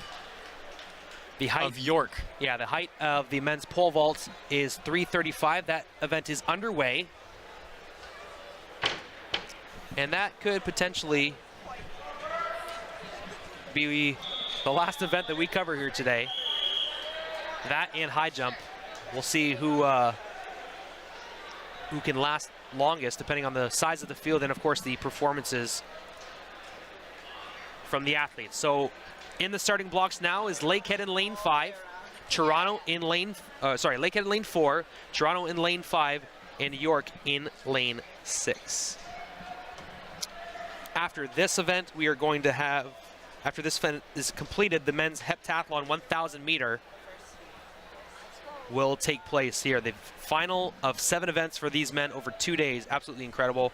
We'll try and catch you up with the standings of where each athlete stands prior to the start of the HEP 1000. Clean start here in the second section of the 4x2. Keep in mind, the Lakehead Thunderwolves here are currently 12th in the nation. They will want to stay or improve their mark to punch their ticket to U Sports in 2 weeks. Here's the opening exchange. York and Toronto, shoulder to shoulder. Here's Brandon Tang getting the baton for Toronto. Lakehead behind them. Now the two-turn stagger. We saw Tang win bronze in the men's 60 not long ago. He's doubling back for a 200. He's got lots of the tank, it looks like, but York is gaining in this second leg. It's Toronto, York, and Lakehead. Oh, that was interesting. One of the Toronto runners kept running and almost impeded the York athlete there. York making up huge ground. Final exchange coming up here in the 4x2.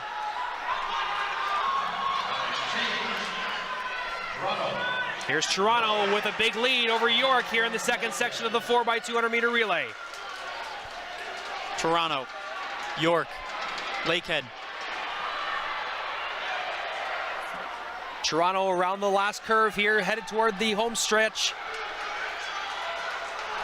Now time to look at the clock. It's going to be Toronto, but in what time? And they get it in sub 1:30. 1:29.50 is the time for the Toronto Varsity Blues. 1:30.65 for York and 1:32.18 for Lakehead.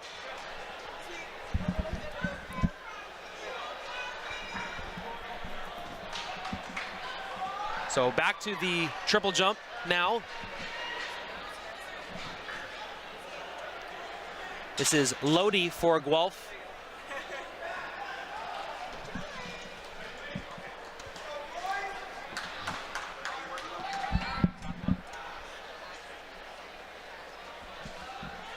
Here's Lodi for Guelph.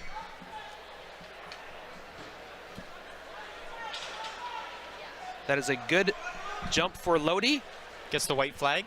Bianca Lodi from Guelph looking to pick up more points for the Griffins as they look for another team title. Here's a recap of our 4x200 meter relay here. Toronto, York, and Lakehead. Clean exchanges. Great job by our crew there to get that nice tight angle. Going on in the background of your screen is the men's pole vault. And I do believe that was Gleb Bavakarov of York University did triple fault out on the first height. Fortunately, he will be disqualified from competition. 3:35 the opening height. Looks like a couple other athletes are warming up to enter the competition at the next height. Gleb still with his pole, so I think he might have one more chance at 3:35 here. Here is Grandy from the University of Ottawa. Bianca Lodi with 10.90 on her second round attempt. Currently puts her in 13th.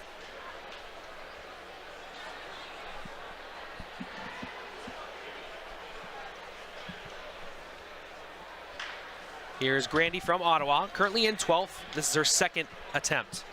We'll wait on her measurement in a moment.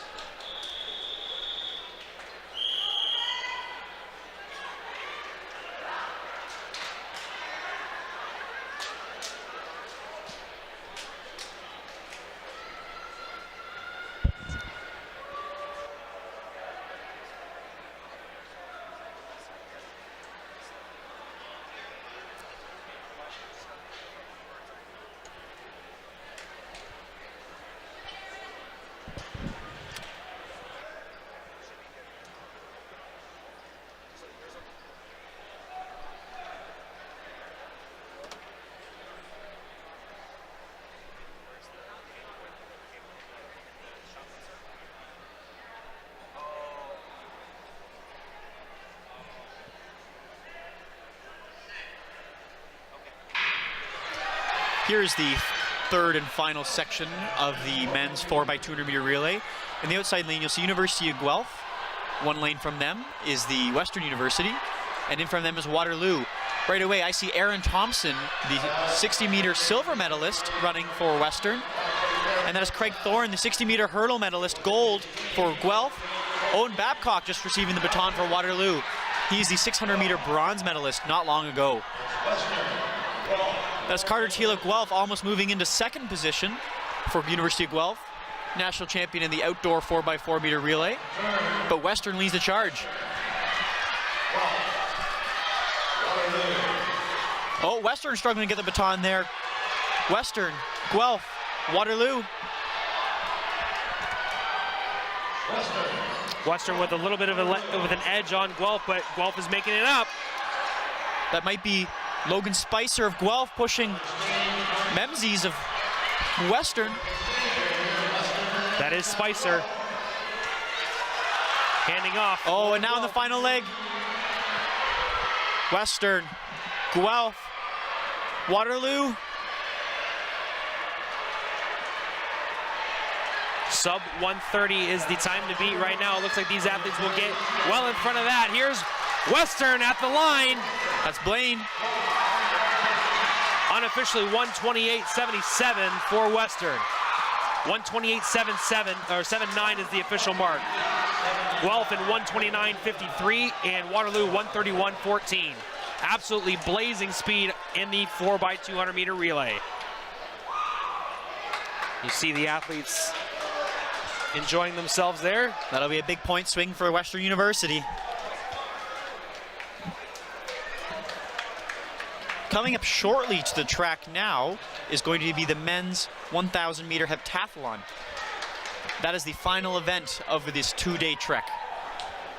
I believe in a couple minutes we're going to go down trackside to get an interview with Andrew Papadopoulos.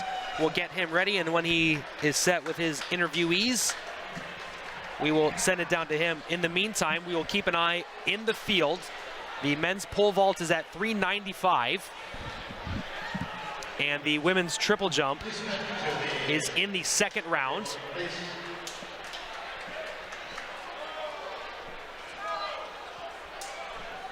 So they're going to clear the track here. The heptathletes have entered the fray.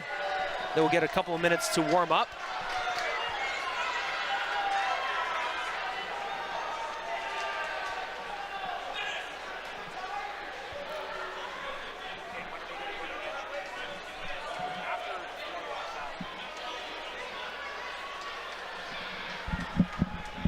Okay, let's take a look at some of the highlights from the previous 4x200 meter relay as we see some of our athletes in.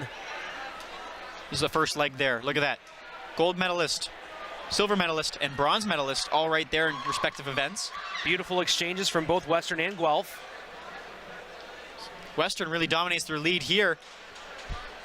And that's Blaine of Western. Fantastic. And Western was super pumped up. Here's a vault that we missed during the race as a clearance for a University of Toronto athlete. That would be Ebby, Jonathan Ebby. First attempt at 380, cleared that. Alex Harris from Guelph with a jump of 11.65 in her second attempt. So before we get going in the men's 1,000 meter, let's let the folks at home know how things are going. So listen up. The heptathlon has come down to just a difference of less than 100 points here. Dennis Svetkov from Western. Quinn Cameron from Western in second. So Dennis Svetkov is first in 43.45. Quinn Cameron second, 42.42. Winston Clark from Western, third in 40.85. Mason McGregor on the outside of that bronze medal has 39.41. Sam Udding from Guelph, 38.98. And last year's silver medalist Noah Dimash, 38.32. Brandon Williams from York in seventh at 36.67. And Ethan Robinson from Windsor, 35.06. Will McCracken on the outside of the points right now, 34.14. Let's see how the 1,000 meter goes. Right away, Brett, my eye goes to Mason McGregor of Toronto, sitting in fourth. He knows he's fourth all-time right now in the total point system. He knows he needs a big performance here if he wants to bump into a medal possible position. In the heptathlon the pentathlon 800 meter last night, we saw Rebecca Parker go lead from tape to tape. Might be a different strategy here from the athletes in the 1,000 meter. Yes, these gentlemen got to be tired. It's been 2 days, plenty of events, and you know they've been throwing, jumping, and now running. So Winston Clark and Quinn Cameron in first and second for Western. Dimash, McGregor, Udding, McCracken, Robinson, and the leader, Svetkov, is in 8th place out of 9 in the 1,000 meter. I want to give a huge shout out to Noah Dimash, who appeared injured in the very first event of yesterday's competition. He's been able to push himself forward for not only himself but his team. He'll be able to score points for the Griffins if he's able to finish this race. And he's only 200 points out of 3rd place, so it could be an interesting finish here as he is just in front of Mason McGregor now. Winston Clark and Quinn Cameron have opened up a gap between them and the rest of the field here. 395, Ebby from Toronto clears on the pole vault. Coming in with just over 1 lap to go for our leader. Bell lap coming up for Winston Clark.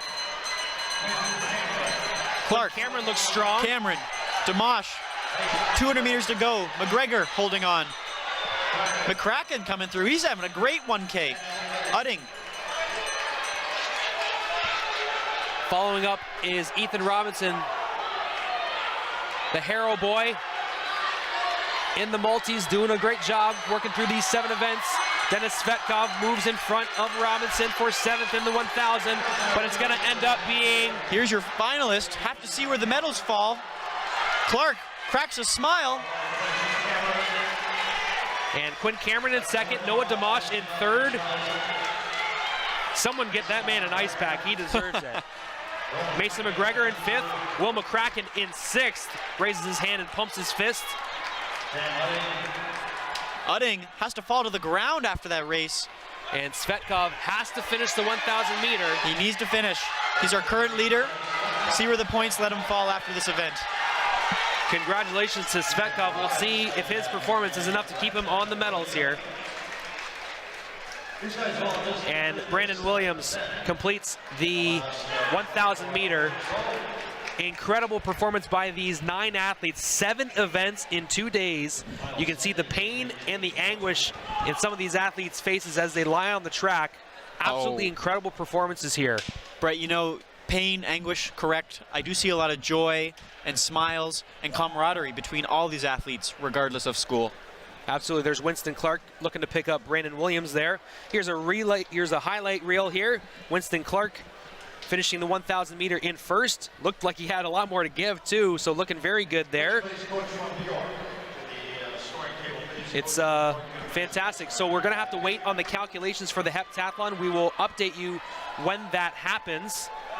The pole vault is underway. It is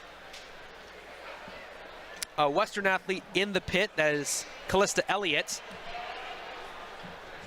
in a jump of 11.90 that was just measured.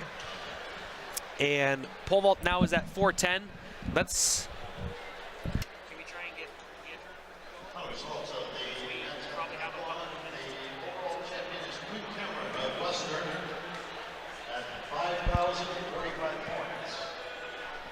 Okay, so we're going to have a little bit of a track break now as we get ready for... So did they say, so sorry, catch us up there, Cole. What did the PA announcer say? So I think what's going to happen next on the track will be the men's and women's 1500s, starting in the far corner. Battle was supposed to start a minute ago, running a little bit behind on schedule. Apologies for that. Also on the track will be the 4x4s later today. To finish us off for the field events right now, we have men's pole vault and men's high jump. Both those events will probably be scheduled for a long time. Yes. So high jump has not officially started yet. They're still warming up. Pole vault has been underway for about a half hour now. 4:10 is the distance at that height for pole vault. Chloe Knox for Western. Interesting story about Chloe Knox as she goes to jump here. She's nationally leading the triple jump right now. She was a transfer from Windsor to Western, and her Windsor teammate, Mandy Burnett, was the national lead for the prior 3 years, and only recently has been overtaken by Chloe.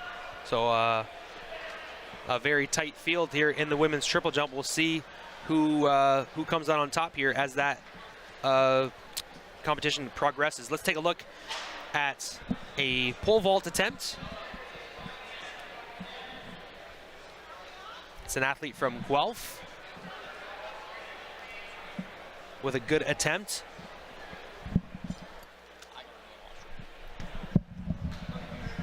So we'll keep our eye on the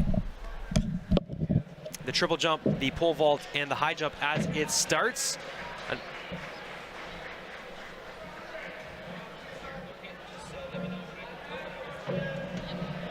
So we will have the 1,500 meter finals shortly. The women will compete first and the men will compete after that. They're just about 5 minutes behind schedule there. We'll wait for the whistle to blow and get those athletes set up. The triple jump is underway. Last effort was 12.66. The bar is set at 410 in the men's pole vault, and high jump will commence in about 3 or 4 minutes. It looks like that will be going there as we see an athlete from York competing in the pits. That was Ravina Vigant.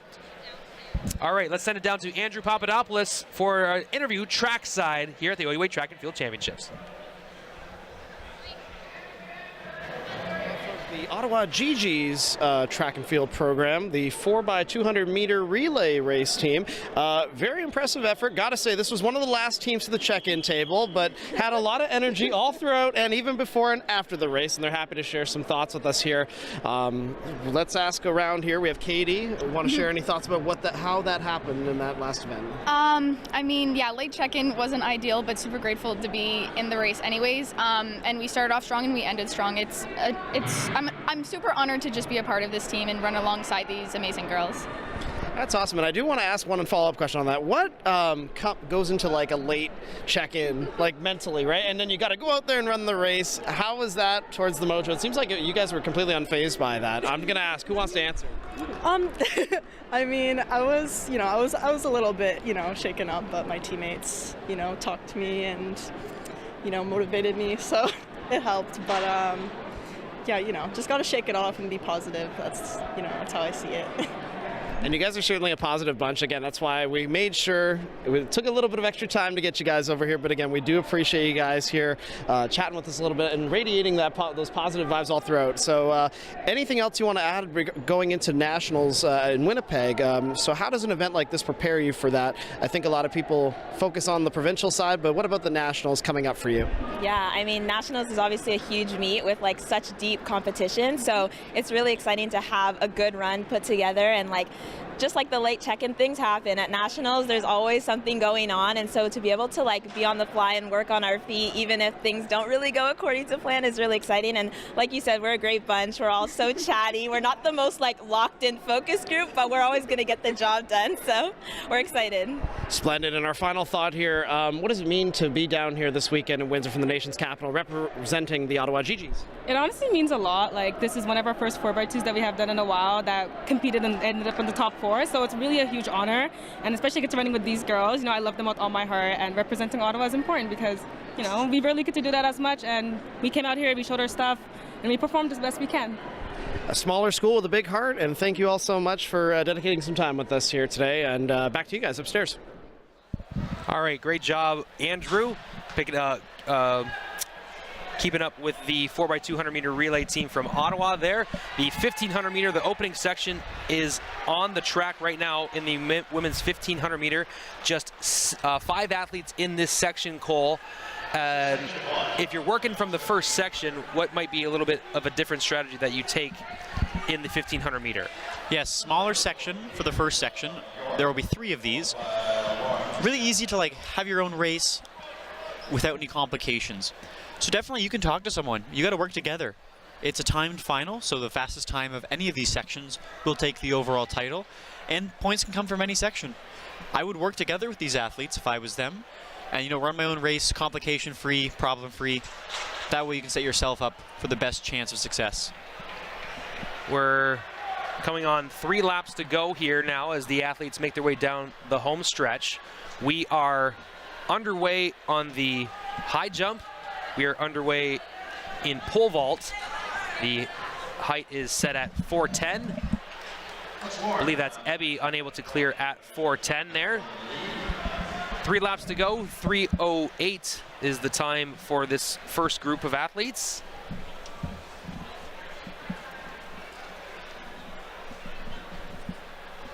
As we see them going down the backstretch here.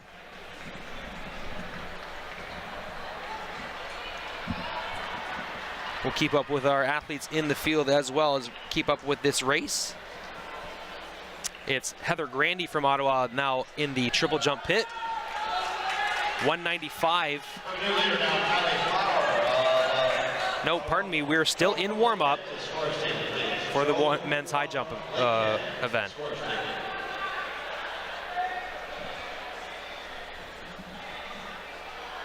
.1094 was the jump for Heather Grandy on her 3rd attempt.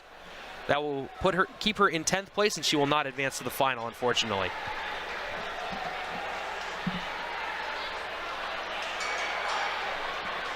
So high jump is now up to 425. Here's a shot of our leader right now. That's Fowler from Ottawa. One lap to go.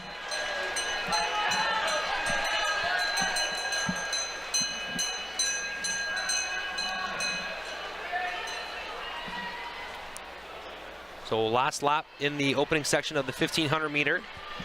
Bar is at 425 for the men's pole vault. Sarah Fermi from Ottawa just jumped a 1091. She will be unable to, she will not advance into the top 8. She will finish the competition in 11th. Here is Fowler going to win the opening section of the women's 1500 meter run. Just under 5 minutes. That's a good time, very respectable.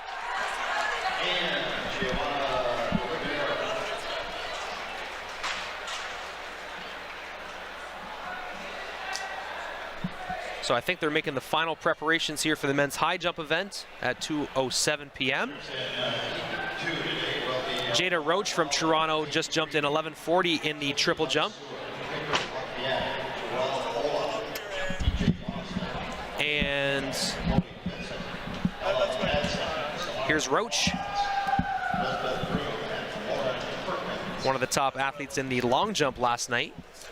Here's a Windsor Lancers athlete completing her triple jump.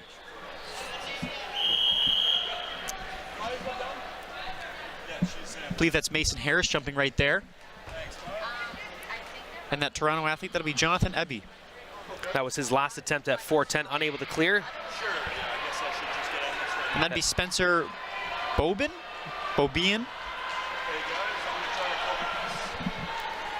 Okay, this is section 2 of the women's 1500 meter. Lots of athletes to name here. Lowther, Queens. Breeden, Waterloo. Levasseur, Toronto. Lafayette, Laurier. Ola, Windsor. Boston, Toronto. Hamel, GZ. Vincent, Waterloo. Madsen, McMaster. Quans, Windsor. Vroom, Queens. And Perkins, Windsor. Again, very stretched out race already. I expect this to go quite quick in hopes that they'll score a medal or points from a slower section. That'll be Queens leading so far. That is Vroom, followed by Quans. Madison from McMaster in second.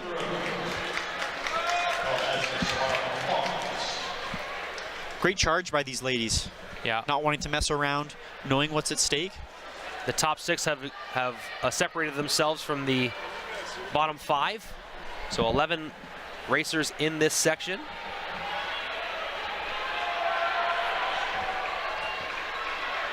Vroom still charging away.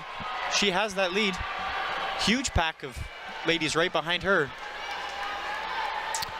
5 laps to go. The opening 500 meters in about a minute and a half for the leader there.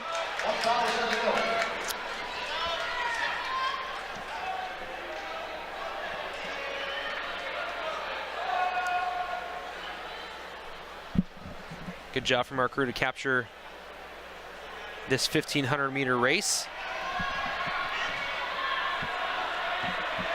Lots of these ladies were in the 3K yesterday having to double back. Many of them in the 4x8 too.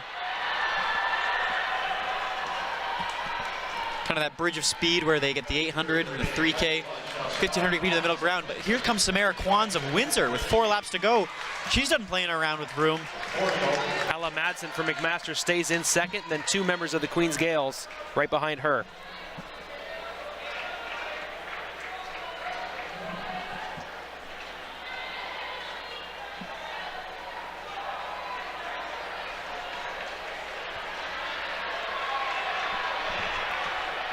Quans still leading. Madsen coming up on her shoulder. Looks like another Queen's Gales tagging along. That's probably Lowther. 3 laps remain in this race. Looking to go sub 5. Lauren Perkins from Windsor moves her way up into 4th place. So Quans, Madsen, and Fowler in the top 3 of this second section of the women's 1500. There will be 3 1500-meter races in the women's section.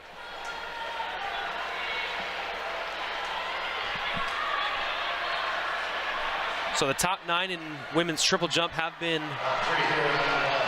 the third round is not yet complete in the women's triple jump. Brianna Rand from Western going to attempt her third jump shortly.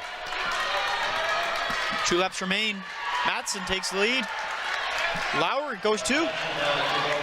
Kwan's right there. It's a 3-lady race. Perkins in 4th behind with a gap.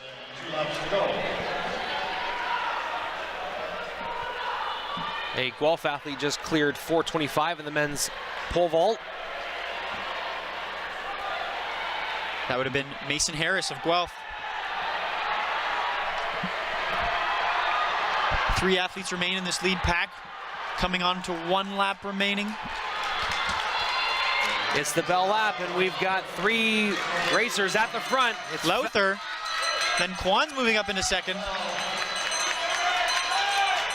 The athlete from Waterloo moving up into closer to the top group. That's Chloe Vincent. Vincent now in 4th, chasing down that lead pack. It's Lowther in the lead. Kwan's refusing to back down.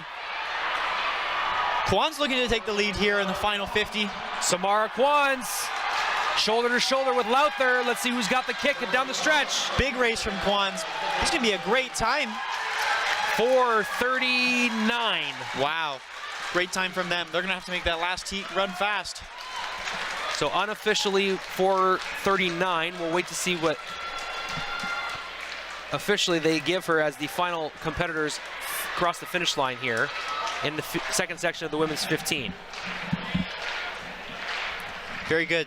So Brett, what I'm hoping this does is by Kwan's putting down a 4:38 time now, it'll prevent the final section from being tactical.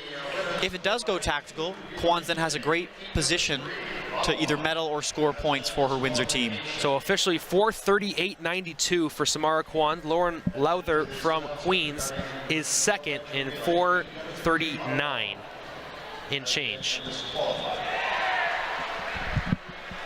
So once again, we'll look at 3:38.92, Lowther 3:39.27. One more section of these women's finals. I will go ahead and read off the names for you now. Lamb, McMaster. Guga, Western. Roussel, Western. Espinoto, Toronto. Barrett, McMaster. Pribes, Queens. Lamb Cooling, Guelph. Ormond, Guelph. Coots, that's Sophie, Western. Godlowski, Guelph. Clark and Coots Chloe, also Western. 12 athletes in this section, both Coots sisters in the 1500 meter. Right away to the front of your screen, that's Julia Agostinelli, winner of the K yesterday, coming back. Also ran a leg in that winning 4x8 for Guelph last night.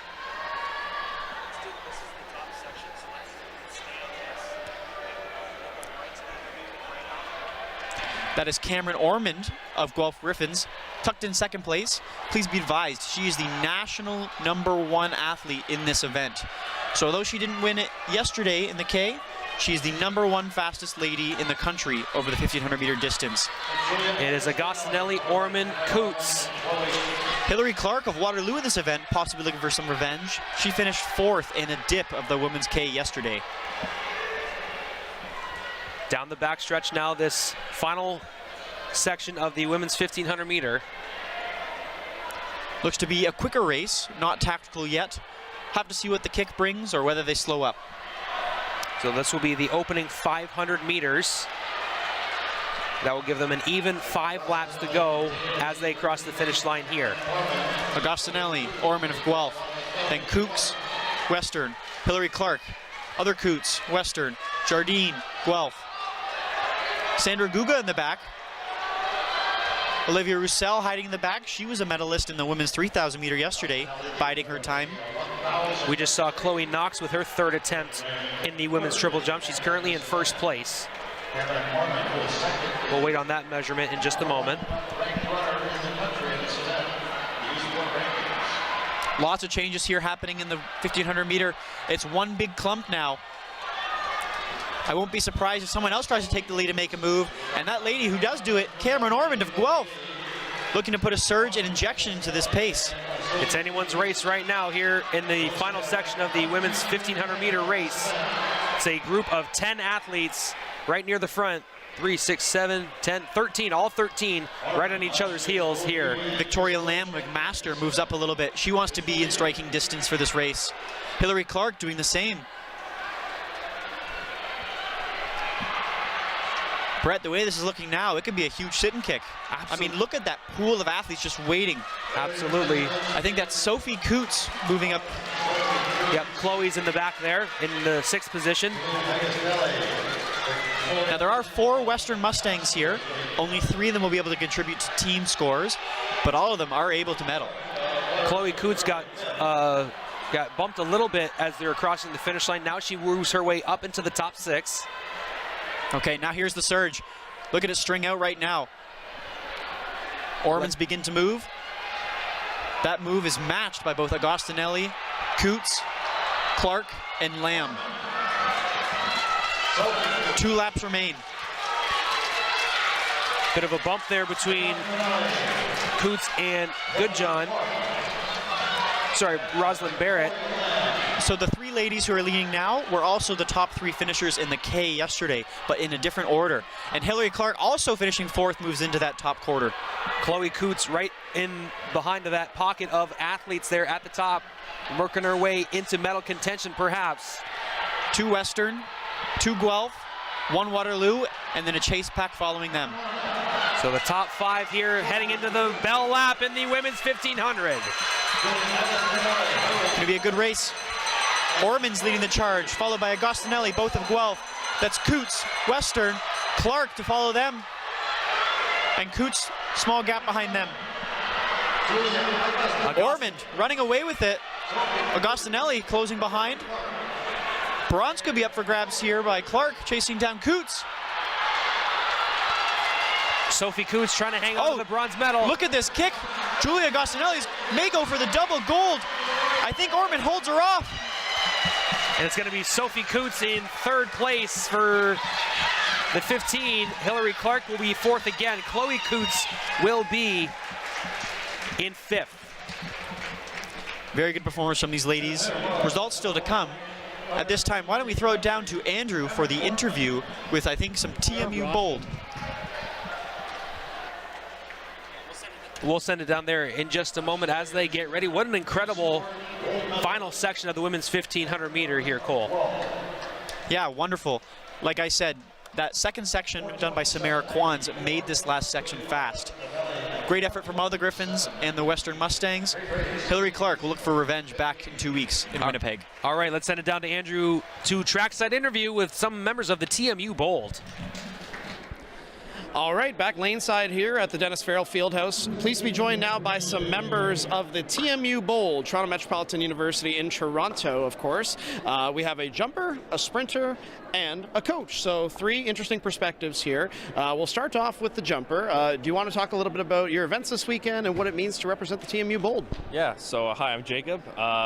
This is my 1st year competing. I've been on the team for 3 years now, though. I've dealt with a lot of injuries and a lot of setbacks. COVID happened.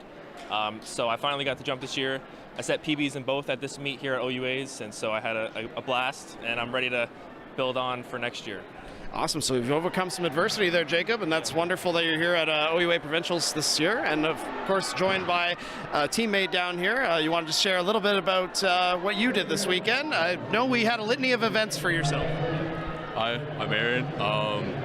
Yeah, I did the 300 and the 4x2, and I didn't really do that well in the 300, but you know, it's a good race, and yeah, that's about it. But I mean, the experience means everything, right? And of course, heading into nationals in Winnipeg, I believe it is this year, right? So definitely a great opportunity for you guys to be growing the TMU Bold program, and we have Coach Tristan here. Were you looking to shine some light a little bit on this growing program and what it means to be in your 2nd year of coaching these guys?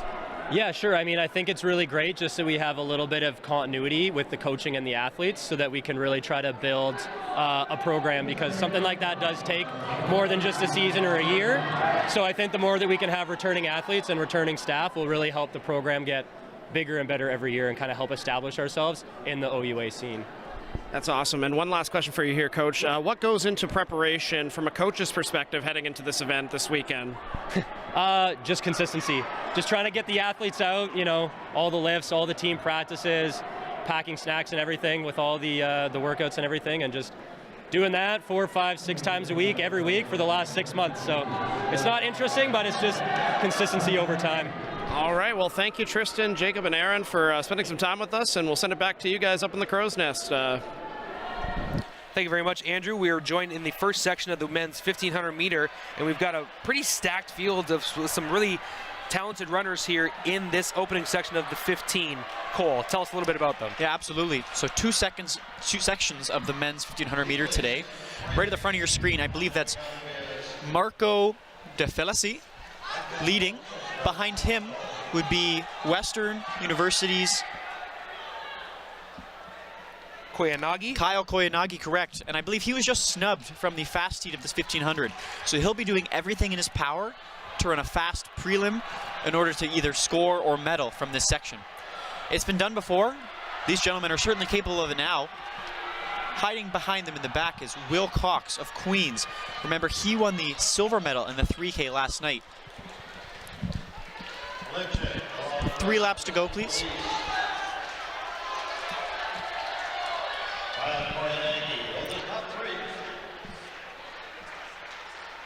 I believe that's Marco still leading. Koyanagi in that mix. Will Cox. That might be one of the Toronto athletes. I think that's Jack DeJondrick Powell. Noah Molkowicz from McMaster also in the fray there. That is Koyanagi. 2 laps to go.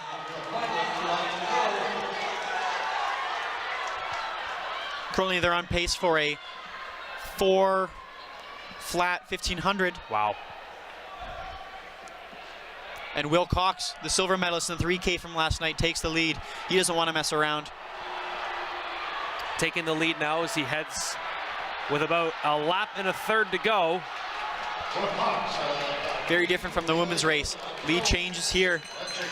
Cox goes into the last lap with a slight gap. DeFelice from Brock trying to move into the top 3 there. It's Queens, Toronto, Laurentian, and Brock in the top 4. Abdullahi is in 5th, but he's going to be taken over by a Toronto Varsity Blues athlete. And look at this Toronto athlete coming up on Queens. Coming down to the stretch, is going to be right near that 4-minute mark. That's Toronto, then Queens. Then Toronto again, Brock and York. Abdullahi got into the top 5 of that section there. Congratulations to all of those athletes.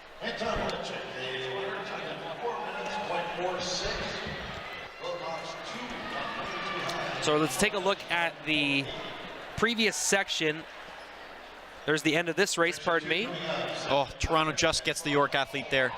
Or excuse me, the Queens Gale.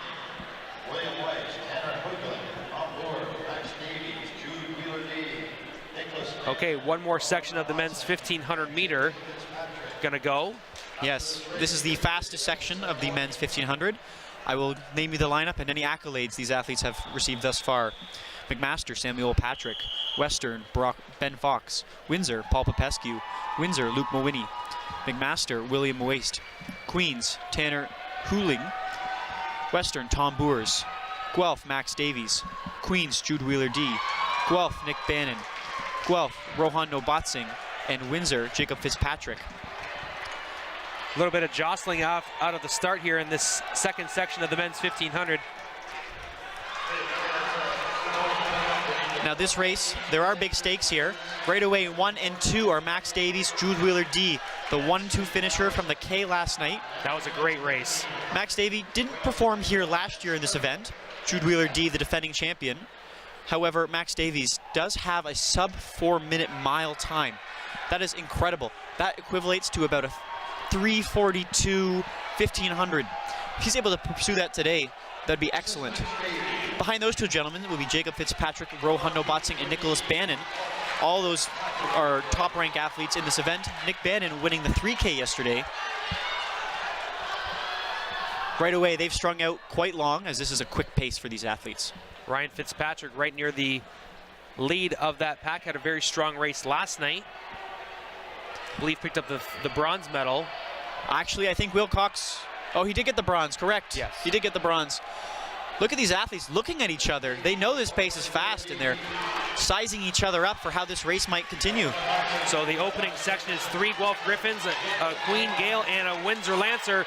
Ryan Fitzpatrick looking to move up into the top 2 with a move down the backstretch. No one's willing to settle here. They just keep pressing. The top 4 have separated themselves. Max Davies, Jude Wheeler-D, Jacob Fitzpatrick, Nicholas Bannon. A little bit of space then to Ben Fox. More than halfway done the race now. I believe we had an athlete drop. A member of the Guelph Griffins, I believe, has dropped out of the race. I still see... Nope, pardon me. Did we lose Rohan? Yes, you did. Rohan Nobotsing is no longer with us. Okay. I know he did not have an ideal kilometer yesterday. Let's see if his teammates, some pushing there between Davies and Jude Wheeler-D. And Bannon makes a move up into third. Jacob Fitzpatrick holding on with 3 laps. Luke Mahoney in 9th position right now for Windsor. Max Davies didn't like that little shove from Jude Wheeler-D. He's gone with a surge here to separate himself. Jude Wheeler-D now starts to climb back. Bannon holding on to him as well. I can't believe the spread in this field.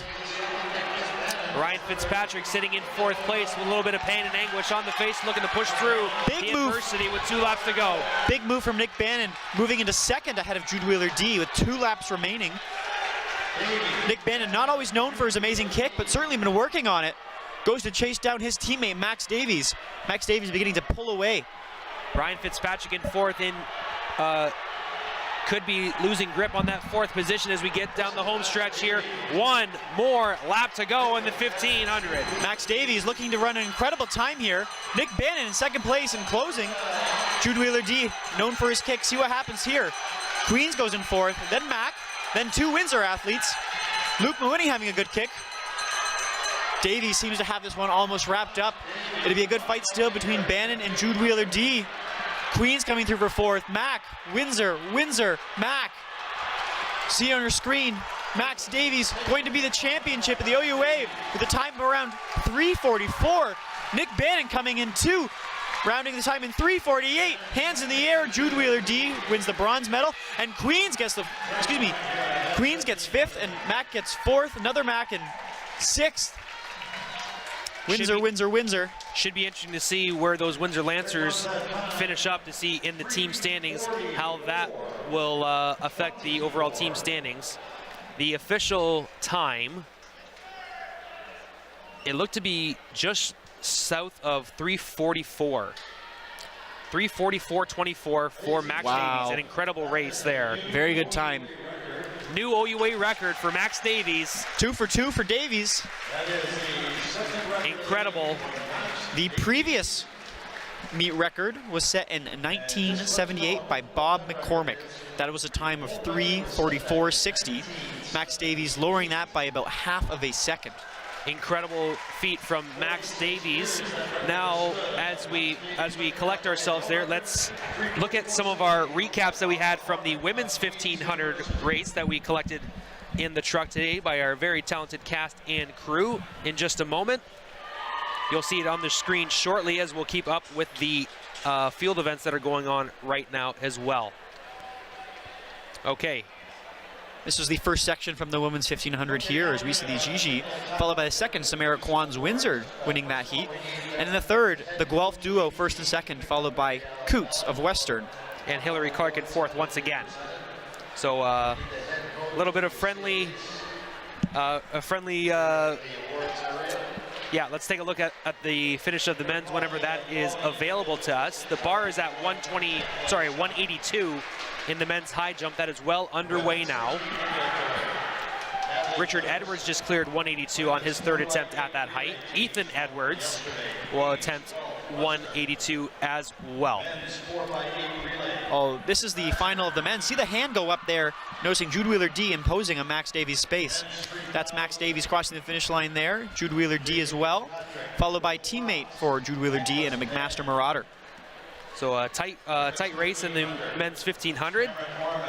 I'm sure Coach Terry Richenko of University of Guelph will be very pleased to have a 1-2 in both the men's and women's 1500 meters. Couldn't ask for much better than that. Ethan Edwards unable to clear 182 in the men's high jump, and then the 440 was cleared by the Guelph Griffin athlete. A roar of applause from the pole vault area. This is Chloe Vittemore from Windsor with her 5th round attempt. She's in 6th place. That was at fault, so she'll have to rely on her 6th round jump to move up in the standings. All of those individuals report to the awards area. The pole vault that we previously spoke about, we're going to run that in just a moment.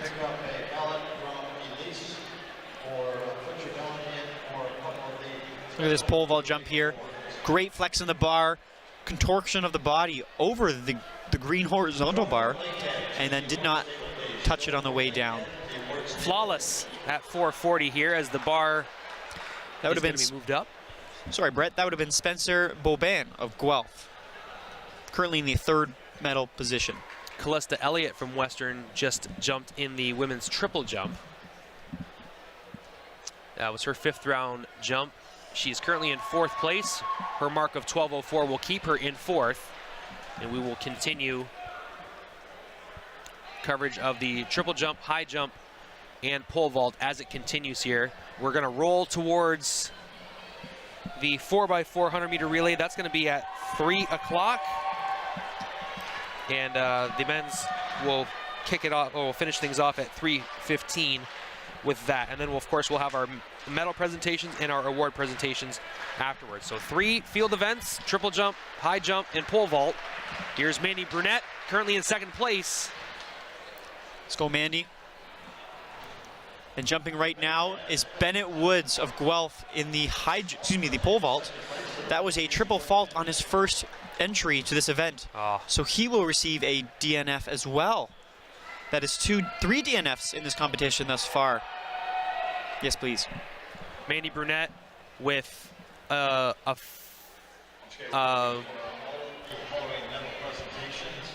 Mandy Brunette with her 5th round jump was an overtoe. This is Bennett Woods, who did miss that 3rd attempt entering the competition. Medalist last year, unfortunately, he will not be able to continue and will receive the DNF. So the bar is still at 440. A couple of athletes remain at that height trying to clear. Chloe Knox from Western just completed her 5th round jump in the pit. We'll wait to see what her mark is. The Western athlete in the pole vault event unable to clear 440. I believe that is Ian Defoe. That is also 3 failed attempts at his entrance to this competition. He may receive a DNF as well. The final rankings in the men's heptathlon event have been tabulated. The winner of the heptathlon is Quinn Cameron, who did not win the 800. That was Winston Clark, but he was just behind Winston Clark there. An excellent 246 in the 1,000, got him 800 points, pushed him over the top, and with 5,000 points, he is the OUA heptathlon champion, 5,045 points. In 2nd place is Winston Clark from Western with a combined score of 49.14. He got 829 points in the 1,000 meter to overtake their teammate who was in 1st place at the beginning of the day. That is Dennis Svetkov. He finishes with 4,887 points, and you could tell by the end of that 1,000, he was a very tired man and had given his all in that event. So it goes 1, 2, 3 for Western in the men's heptathlon. In 4th place, it's going to be Mason McGregor from Toronto with 46.68. Noah Dimash finishes in 5th place with 46.02. First-year athlete Sam Udding from Guelph, 45.74 in 6th. Brandon Williams from York in 41.64 to finish 7th. And Will McCracken from Windsor overtakes Ethan Robinson with a 2:55.23 1,000 meter. He picks up 700 points and eclipses his teammate Ethan Robinson to take 8th in the heptathlon and pick up a big point for the Windsor Lancers. Let's send it down trackside with the athletic director from the University of Windsor, Stephanie White, with Andrew Papadopoulos trackside as we wait for the final events on the track here. All right, Andrew Papadopoulos back lane side here. Pleased to be joined with a special guest at the moment here while we have a chance to speak with Windsor Lancers Athletic Director Stephanie White. Some of you might know her around these parts as the person who was in the viral video to promote this event heading into the weekend. Stephanie, what was that like to dress up and get your best Rocky costume on? Loved it. You have to have fun with the work that we do and love to do something that brings some smiles to people, relatable for our student athletes, and I have to give credit to the student athletes that were part of it and the work that Connor does putting these videos together. Absolutely. Shout out to Connor Sykes, does a great job along with so many other talented individuals that we have amongst our Lancer family of producing content. But want to follow up and ask you with what it means to host these OUA Track and Field Championships this year and next year. And of course we talked about last year as well, and we did chat last year on air, but what have you learned from last year to go into planning this year, and what perhaps next year can you take away so far?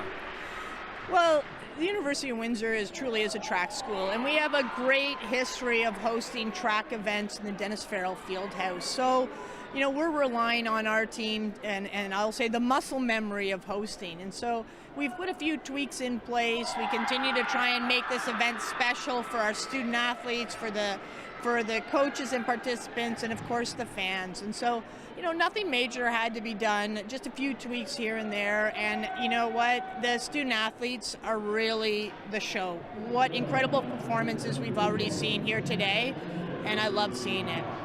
Absolutely. Lots of talented athletes with the blue and gold. And of course, next year, the privilege to host youth sports championships here in this venue.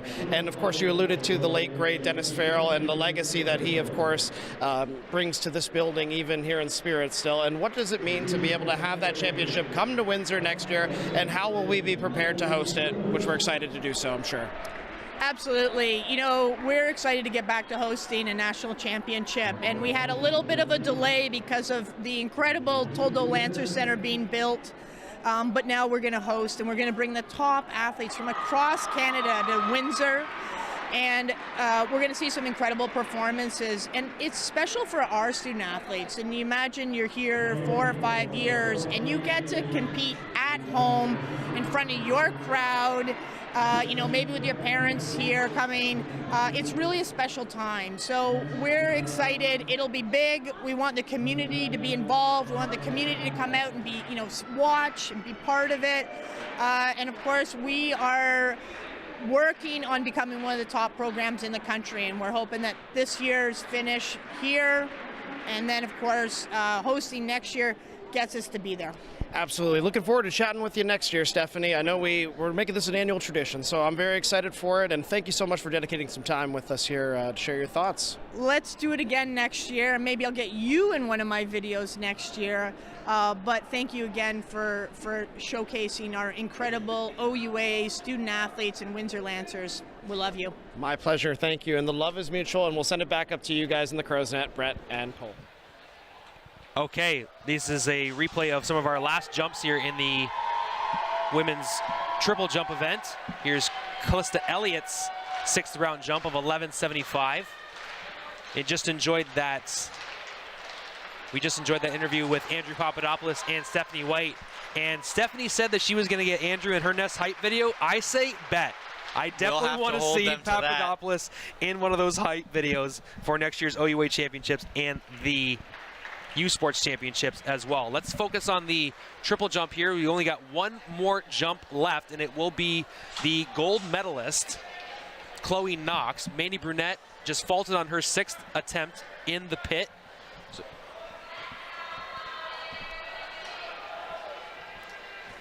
So this is Chloe Vittemore, who's trying to increase her standing in the final.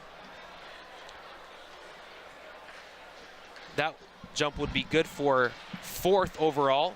So Chloe Knox is the last competitor remaining in the women's triple jump. She is running down the straightaway right now. The final jump of the women's triple jump.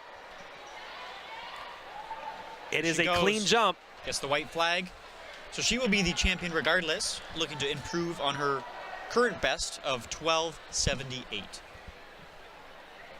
We'll wait on the mark for her. She is gonna, 12:58 will be her final mark of the women's triple jump. So that is our champion. Chloe Knox from Western will be the gold medalist in the OUA Track and Field Championship in women's triple jump. Mandy Brunette from Windsor will be in 2nd. So we're gonna focus on high jump and pole vault as medal presentations happen simultaneously. We'll take a look at some of the high jumps that we missed.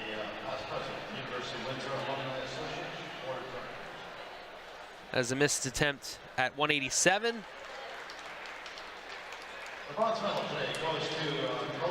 This is Mandy Brunette's last attempt in the 6th round. That was her fault.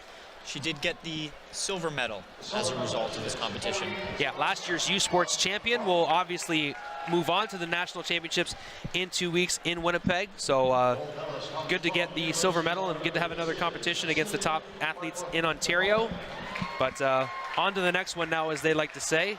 And Mandy Brunette and the Windsor Lancers jumps crew will focus their efforts on 2 weeks from now. So let's take a look at the podium for a few moments here as we get a Guelph 1, 2, 3. I think that's actually a Waterloo Warrior there. Oh, pardon me. That'd be Markinovic from yes. high jump earlier today.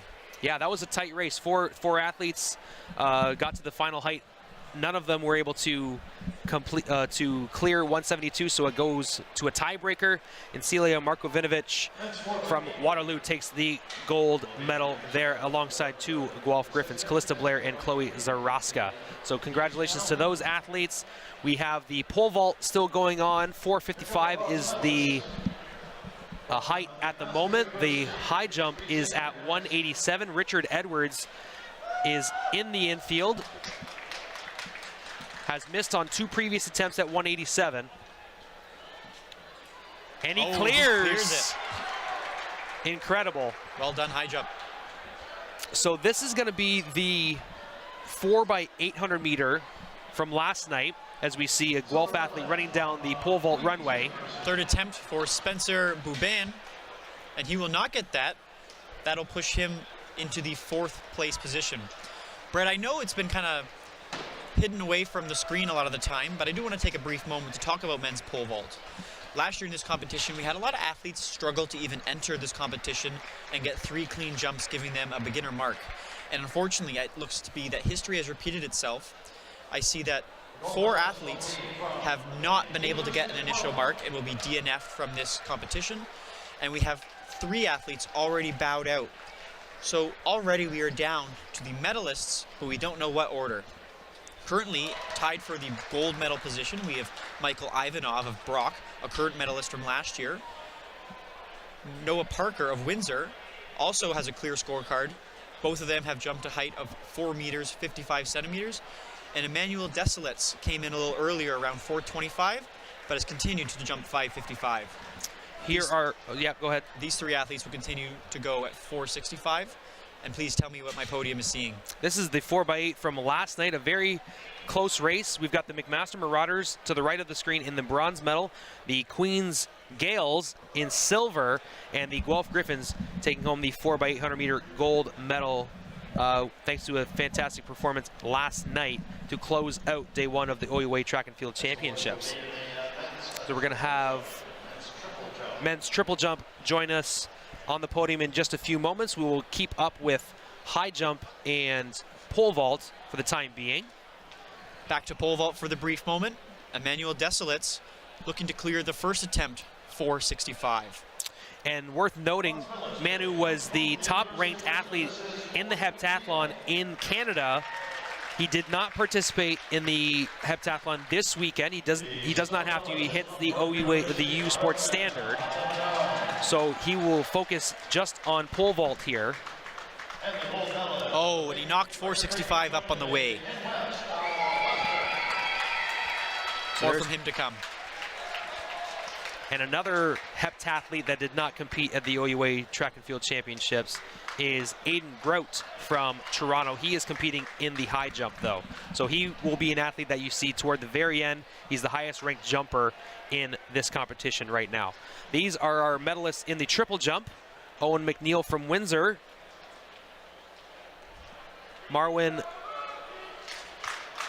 Sorry, I just want to make sure I get the pronunciation right. Men's triple jump. Jumping now for pole vault from Brock will be Michael Ivanov. Young athlete there. I think this is his second or third year. He'll be attempting 465 for his first attempt. Oh, and well over that bar. Beautiful. Much more from him to come. Sorry, the silver medalist in the men's triple jump was Arwin Matavathanen, and then Kenneth West from Western with a double gold medal in the long jump last night, and now the triple jump today. He had a best jump of 15.76, and that's a new OUA meet record as well in the triple jump, 15.76. Beats the record from last year's Femi Akinduro from Toronto.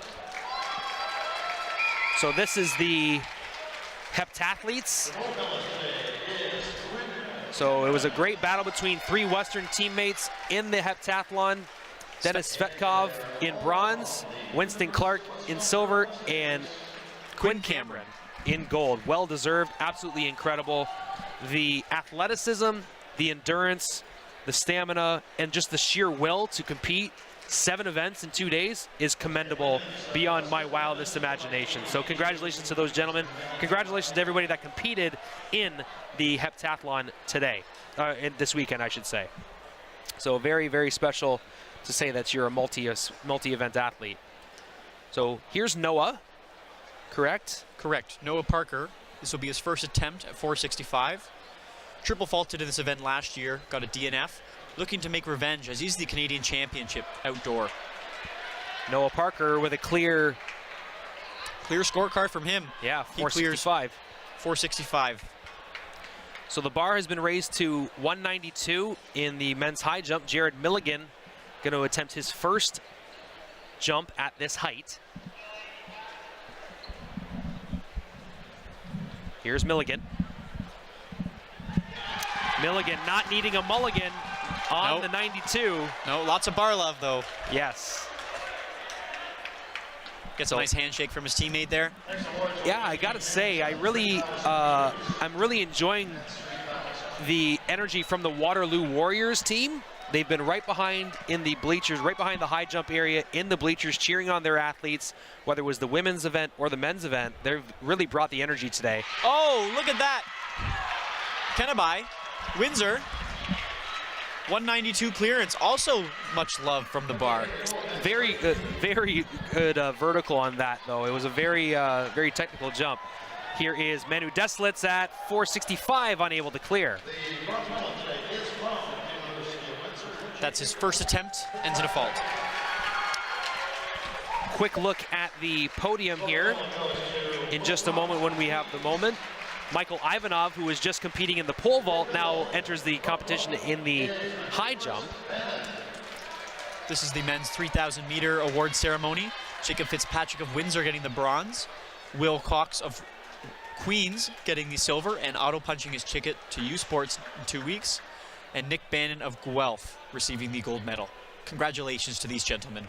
These three gentlemen just raced each other in the 1,500 meter as well, in which we will have the medal presentation later on this afternoon. Corbin Dubois from Guelph will attempt 192 for the first time. Congratulations to those athletes in the 3,000 meter. We'll return to the high jump and pole vault. The bar is still at 465. We've got at least one more athlete that needs to attempt at that height. Wow, great clearance from Corbin Dubois. And he is over the bar on his first attempt at 192. Still lots of gentlemen remaining in this high jump competition. Corbin just entered it. Still Caleb Nealing of Windsor and Aiden Grout of Toronto waiting to enter, with about 5 or 6 athletes still continuing their performances. Another ceremony coming up shortly as we got Anthony Glasgow with a good clearance at 192. Glasgow has a clear scorecard. That's a tough feat to have. Emmanuel Desilets now in the pole vault, getting a clap going. This will be his second attempt at 465. So we will have 2 more events on the track, the 4x4 relays, and then we'll have our final medal presentations. Here's Manu Desilets at 465. Once again, that's 3 misses at 465 for Manu.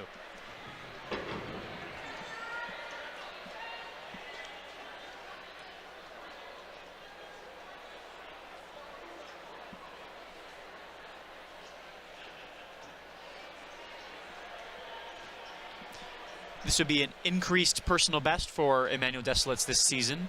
Currently jumped a national qualifying height of 4 meters, 50 centimeters. Now he's attempting the 475, it appears. Looks like a pass from him on this height, only to go up. Cruz from Western with a good clearance at 192. So Caleb Keeling from Windsor will now enter the comp at 192. Keeling, the silver medalist last year in this event. He'll be looking for more this year. Big run up. Oh, clips it on his first attempt at 192. And we will continue with the competition. So the bar is now 475. I apologize, Brett. I misspoke about Emmanuel Desilets of Western. He was eliminated of the competition at height of 455 and will receive the bronze. Only 2 competitors remain in the men's pole vault. Michael Ivanov of Brock and Noah Parker of Windsor, both with equally clear scorecards. And to be noted is that Ivanov is also competing in the high jump simultaneously as the pole vault. So pulling double duty, sprinting from one area to the next. Ivanov is in the pole vault area right now. Thankfully, those 2 areas are right next to each other. So he will be able to compete in both. So Ivanov will attempt 475. He's the next man on the runway. Richard Edwards will jump next for the high jump at 192. He is going to make his second attempt. This height for Ivanov, who's currently on your screen, of 475, would be a season high for him. Currently, he sits in the national rankings at 7th with 465 the previous jump. If he accomplishes this, he would move all the way up near 4th position. And that can be a big motivator here. And he goes and he knocks the bar on the way up, taking his first fault. Richard Edwards didn't attempt the jump at 192, but he did cross the plane, so that will be another fault for Edwards. He will have 1 more attempt at 192. Nabil Haliru from Western at 192 will also attempt his second jump. So we're still a couple minutes away from the 4x4 100-meter relays. That's scheduled to start at 3 o'clock.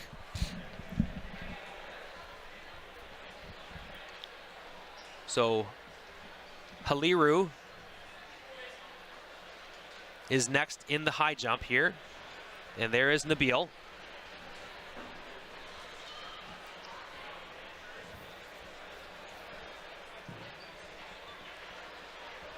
Oh, another clip of the heels there. Red flag. He will receive his 3rd X. Believe just his second. Just his second X, I apologize. He'll get 1 more. Here's Mason Brucey from Waterloo. And Noah Parker on your screen, looking to overtake Ivanov, clearing the height for the first time, 475. Brucey clears 192 on his second attempt. He will move on to the next height.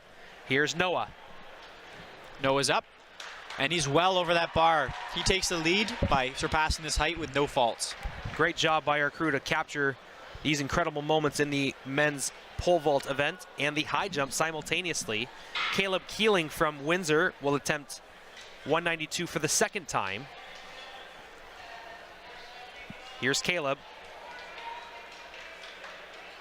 And he clears 192 on his second attempt. Makes it look easy, too. You know, first one may have been a rust buster. Second one, all about the business. As Cole said earlier, Caleb is last year's silver medalist in the high jump. The gold medalist, Aiden Groot, has yet to enter the competition. So saving his energy here. Here is the third opportunity for Richard Edwards, and he unfortunately knocks the bar off the mark in his third attempt, so he will be eliminated from the competition.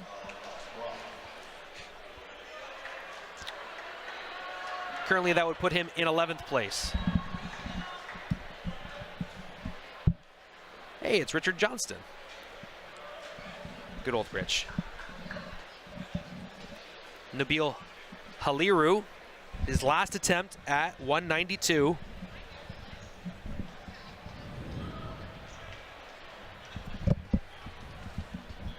Here's Nabil, unable to clear 192, and he will exit the competition in 10th position after failing to clear 192 in the men's high jump.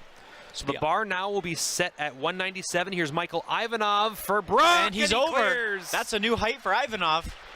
475 moves him up to 4th, I believe, in the national rankings. Yes, you are correct. Also, now he put some pressure back towards Noah Parker of Windsor.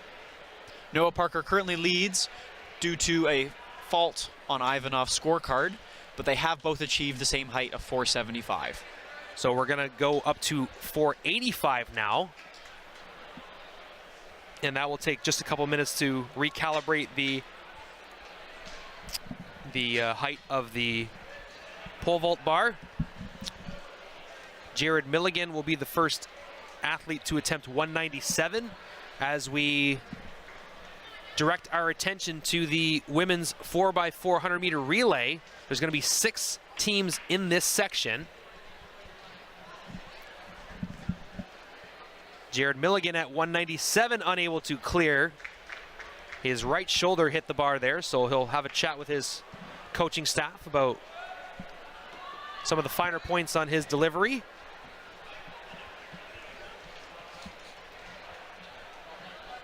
So in comparison to the 4x8 and the 4x2, how does the 4x4 differ for the athletes involved? Is there a similar strategy? Are the exchange zones different? What can you tell us about that, please, Cole? You know, there's 2 big factors that I like to talk about. The first is the pool of athletes you'll see.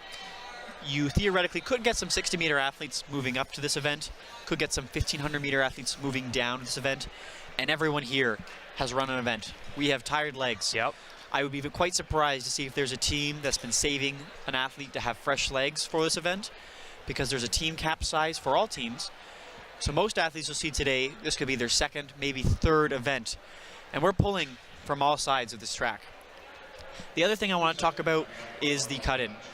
Not quite as short as the 4x8 where it's a simple cut-in, not quite as long where it's 1 lanes. The first runner will do 2 turns before cutting in before the end of their first lap. So we will see some quick athletes in the lead position for this relay, and that will get them an advantage and out of trouble from potential chase packs or pooled athletes as they come out of this first turn. So Michael Ivanov is on the runway for men's pole vault. Corbin Dubois will attempt 197. Here's Ivanov one more time at, this is his first attempt at 485 and cannot clear. We'll keep an eye on our field athletes as competition heats up on the track here in this opening section of the women's 4x400 meter relay. It's Laurier as Corbin Dubois clears 197. In this heat, we have Laurier, Brock, Queens, Waterloo, Ottawa, and York. So some fast times in this heat. It'll be busy. Clean start. The field crew are going to have to take these starting blocks out of the track now. Got to hustle to get that finished up. Anthony Glasgow at 197 in the men's high jump. He has a completely clear scorecard. Back to the race now. These athletes ran their 2 turns. They're going to begin cutting in. Each of these 4 dedicated athletes will run 2 laps of this track before the race is over. That's York, Ottawa, Waterloo, Laurier, and Queens.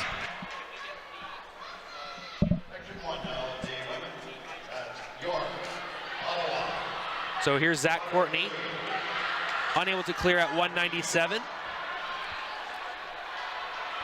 As you just saw, as these athletes make their way around the track. In first position now, Ottawa takes the lead.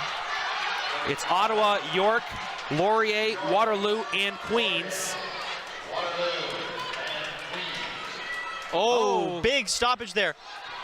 And Waterloo had to stop for a moment to collect themselves. That'll be interesting to see how close this race is, because you can contest that.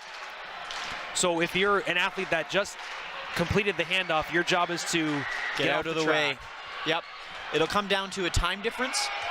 They will estimate how much time that ended up delaying that team. Because Ottawa's in first. So an infraction here would desperately hurt them at this time. It's Ottawa, York, Queens, Laurier, and Waterloo after that collision during the first exchange. Yes, I'm sure that Waterloo athlete was quite stunned. Stood there for about 2-3 seconds, unsure what to do. And you, unfortunately, from where we're sitting, you could see it happening. It's almost like, no! Like, no, keep running. Michael Ivanov will attempt 197 next in the men's high jump. Ottawa with a clean handoff on their second exchange. York is good. Laurier is good. Queens is good. Waterloo now thinking what to do. They get the baton safely. So Waterloo, if they want to appeal anything, they have to finish the race. That's correct. So action around the track here. Our leaders from Ottawa with a head full of steam there. Ottawa with a big lead over York in this opening section of the women's 4x400 meter relay. Queens and Laurier battling for third spot in this heat. Waterloo is in fifth.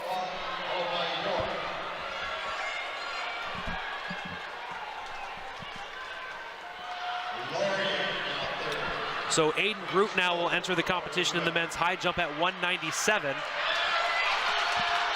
Coming into the last exchange of this race, York has caught up quite a bit. Yes. Ottawa, York.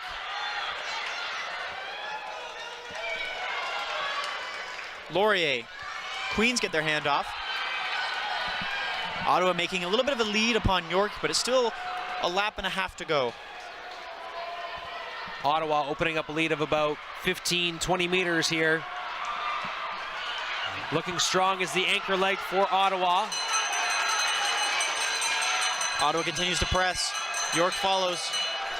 Great shot of our athletes crossing the finish line and running around the first bend. Queens, Laurier go in for their last lap. Same with Hillary Clark doubling back for another race of Waterloo. Ottawa with a considerable lead over York in the opening section of the 4x4.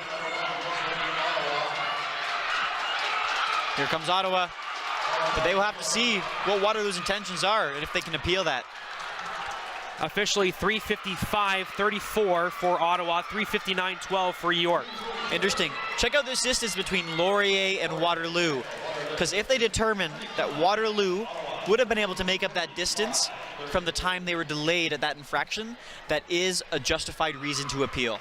Okay, so something to be mindful of as we move forward. The second section of the 4x4 is going to get set on the track. Let's focus on the infield here. Jared Milligan from Waterloo.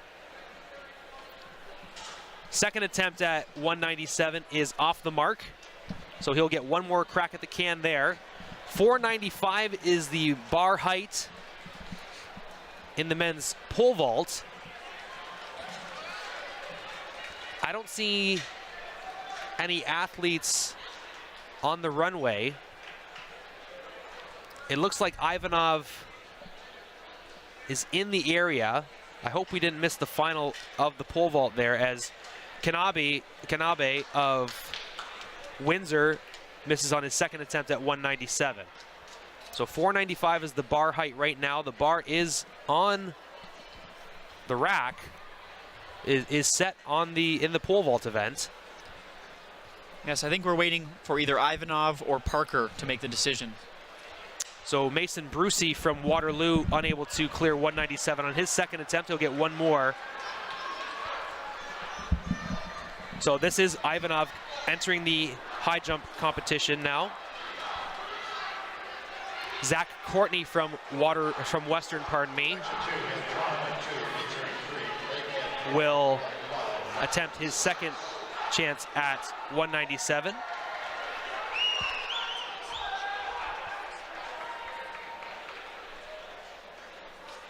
Oh, Zach Courtney had a big leap there, but unable to clear the bar. That's going to be his second miss at 197. Ethan Cruz from Western. Ivanov preparing for his second jump at 485. He will have to complete this jump to match Noah Parker and challenge that gold medal. Okay, Ivanov is on the runway in the men's pole vault. Ethan Cruz is getting set to jump in the men's high jump. Here is Cruz. Nice shot of Ethan Cruz there as he makes his attempt. Oh, look at that from Cruz. Cruised right over that bar. He will move on to the next height, which I believe will be 2 meters flat. So Cruz on his second attempt at 197 clears. Caleb Keeling from men's high jump will have his second attempt at 197 now. And Ivanov goes for his run. Ivanov's up. Ivanov's over as well. And big jump from him as he bounces back from the high jump. That's another new height for Ivanov, 2 in a row. Big performances at the OUA Track and Field Championships. Here's Caleb Keeling for Windsor in the high jump, and he clears 197. Very nice. 2 men left remaining in the pole vault. Still a handful left in the high jump. And on the track, we're going to our faster section of the women's 4x4. A couple teams here, Toronto, Windsor, Lakehead, Guelph, and Western. Any ideas for what may happen here, Brett? Carnage. Carnage. I certainly hope so, but certainly hope not. Carnage in the best way possible. So Milligan unable to clear his third attempt at 197. He will exit the competition. It says in 8th place. Well, that depends. Could be a tie. Yeah. It's happened before. In the case it's an 8th place tie, they will split the point and give half points. Excellent. So the officials are just testing the equipment, the starting equipment there. They had the athletes in the blocks. They had them stand up. So there might be a technical issue going on. Kanabe at 197 cannot clear. So he will exit the competition as well at that height. So it does appear to be a tie, and they will split the point. Mason Brucey will also attempt to clear 197 here on his third attempt.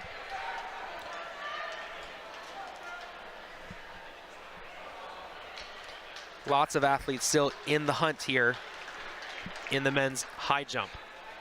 Our attention switches to track and field, to the track. Here's the second section of the women's 4x4. Clean start.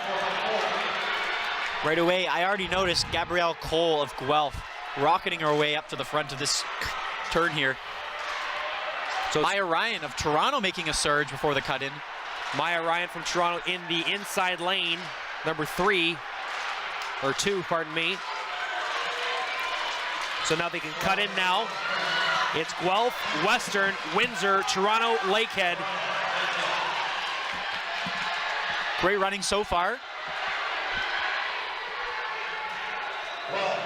Gabrielle Cole of Guelph making a huge surge on Western. Western also making a surge on Windsor. Right there neck and neck would be Toronto, and I think that's Lakehead. Yes, Lakehead in 5th right now. It's Gabrielle Cole for Guelph, then Western. Right away, passing off to Guelph's Nicole McKenzie, 300-meter champion. Ran in the 4x2 just a few minutes ago. Seemed like minutes anyway. Yep. Windsor hands off in 3rd place. That's Isabella Govea of Windsor who received that baton. 600-meter 1K runner. Nicole McKenzie, look at that stride. Looks effortless for her. Here she is on your screen, running through. She looks very strong right now after the opening leg of the 200 meters for her, the 400. Tegan Wallace of Western following behind. And then it's Windsor's Govea, but Lakehead has caught back up. Lakehead been very impressive in these OUA championships, a small team, but they have been dogs on the track this weekend. Govea pushing back, holding her own on the corner. Nicole McKenzie passing off to Julia Agostinelli of Guelph, 1K gold medalist, 1500 meter silver medalist. This is Chloe Coots for Western, Pupatello for Windsor. That actually looks like Godlowski.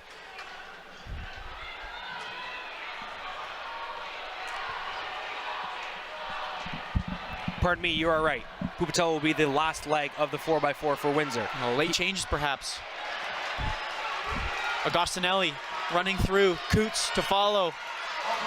Godlowski. Yep. That's Lakehead. And then Toronto behind her. Lakehead challenging Windsor for that third spot. Could be a battle for a medal here in the 4x4 women, the 400 meter relay. Agostinelli of Guelph coming into your focus now. She will be handing off to Ruby Radovich, the first-year Guelph Griffin in Windsor local. Ruby medaling the 600 earlier today. Coots will be passing off to Okpali. Okpali, 600 meter champion. What a showdown between her and Ruby again. A good exchange from the Windsor Lancers gives them an edge over the Lakehead Thunderwolves in third place right now by a few strides. That's Amy Stye of Lakehead coming off the 600 and the 4x2. Back for the 4x4 now, but Radovich maintains the lead. Looking very strong, Ruby Radovich with the bell lap for Guelph. Looking for gold for the second time today. Okpali behind her. It's Windsor and Lakehead battling out for third. It's Pupatello and Stye. This will be for a medal.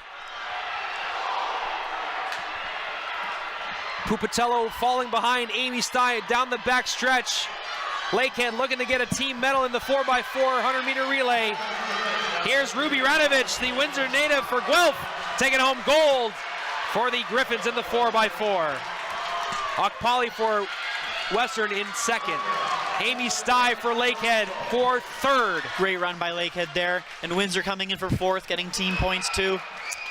3:56.04 is going to be the cutoff for medals. 3:47.25 is Guelph's time. 3:49.13 is Western's. So that is the bar has now been set to 2 meters now.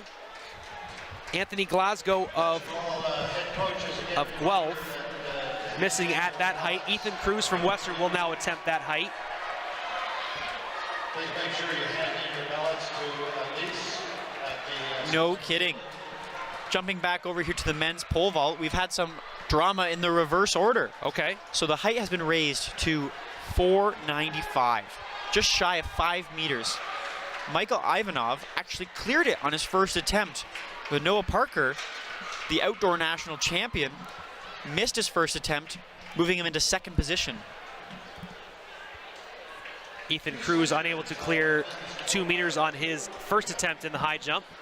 But now as I look across the field, it seems that the performance chart has been raised to 5:05, Cole. 5:05. So if we look across the way here from the bird's nest, right in the area, it looks like it's 5:05 is the measurement right now. I see Kevin DiNardo near the scores table. So the highest jump this year was achieved by a Trinity Western athlete out west, and that's a height of 492. Here's Caleb Keeling, first attempt at 2 meters, unable to clear. So if they're going to jump for 5:05, that's higher than any jump happened in the country thus far. And we not have 1 but 2 athletes attempting it, first being Michael Ivanov. Ivanov already PB'd 3 times today. So looking to PB further at 5:05. Here's Ivanov. We just saw Aiden Groot there in the high jump, also missing his first attempt at 2 flat. 5:05 first attempt for Ivanov is no good. Yeah, let's take a look at those. Let's take a look at some of the replays of our 4x400 meter relay. This is the opening section. These are the exchanges. Look at this.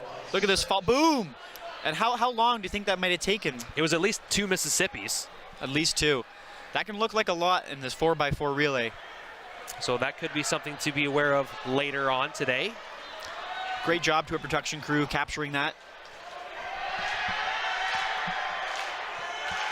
And this is the second section of the 4x4. Look how strong Nicole McKenzie was during her section. Hands off to Agostinelli, who hands off to Radovich.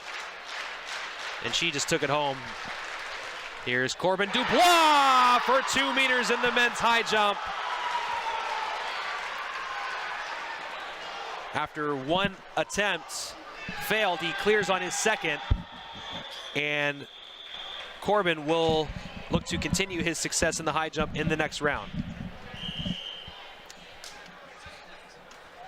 Let's take a look at that replay of Dubois. Great job, nice shot. Oh, wow, textbook. Beautiful. And just loved it. He got the clap from his teammates and everything. Here's Noah Parker's attempt at 5:05. That's really high. Oh, very close. He has the height. He needs to fix that depth a little bit. That is within his capability to get. Anthony Glasgow misses at 2 meters. That's his second attempt, so he'll get 1 more there. Here's the first section of the men's 4x400 meter relay at the OUA Track and Field Championships. One of the officials has called a halt to that.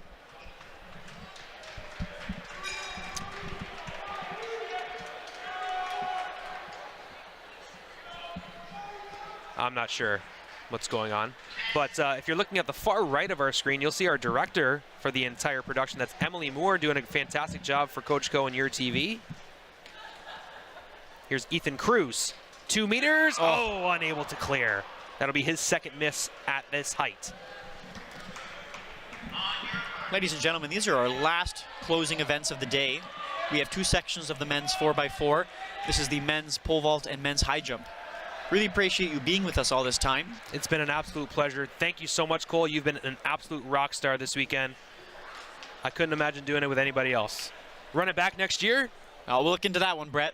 Windsor's hosting. That's right. So it's going to be Laurier lane 1, Brock lane 2, Queens lane 3, Lakehead 4, Toronto 5, and Ottawa 6. Ottawa 6. Full heat here, Brett. Sorry, I don't mean to cut you off, but like I mentioned, these athletes may want to put a front runner out there to achieve that lead right before this cut-in you're about to see at the end of this corner.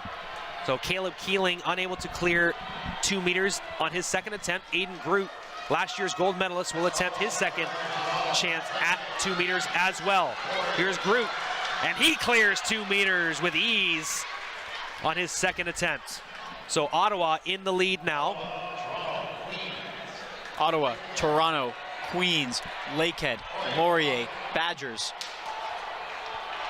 That will be the order that these athletes will exchange to. Now watch for shuffling here. There should be none. Looks like clean handoffs thus far. 4 clean handoffs. Watch out for Laurier. Oof. Everyone's safe. Always stresses me out there. Yeah, absolutely. Once you finish that handoff, you think that your job's done, but your next responsibility is get off the track. Look at these 2 strong runners here, Ottawa and Toronto.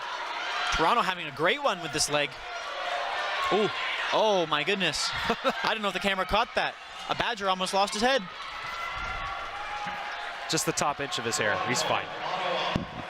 So Glasgow for Guelph, unable to clear 2 meters on his third attempt, so he will exit the competition. Anthony Glasgow. Here's Michael Ivanov in the pole vault. Oh, what? He's 5:05? That's a nation leading. Nick True gets the baton for Toronto in the lead. Michael Ivanov has a new leading vault in men's pole vault, 5:05. Absolutely incredible for him. Amazing. Such a young athlete too. Yeah, we'll get a shot of that pole vault in just a moment. Once this, here we go. Here's Ivanov. Look at this bar love. Incredible. The bounce. And then the backflip to Selly. Incredible. 5:05. And while he's doing the high jump consecutively, Ethan Cruz with a huge jump in the men's high jump. Coming in back for the 4x4, Nick True of Toronto.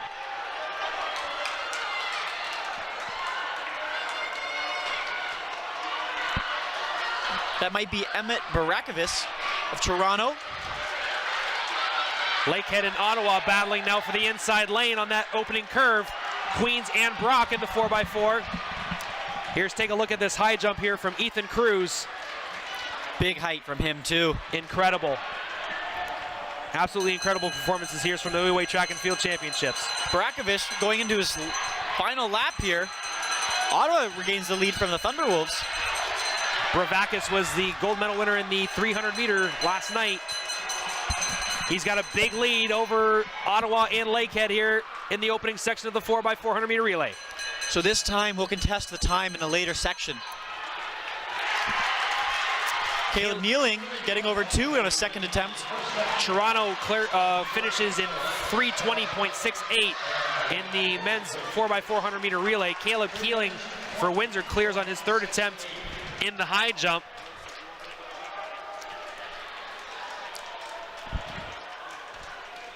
So 3:20.68 is the lead score.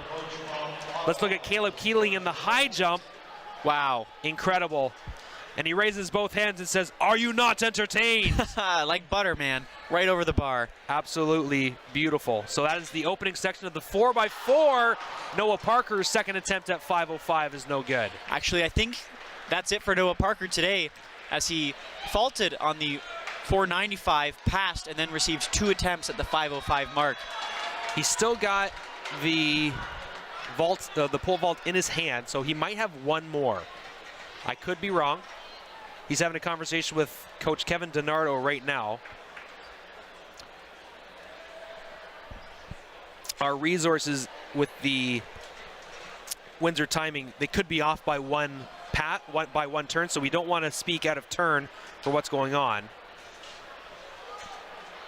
So Noah Parker showing a little bit of emotion, having a conversation with Kevin DiNardo about this most recent pass.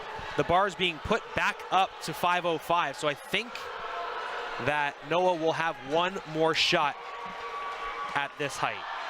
We'll see.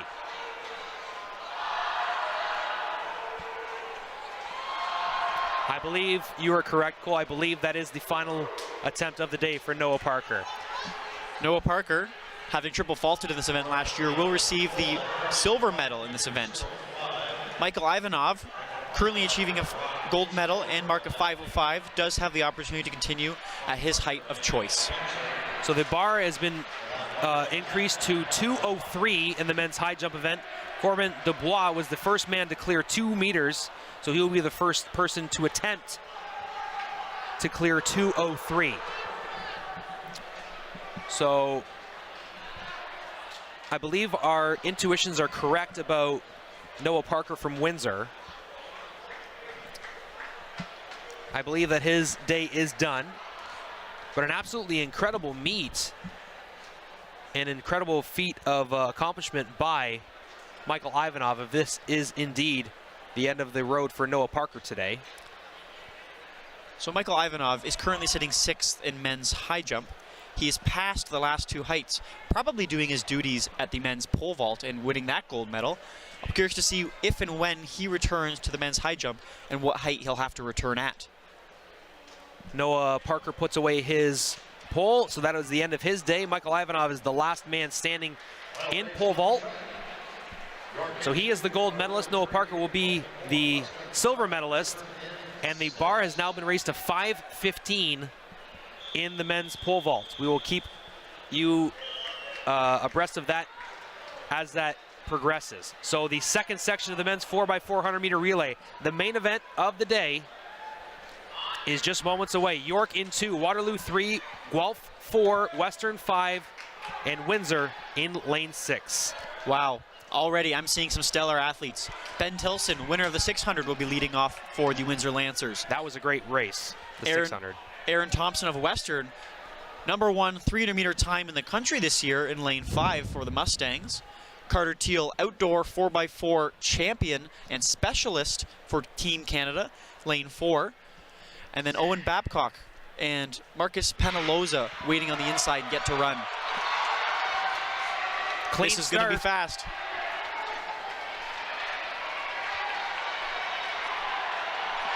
Corbin Dubois just cleared 2:03 on his first attempt and sends the infield into a frenzy.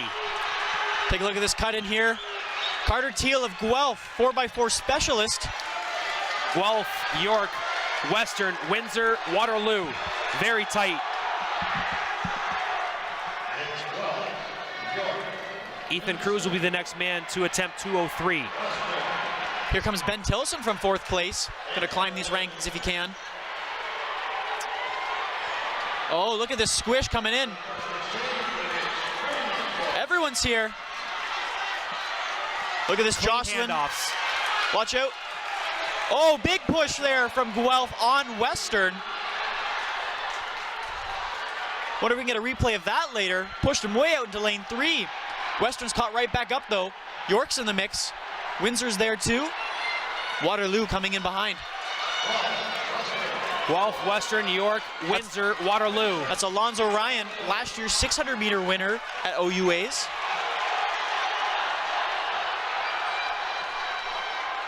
Alonzo Ryan with the lead over Western.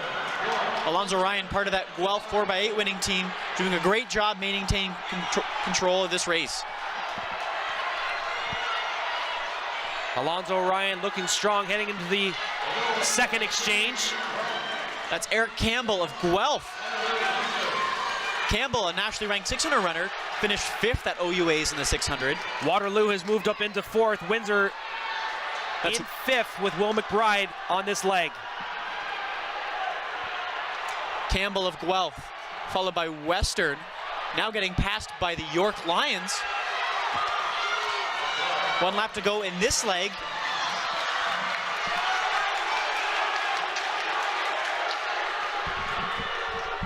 Aiden Grout putting up the lead here.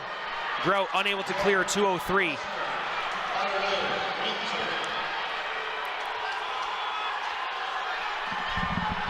It's Guelph by a considerable amount, and then it's York and Western. Final handoff to Marcus Penaloza of Guelph. Marcus Penaloza, I know, has been battling some injuries. Nationally ranked 300-meter runner for Guelph. Quite the lead there, but then it goes York, Western, Owen Babcock of Waterloo, Noah Waldman, silver medalist of Windsor for the 600-meter. He had an incredible 600-meter race, coming from 7th all the way to 2nd. That's the bell lap for the Guelph Griffins. York having an amazing performance here. Western just waiting for their turn to pass. Babcock making up ground, Waldman making up ground. It's anybody's race here for 2nd and 3rd. Guelph with a huge lead. Western's gone for it. So has Waterloo. Look at the athletes sprinting across the field, cheering on. The Guelph Griffins gonna win. Penaloza, he's excited. Waterloo, Owen Babcock from, Western, then Waterloo. Incredible race. 3:19.90 is the time for Guelph. Western 3:21.60 and Waterloo 3:22.57. York at 3:23.35 and Windsor 3:24.70.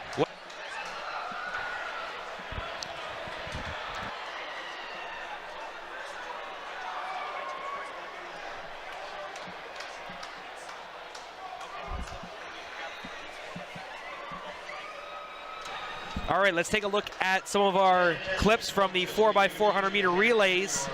First and second section here, put together by our fantastic crew here from the University of Windsor. Great start here. This is the opening section. Ottawa, Toronto, Queens. Then Queens took over. This was the great run here by the Toronto runner, passing it off to Nick True. Nick True to Bravakis. And here is the opening. Now, it should be worth mentioning, I think Toronto ran 3:20 even. They could scoop up that silver medal. Yeah, we'll have to wait for the final scores to be tabulated in just a moment once they get the results to be official. Here's the second race. Here's the start. First exchange. It was really tight after the opening 400 meter, but it was this leg by Alonzo Ryan. A little bit of a shove on the Western athlete there. Eric Campbell of Guelph leading the charge here. And then York really did a good job of taking over, but on this last leg. Interesting. So I know Marcus Pelosa slowed down a little bit. You see the hand go up and down, quiet, quiet. The time will be very close to see if it's the win to Guelph or win to Toronto from that first heat. Yeah, let's see if he shut it down maybe too soon. So Michael Ivanov has rejoined the high jump event.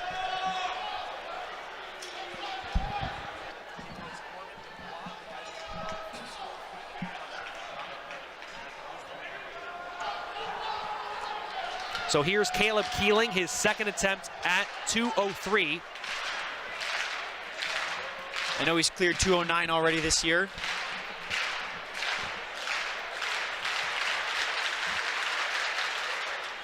Oh. Close jump for him. Second attempt is off the mark. So Aiden Grout will go next. Corbin Dubois is in first place after clearing 2:03 during that opening section of the men's 4x4. Michael Ivanov is going to attempt 5:15 again. Here's Aiden Grout. Clear! Oh! I thought he had it. Looked like it. Aiden Grout jumped 2:20 at this championship last year in a third attempt. Hopefully he has some magic to maintain for this year. Ethan Cruz, is going to be the next athlete to try 2:03. We saw his attempt at 2 meters with a roar from the crowd. He's hanging out at the back end of the infield at the moment. So Michael Ivanov will attempt 5:15, so we'll get a shot of him in just a moment as he gathers himself. He's still got plenty of time before his jump, so we'll let you know when he's going to gear up for that. Looks like he's going through his visualization exercises right now. Ivanov is on the run. Getting a clap from the entire OUA. Here he goes. Oh, very close. Believe that is his second attempt at 5:15. So that is correct. We will focus on the men's high jump now. 2:03 is going to be the third chance for Ethan Cruz.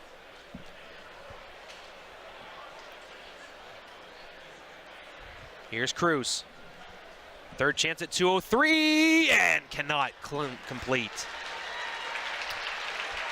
So that will be the end of his competition. Ethan Cruz gets a warm round of applause from the crew, from the spectators here. Cruz currently in a bronze medal position tie with Caleb Nealing, needing to jump next.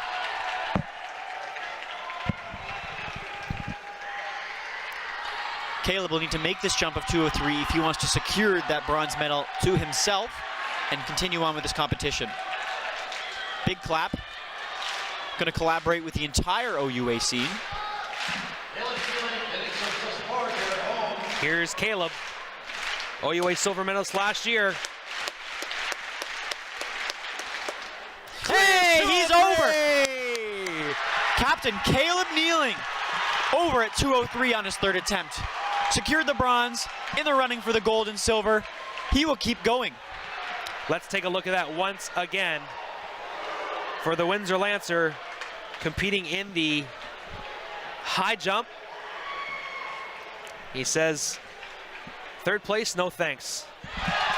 And then right afterwards, Aiden Grout with his third attempt at 2:03. Great job, our crew, to grab that right after the replay. And so we've got 3 athletes moving on to new heights here. A sigh of relief there from both those gentlemen, Grout and Nealing. They did not want to lose on that third attempt, either of them. So Michael Ivanov still has 1 attempt at 2:03 remaining. he will enter the contest. So there's 4 athletes remaining now. So Ivanov, who has been busy setting records, or setting new top performances in the men's pole vault. Here he is at 2:03. Unable to clear. Good effort from Ivanov. He's been a busy boy today. So he's unable to clear at 2:03. He will gain some big points for the Brock Badgers track and field program. And he will now transition back to pole vault to perhaps try 5:15 one more time. So now we officially have 3 or 4 athletes left in.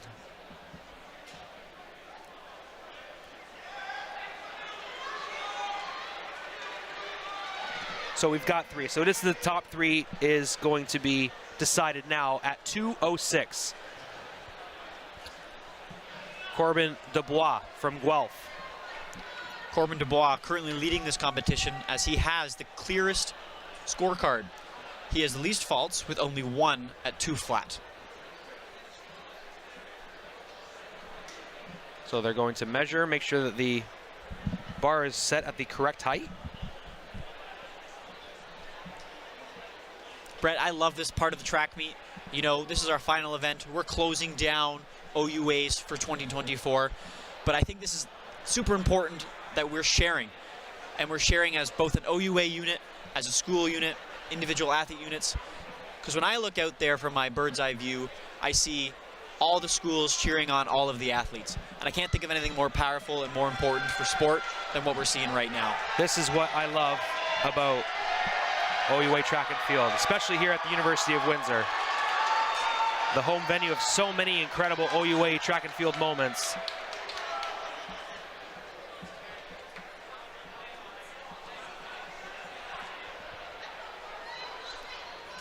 So here's Corbin Dubois. He's having fun with it. 2:06. He's visualizing.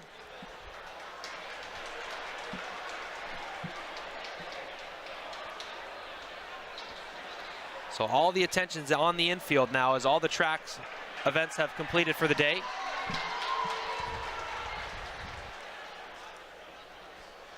Michael Ivanov still has 1 attempt at 5:15 left in the men's pole vault. Here's Corbin Dubois.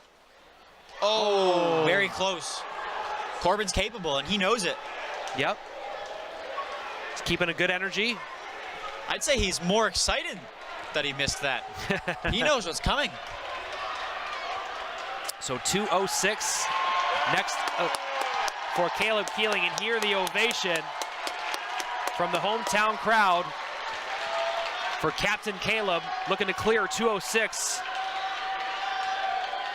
Here's Michael Ivanov in the pole vault, unable to clear at 5:15. Congratulations, Ivanov, on a fantastic men's pole vault event. Here's Caleb for Windsor.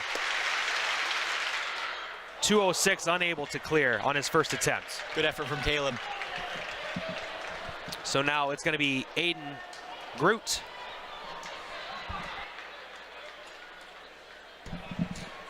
With his first attempt at 2:06, last year's gold medalist in this event.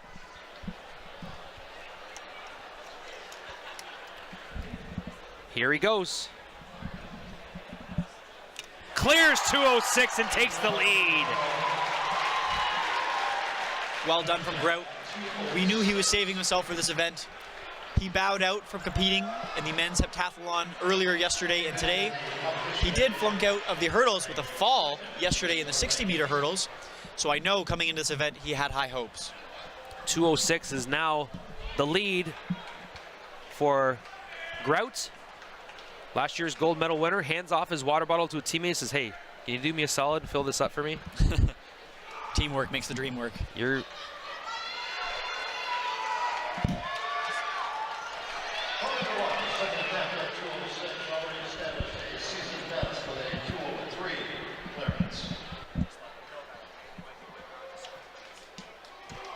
Corbin Dubois from Guelph, 2:06, his second attempt.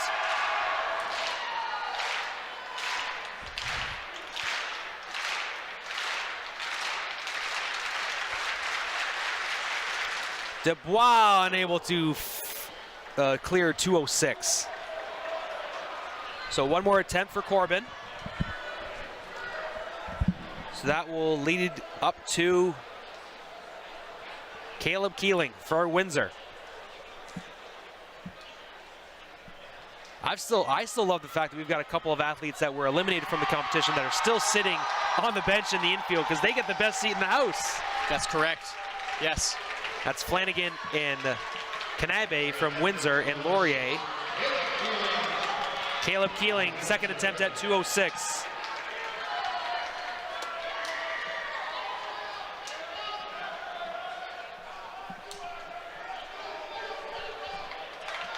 Big clap from Caleb. Wants the support of his teammates.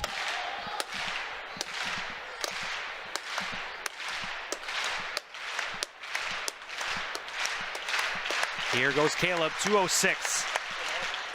Oh, good attempt from him. He will get one more chance at 2:06. So this will now lead to Corbin Dubois.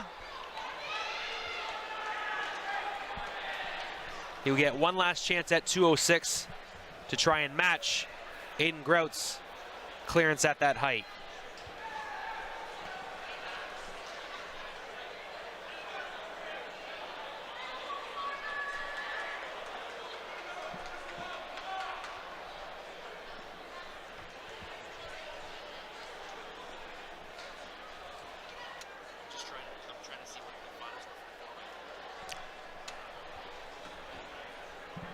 So Corbin Dubois will be the next athlete to compete at 2:06, waiting for his third attempt at that height.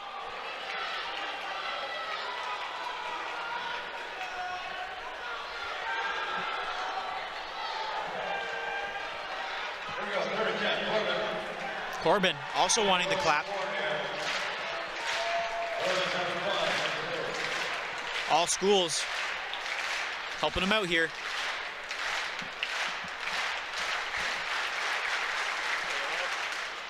Corbin's over! Way to go, Corbin! Corbin Dubois, 2:06, third attempt, he's there. The Guelph Griffins are absolutely on fire right now, cheering on their teammate.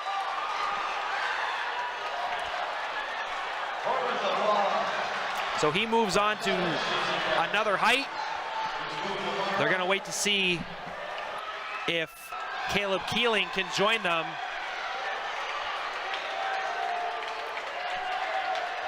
Let's see that one more time. Wow, those heels got ever so close to the bar. If he didn't kick any sooner, he would have hit that bar with the heel. Just so our folks at home know, the 4x400 meter relay times have been tabulated and completed.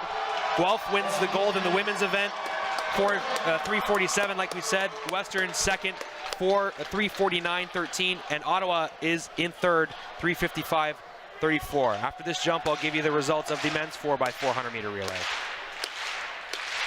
Everyone's rooting for Caleb here. 2:06 is in his wheelhouse. Here's Caleb. Oh. Unable to clear at 2:06. Very good performance from Caleb today. He will receive the bronze medal. Incredible performance from Caleb today. And now it will move to Grout and Dubois, who will jump off for the gold medal here in the men's high jump. Total team points also relying on this event, waiting for it to finish. So the final results in the Windsor Lancer, or sorry, in the 4x400 meter relay. So we predicted correctly. Toronto from the first heat gets the silver medal with a time of 3:20.68. It's Guelph that takes the win in 3:19.90. Toronto in second, 3:20.68, and then Western, 3:21.60. Waterloo in fourth, 3:22.57. York fifth, 3:23.55, and Windsor, 3:24.70. So Toronto wins the opening heat and takes the silver medal in the men's 4x400 meter relay. Very good. Yes. Those varsity blues ran very hard and earned that silver medal. So we've got Aiden and Corbin at 2:09 in the men's high jump event.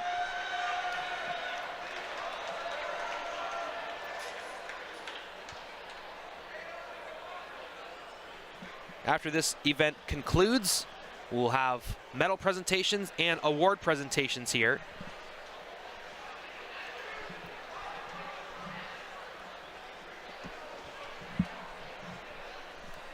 So these athletes are taking their time. They're getting a little bit of a rest period as they reset the bar to 2:09.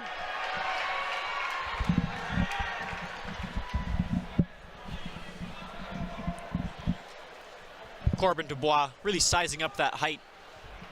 Next raise, coach from Guelph to the scoring table, and coach from Guelph. Scoring table, please.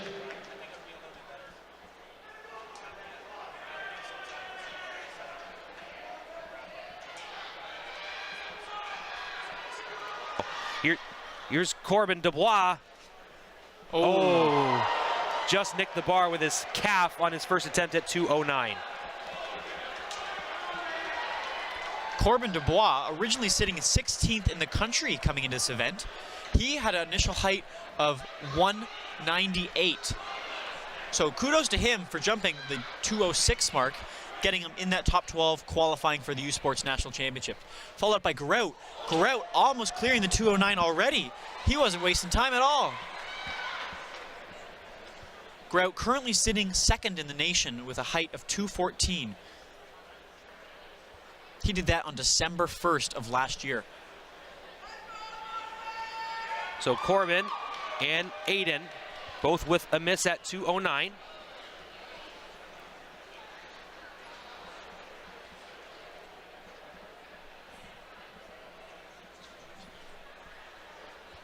So I predicted when I looked at the schedule earlier this week, I was like, you know what? Our final event of the day on Saturday is going to be high jump, and it's going to be a thriller because this event is always so good, always so passionate. Things are winding down. The people congregate in the infield. They watch this event, and I think that there was a special feel for the pole vault because we had such a great showing from Michael Ivanov and Noah Parker, but this has been just as good. Corbin Dubois and Aiden Grout, absolutely worth the price of admission here, and I'm glad we got it all on Coach Co and your TV. Here's Corbin, unable to clear on his second attempt. I can really appreciate Corbin's attitude right now. You know, he just qualified for the national championships. He secured at least the silver medal. He's PB'd like 3 times, and he has nothing to lose. So he's jumping for all his might at 209, and he may not be close, but he's going to damn try. Absolutely. Caleb Keeling from Windsor has the bronze medal. Silver and gold is up for grabs. Last year's champion, Grout, will attempt 209 the second time. Oh. Similar to his first attempt.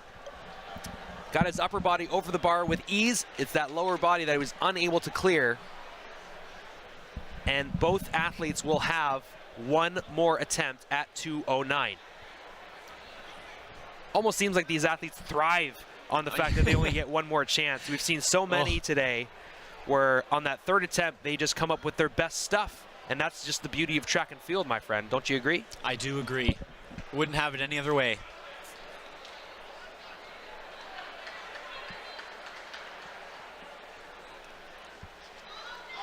So Corbin's going to go first. Corbin from Guelph. Aiden Grout from Toronto. Dubois visualizing here at 209.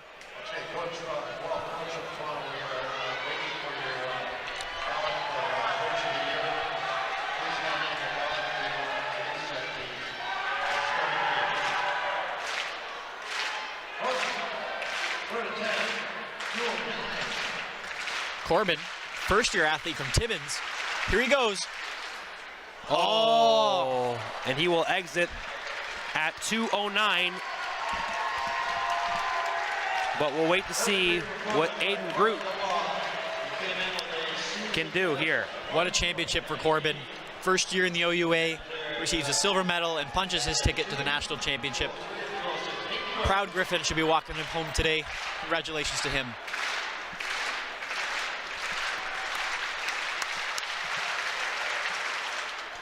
Aiden Grout, very close attempt by him. He will also fault for a third time at 2:09. He will receive the gold medal on a count back. So Keeling third, Dubois from Guelph second, and Aiden Grout from Toronto will get the gold on a count back. The men's high jump is now concluded, and we will, when the athletes and interviewer are ready, we will send it down to Ben Tilson and Noah Waldman for a post-race interview, which we'll be setting up very shortly. We are going to be shortly going to the awards, medal presentation and awards presentation for the final events of the day. But if the current calculations are correct, Cole, keep in mind we have to add men's pole vault to the men's side. Absolutely, so that's what I mean. So currently, I don't know what events still need to be tabulated and added to these events, but it looks as though the Guelph Griffins' reign at the top of the OUA in the men's division may have ended thanks to the Western Mustangs. We'll wait for the final scores to be tabulated. Let's send it down to Andrew Papadopoulos with Ben Tilson and Noah Waldman down trackside.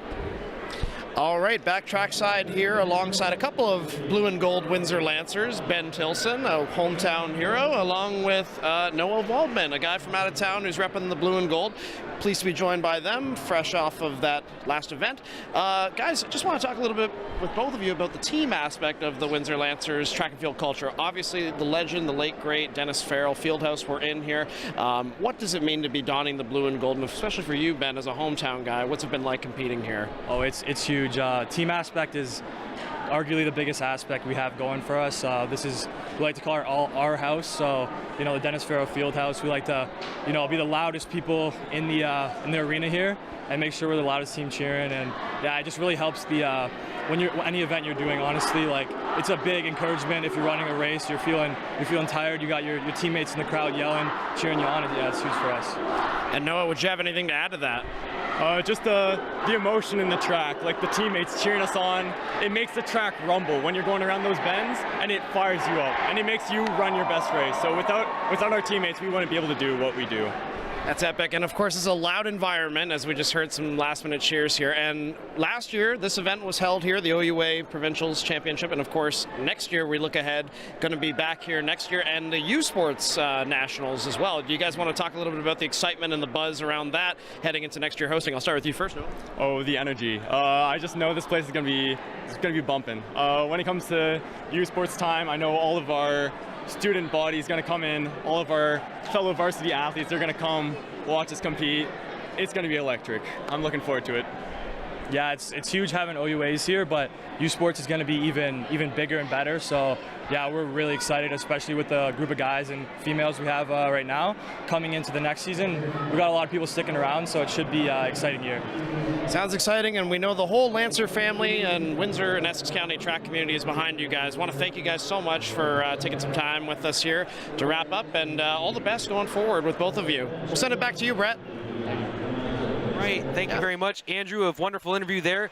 The gentleman that went 1 and 2 in the 600 meter earlier this afternoon, picking up 18 points in the standings in the men's team category there.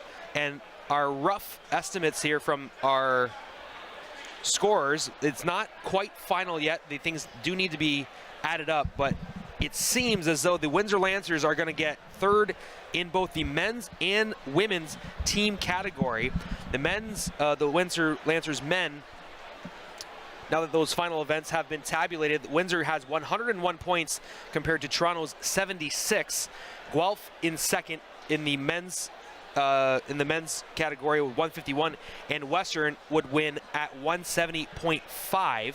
In the women's category, Toronto with 61 points, Windsor with 70. So a very tight. Wow, 9 points. Yeah, a big difference there. It could have been just a difference of one event.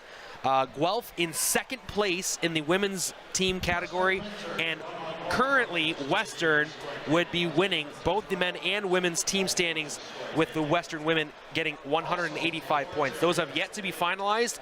We will wait to the end of the award ceremony to get the final scores tabulated up there, but it should be, that may be the final events. That could be how the final scores fall. So we talked about it off air.